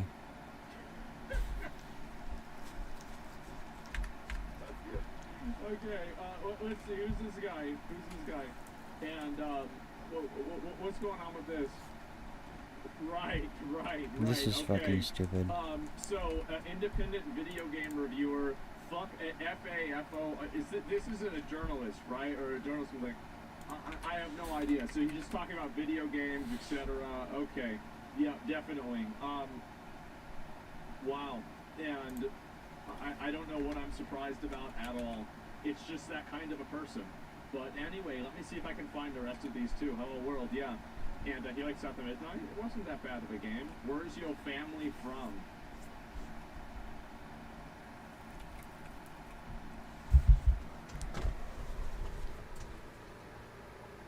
Why do you think she's asking that? Because you know the next thing is, oh, well, you're not really black.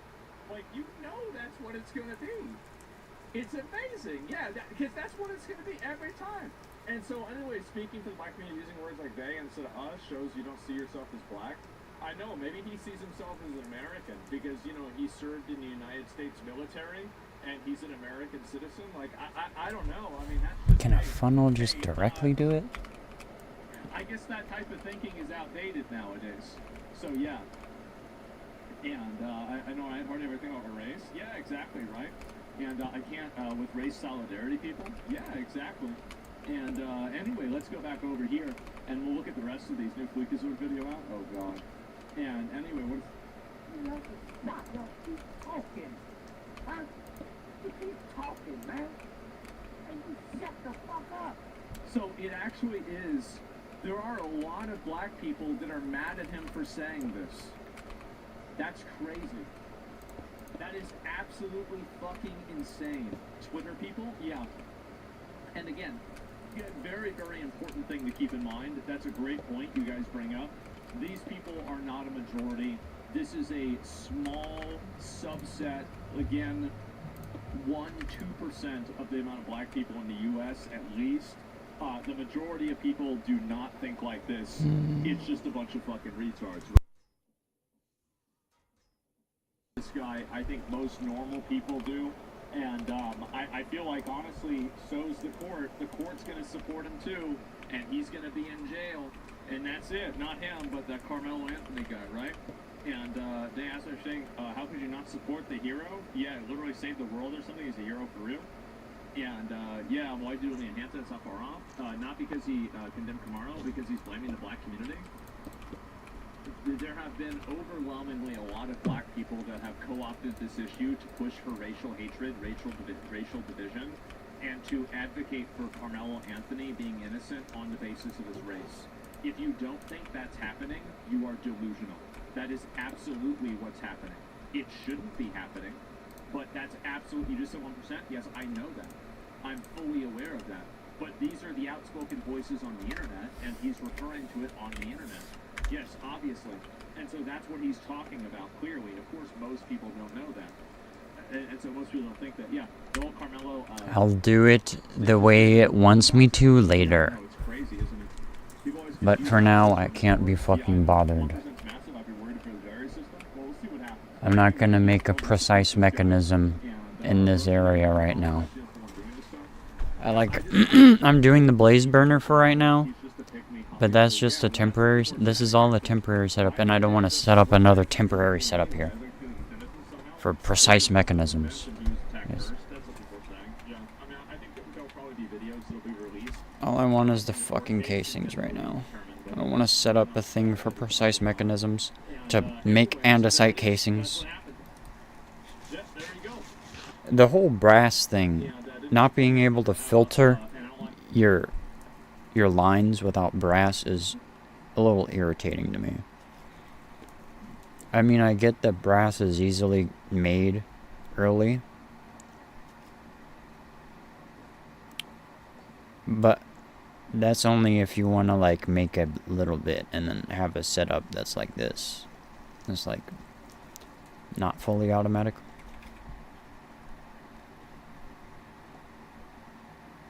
So fully automate the blaze burner, and then you can make andesite alloy, andesite casings. I don't know. It's just annoying.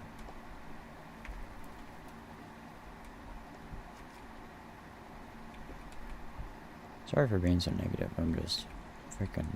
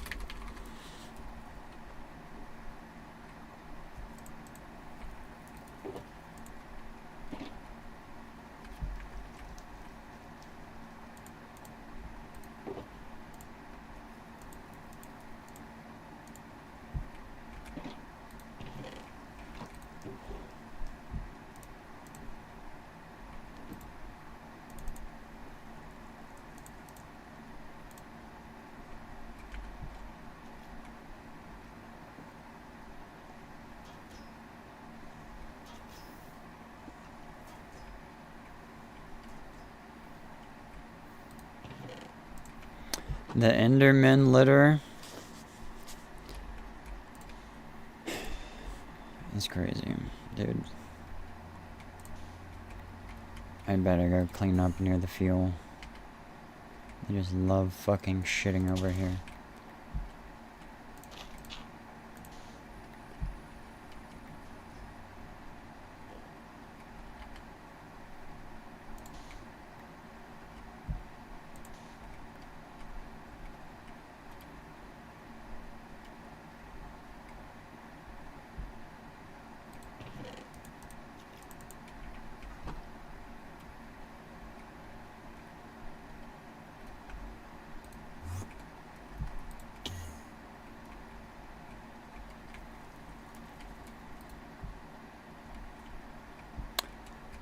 That's it. That's what I've been trying to make for like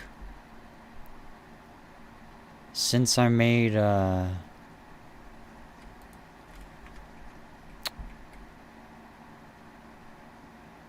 quartz. Man, that was all the way yeah, back when I finished the concrete. I was like, all right, I'll go make The casing. Fuck me, that was a bit of a tangent. And this machine only half works because I need another lane of this.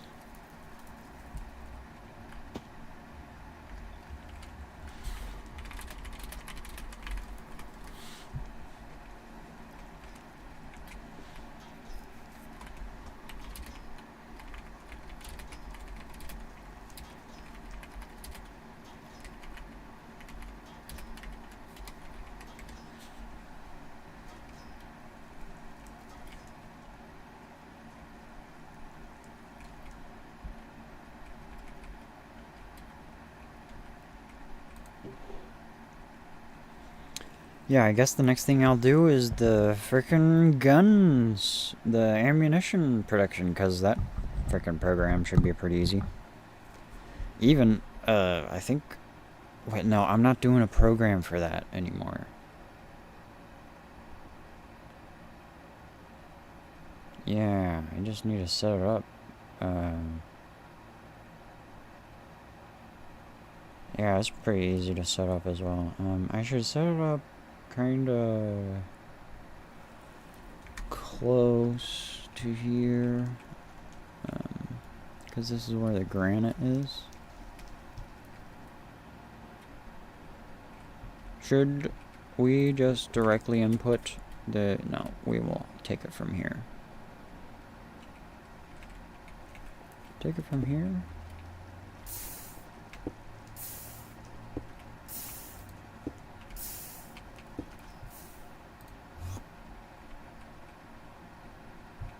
I could do with moving this setup that I have here.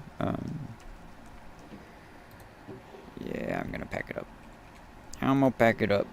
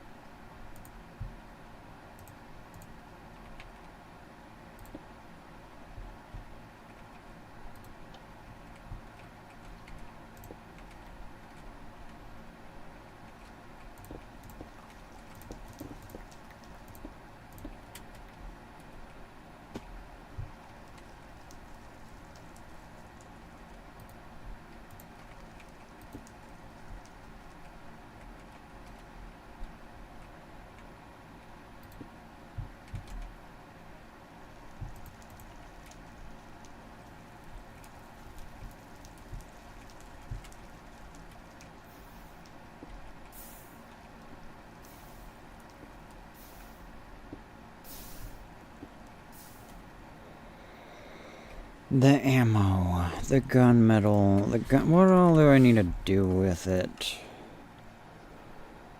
Uses. You just need it to make...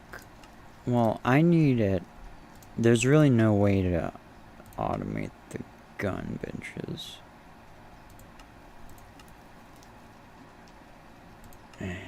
Use for you. So, really, I do want to craft it into a ingot thingy. Which I could just have a turtle do. Or a crafter from Ender.io or Mechanism. Probably I'll have a turtle do it. And then, can you show me...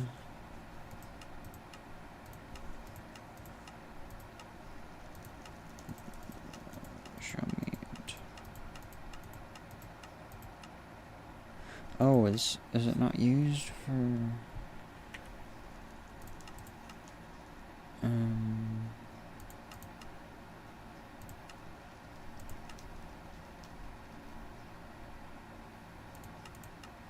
I swear it's this. This is used for the ammo.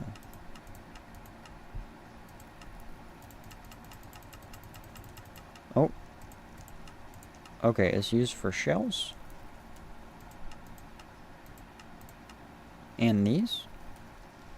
So it's a little difficult, but... And the rifle ammo.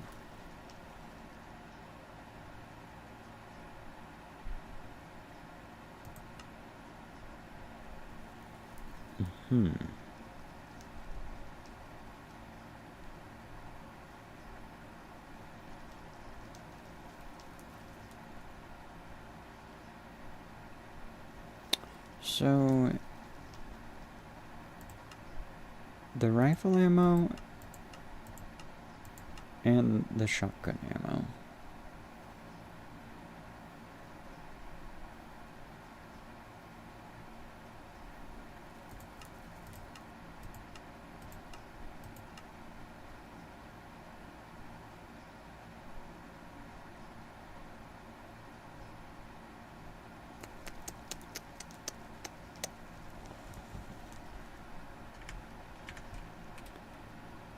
Let's put them...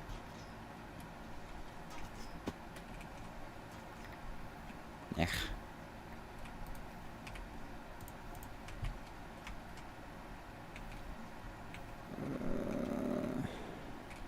Ow. The gunpowder.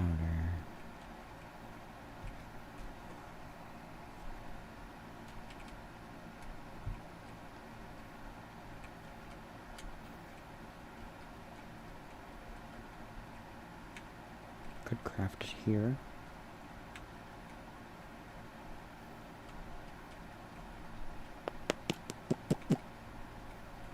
Could craft it here.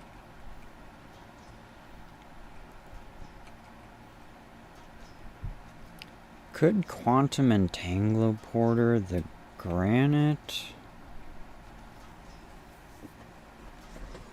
But then I may as well just... I'm pretty sure you could just quantum entangloporter everything and bring it over, but... The fucking collagen is so fucking loud, bro. Let me think here. Let me put some more wood on the andesite alloy machine.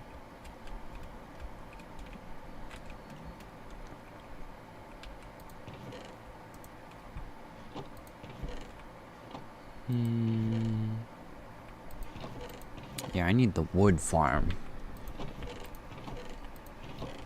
That's what I need right now.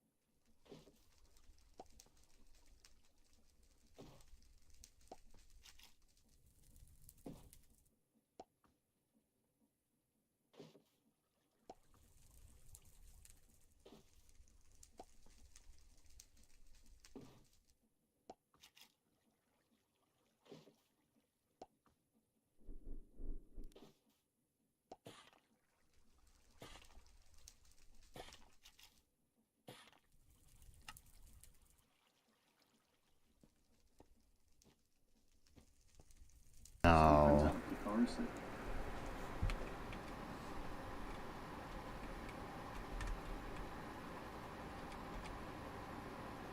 Oh, I don't think this is gonna work. 'Cause this is, yeah. Okay, well, I guess I can switch it out every time. But,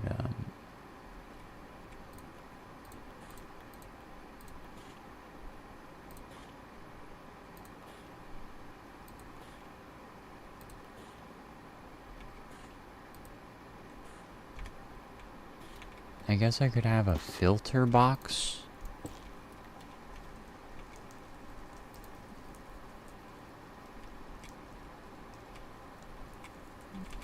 Also, it'd be nice to have the filter on this side.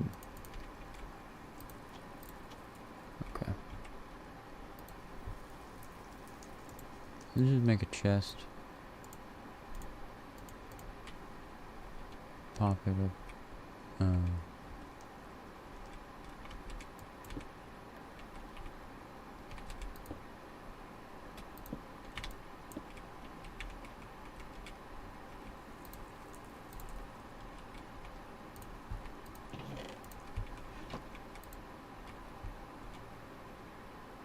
Well, I have no more birch.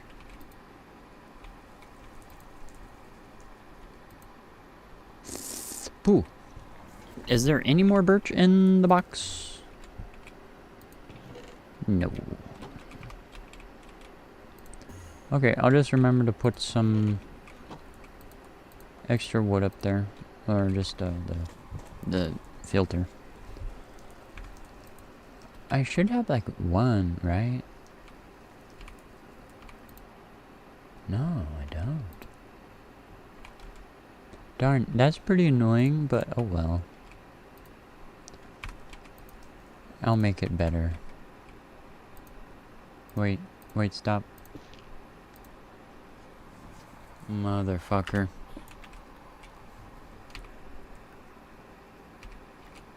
Wow, it's really fucking persistent, isn't it?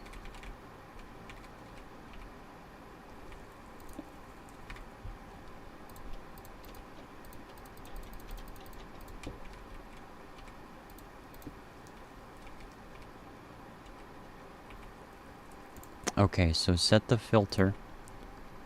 And then put shit through.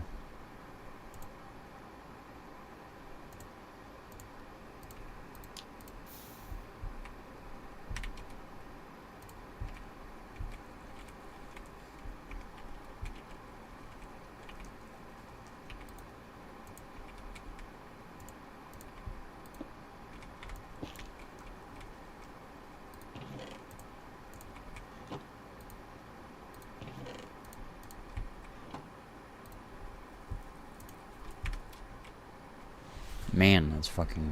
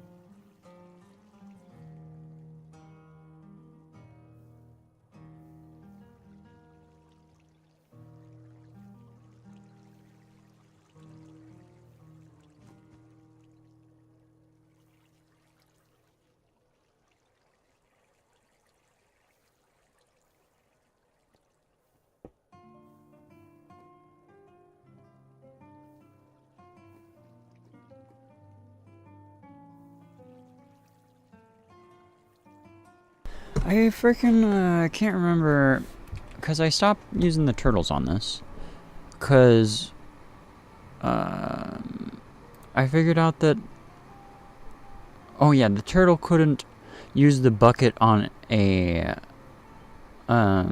tank. He couldn't get a new bucket. So I tried something else, and that did work.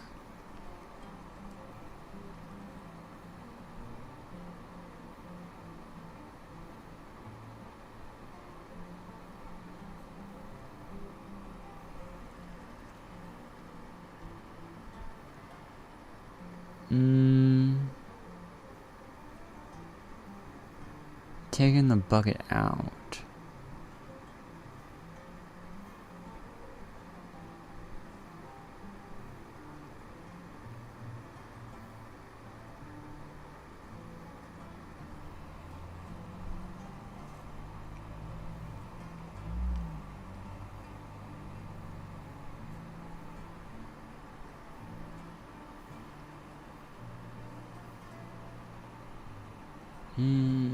How was I taking the bucket out?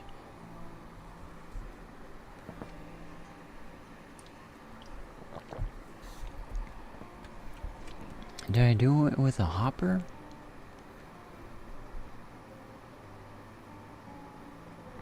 Or maybe a pipe? Did I try a pipe? I can't really remember what I did over there. I guess if I go over there, maybe I'll get a hint. Yeah. Put the tank down. And I had the recycling bin there and the tank here. And,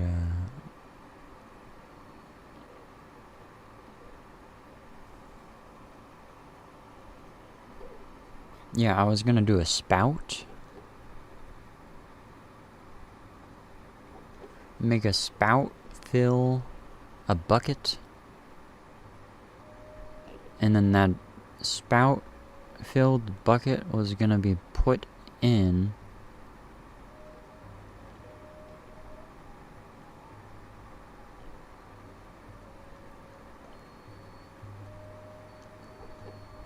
so spout filled bucket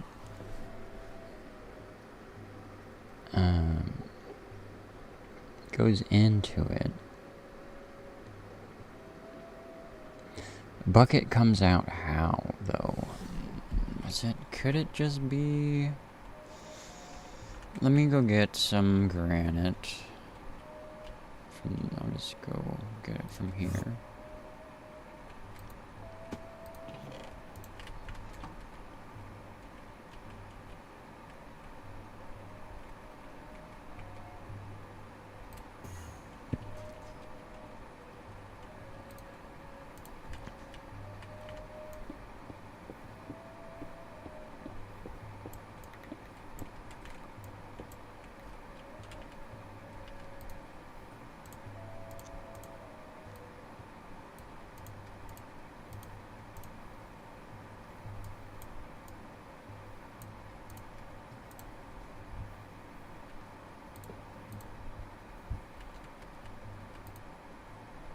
Let's see what happens if I do this.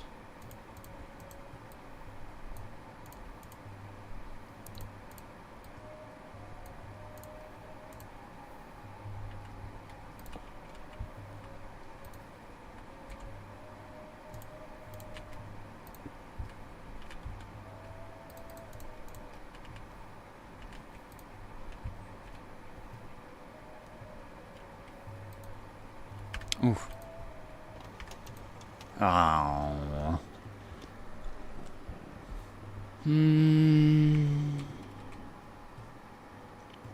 What if there's a valid output to the right?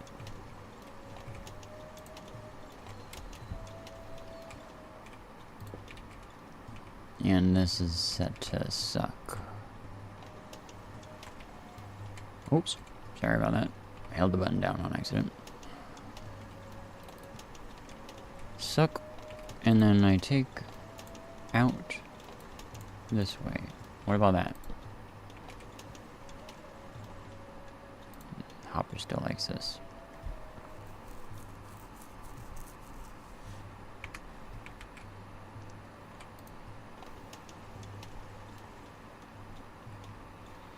And then,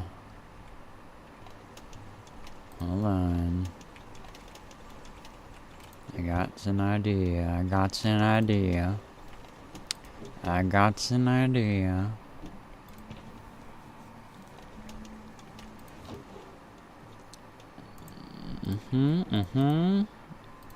It doesn't matter if I'm doing it there's no wrong way of doing it. So long as it is done. Let's go ahead and get this shebangin'.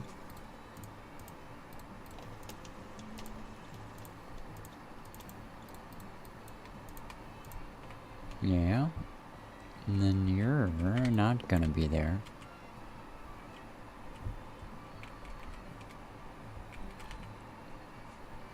You're gonna be there. And then.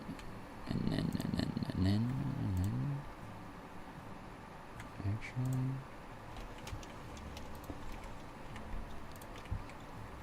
Yeah.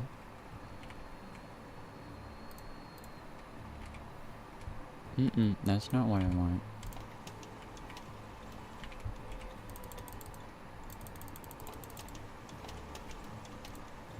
What are you gonna do about that now? You can't do that. Where are you gonna go? You're gonna go over there. That's where you're gonna fucking go.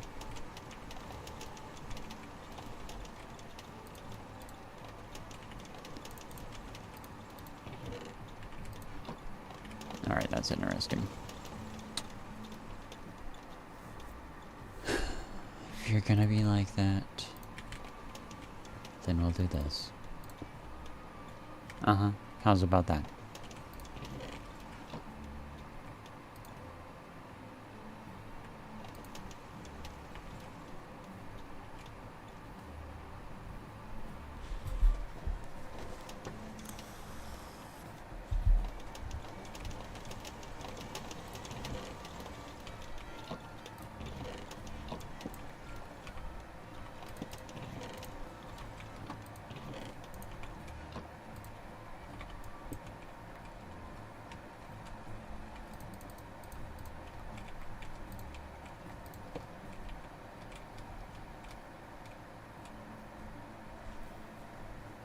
So this is gonna be the lava input. And I'm gonna need some space here.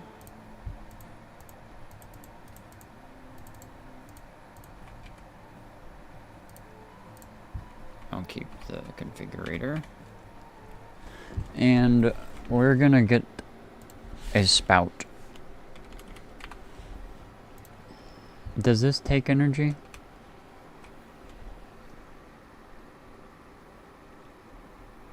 Yeah.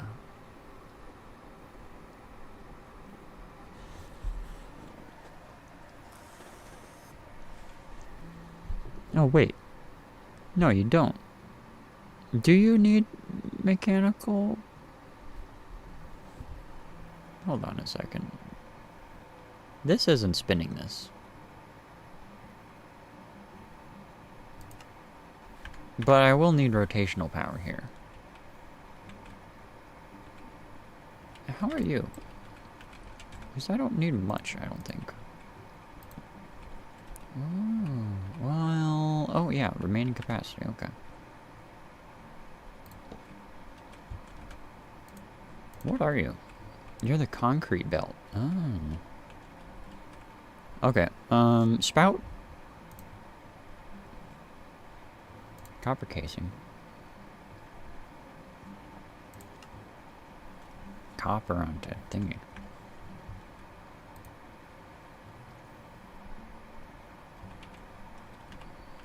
All my wood. All my wood. That's what needs to happen next is a fucking wood farm.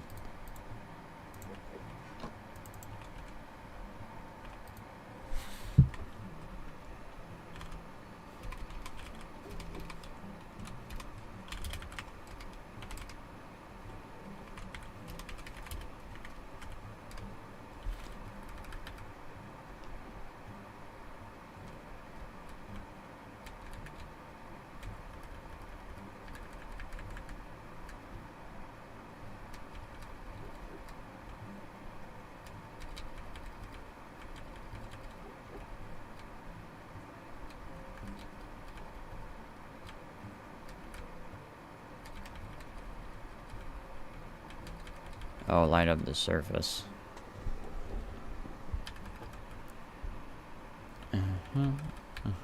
Okay, okay.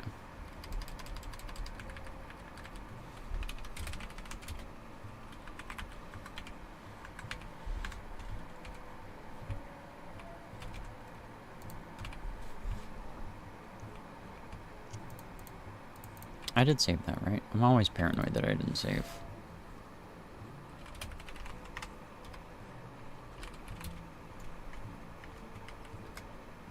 Yeah, go.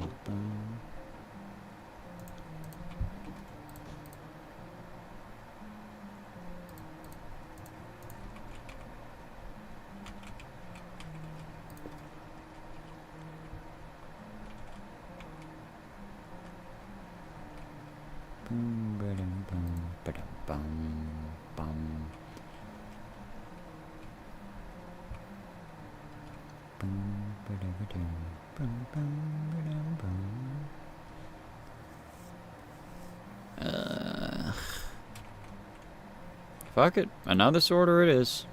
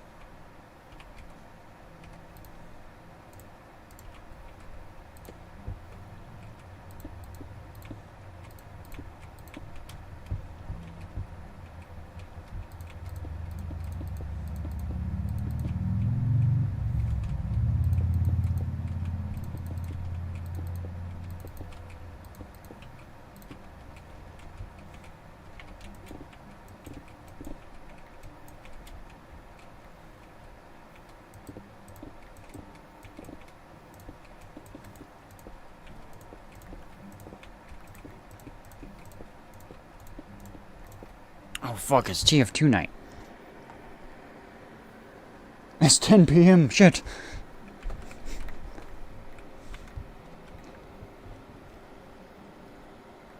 Hold on 1 second.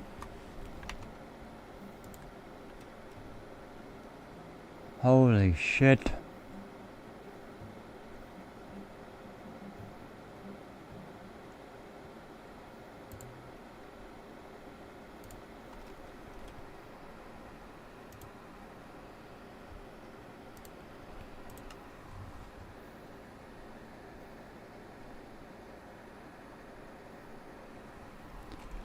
I gotta finish this fast as fuck.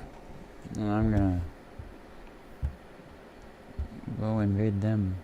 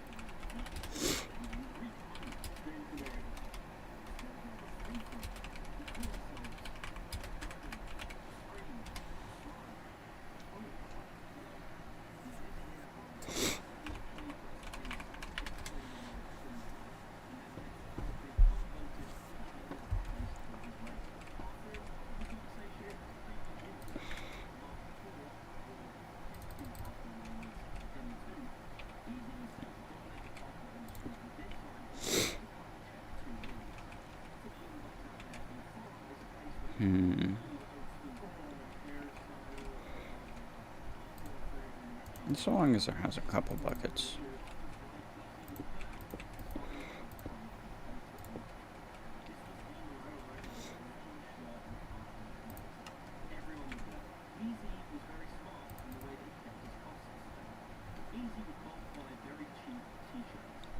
Oh, but it knows.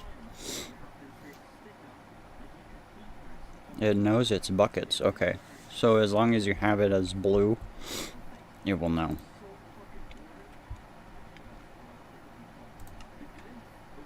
And can you do it?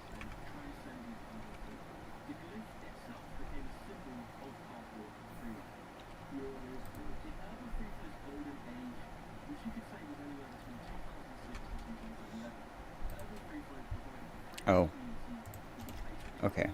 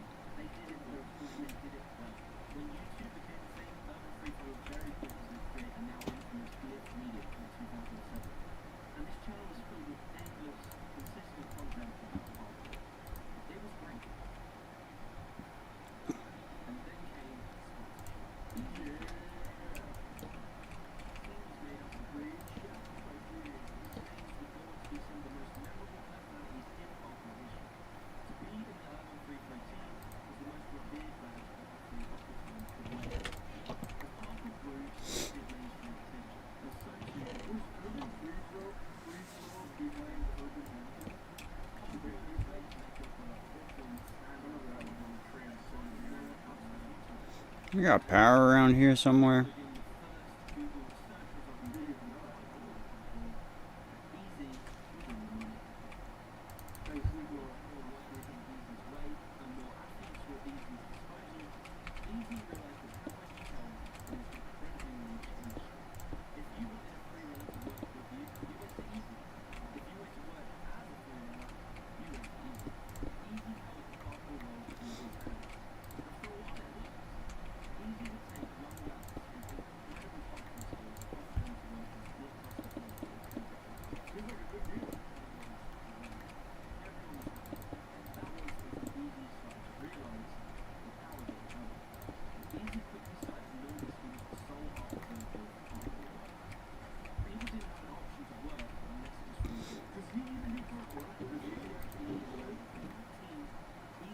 Who the fuck are you? And how do you survive an entire hit from... Oh no, he doesn't. Okay. I swear those guys normally take 2 shots from the disassembler.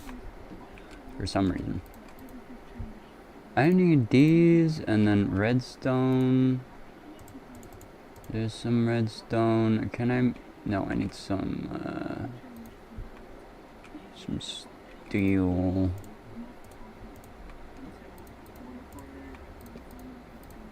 Some of those, I think. And then can I make a smelter, factory?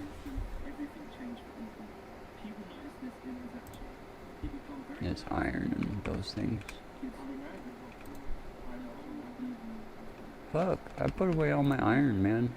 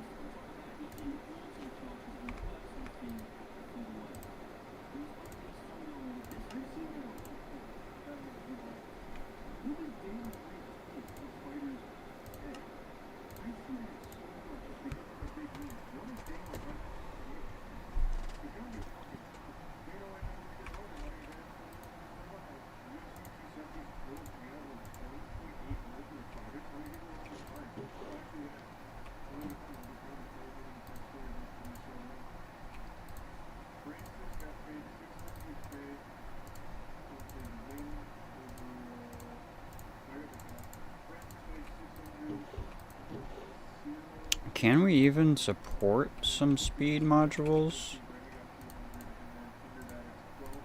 Aren't we like pushing it to the limit? No, buffer 400,000. Yeah, we really are pushing it. Okay. Not even... I don't think even all the machines are on right now. But it's gonna be okay.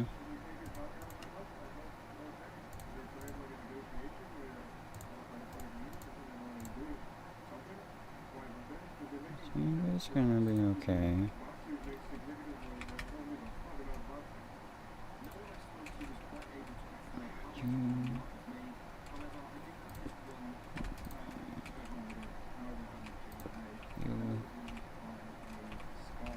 You.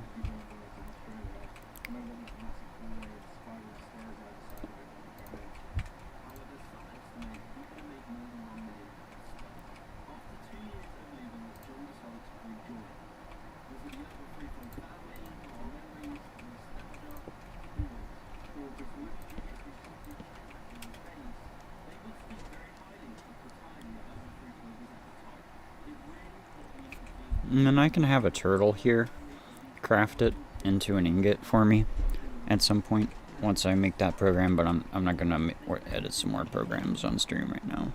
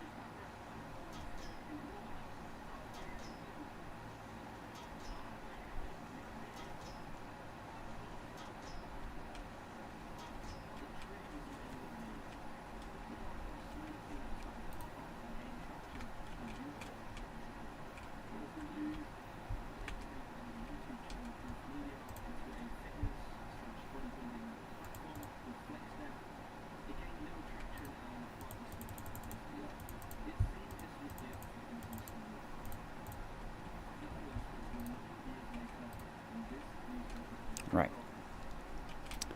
So granite comes in here. I pipe that from over there. I honestly do not need to fully automate that process just yet, but that can happen.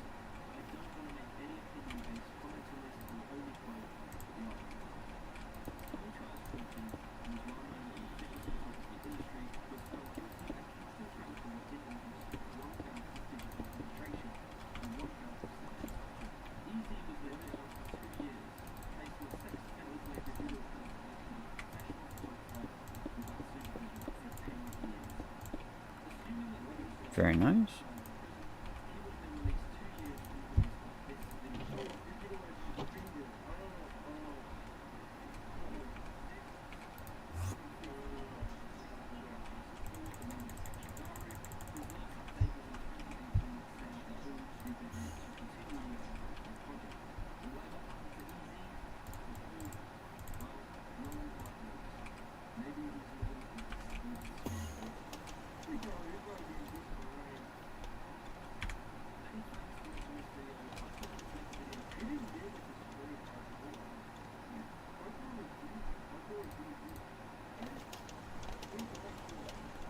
Oh, and then... yeah, because this won't work, so this needs to... hold on. You need to come...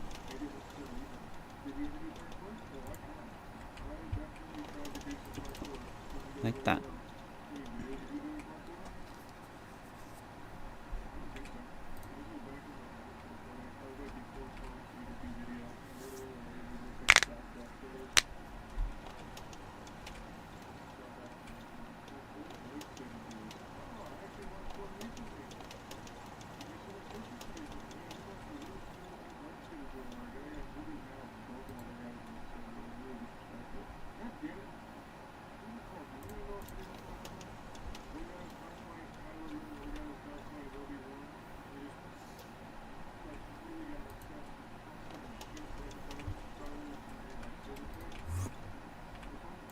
I feel like my buckets are disappearing.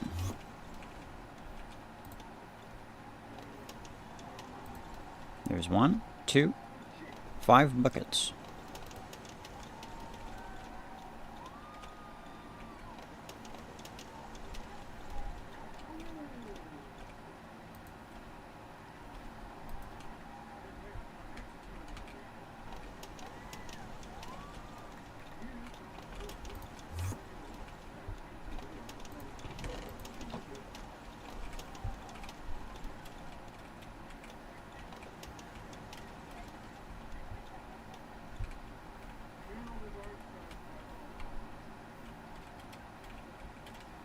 What in the fuck is this? Excuse me?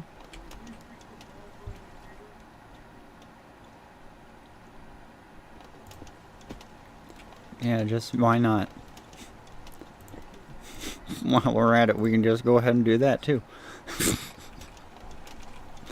Let's just stop doing that now. And not that ever again. Because I don't want to... I don't know what will happen. Fuck me. If that happens... no. That's just... that cannot happen. It cannot occur. Breaking these blocks is like the end of the universe. If a creeper comes here, blows this up, and then all my water wheels have to be reset. Dude.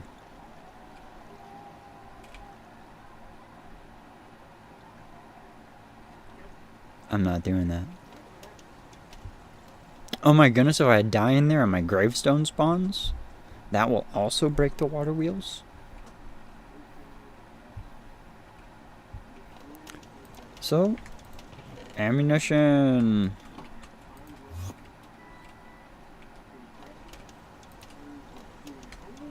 Very good. Well, part of ammunition. It still needs to be put into ammo. But, yes. That is the process that takes the lava input. Or the fuel. I'm gonna clean up. And I'm gonna go place some of that TF2 night if they're still in there.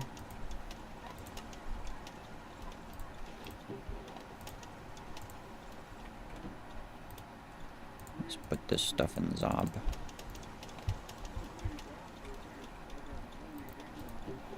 I also want to...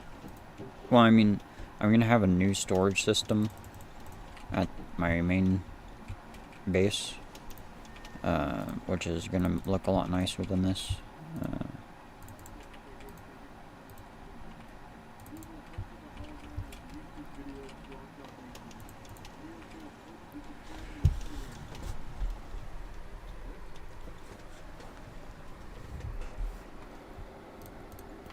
It's difficult to say because like everything is going to be linked up with teleporters. So like this is part of my base, yes. But it's not like the nice part that I call my home. I currently still do not have a home here. As you can see, there's no bedroom around. My current house is at Havana. A place called Havana. You probably, if you saw earlier streams, it's that house with the foxes in it. That's Havana.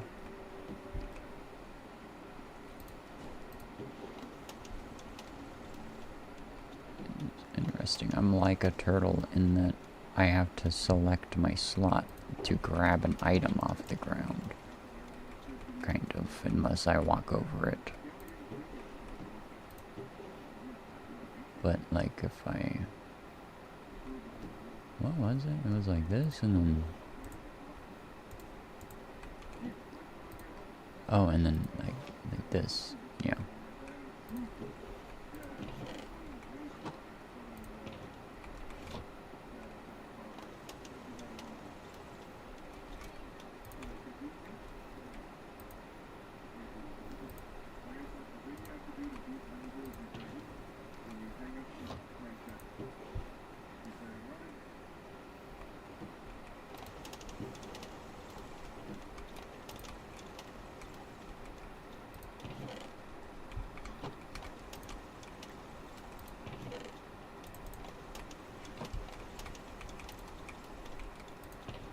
Well, at least I got that on film.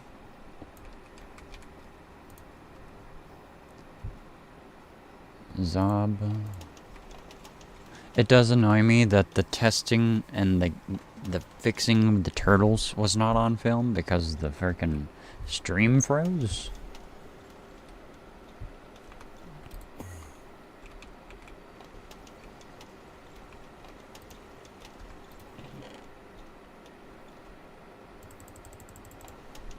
I'll have a turtle do it.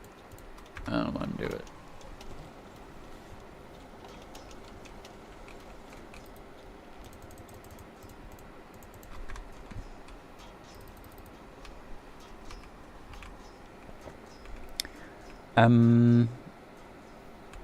Yeah, I was gonna pack up and then go play TF2. I might stream later tonight. If anyone's watching, I hope you are doing well. Au revoir. Oops.